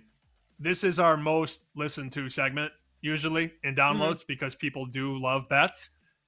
Right. People are going to bet Story because of me and you. They will do it, and you will feel it if it hits, and it's the best feeling in the world. Well, I just bet it myself, so I hope it hits, Sam. I'm like riding high on my luck right now. I'm hoping that luck translates over to the hardwood tonight. WNBA play. I like the Atlanta Dream minus 12.5. The Sky team is just they're not a good basketball team to begin with. They're really struggling right now. Granted, they did just play the Liberty, who are the top team in the league, but the Dream are a really good team as well. And they've had a ton of success. And with Courtney Vandersloot out for Chicago, like, this offense is struggling just to get into its sets and like figure things out. And without her on the floor, I don't have faith in Chicago going forward, at least for the time being. So I will lay the 12.5 with the Atlanta Dream. In the NBA Finals tonight, I talked about Pascal Siakam over his points prop. I'm going to go with that over 19.5. I am also going to go, this is going to be a veteran game tonight for the NBA Finals. I'm going to go Alex Caruso over his point prop as well. That is 9.5. Caruso hit a couple good shots, a couple big threes in that last game, but he also had some key turnovers and was just not as sound as he typically is. He's a player that I trust and trust to bounce back. Asking for 10 points. I think the guy's going to hit 2-3 threes. All you know, they need is, a couple free throws, another bucket. And I think Alex Caruso could come away with a steal or two to help him in that area. So Caruso over points at 9.5, Siakam over points at 19.5, and the Atlanta Dream minus 12.5 for me. Quick update on Scottie Scheffler, because this is still very funny to me. Scheffler is 5 over. He is under the projected cut line, and BetMGM and other books have him around 15-1. He's nine shots off the lead at one of the toughest courses in America, and he's still one of the favorites to win this event. It's not something I would bet. I added more Bryson, and Bryson tees off in a couple hours. I added more Bryson at plus 150 to be top 10, but Kate, the premium on Scottie Scheffler is as real as it gets in these major tournaments.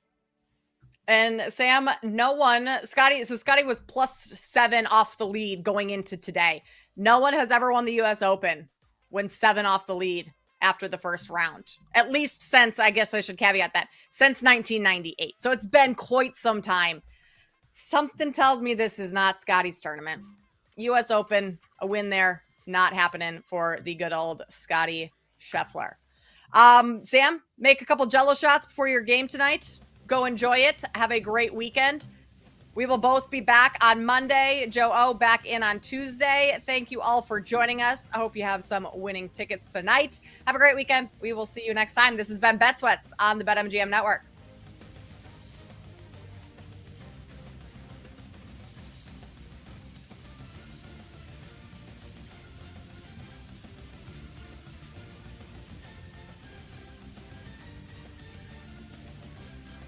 Thanks for listening to Bet Sweats. If you missed anything on today's show, make sure to listen back on the Odyssey app or wherever you get your podcasts.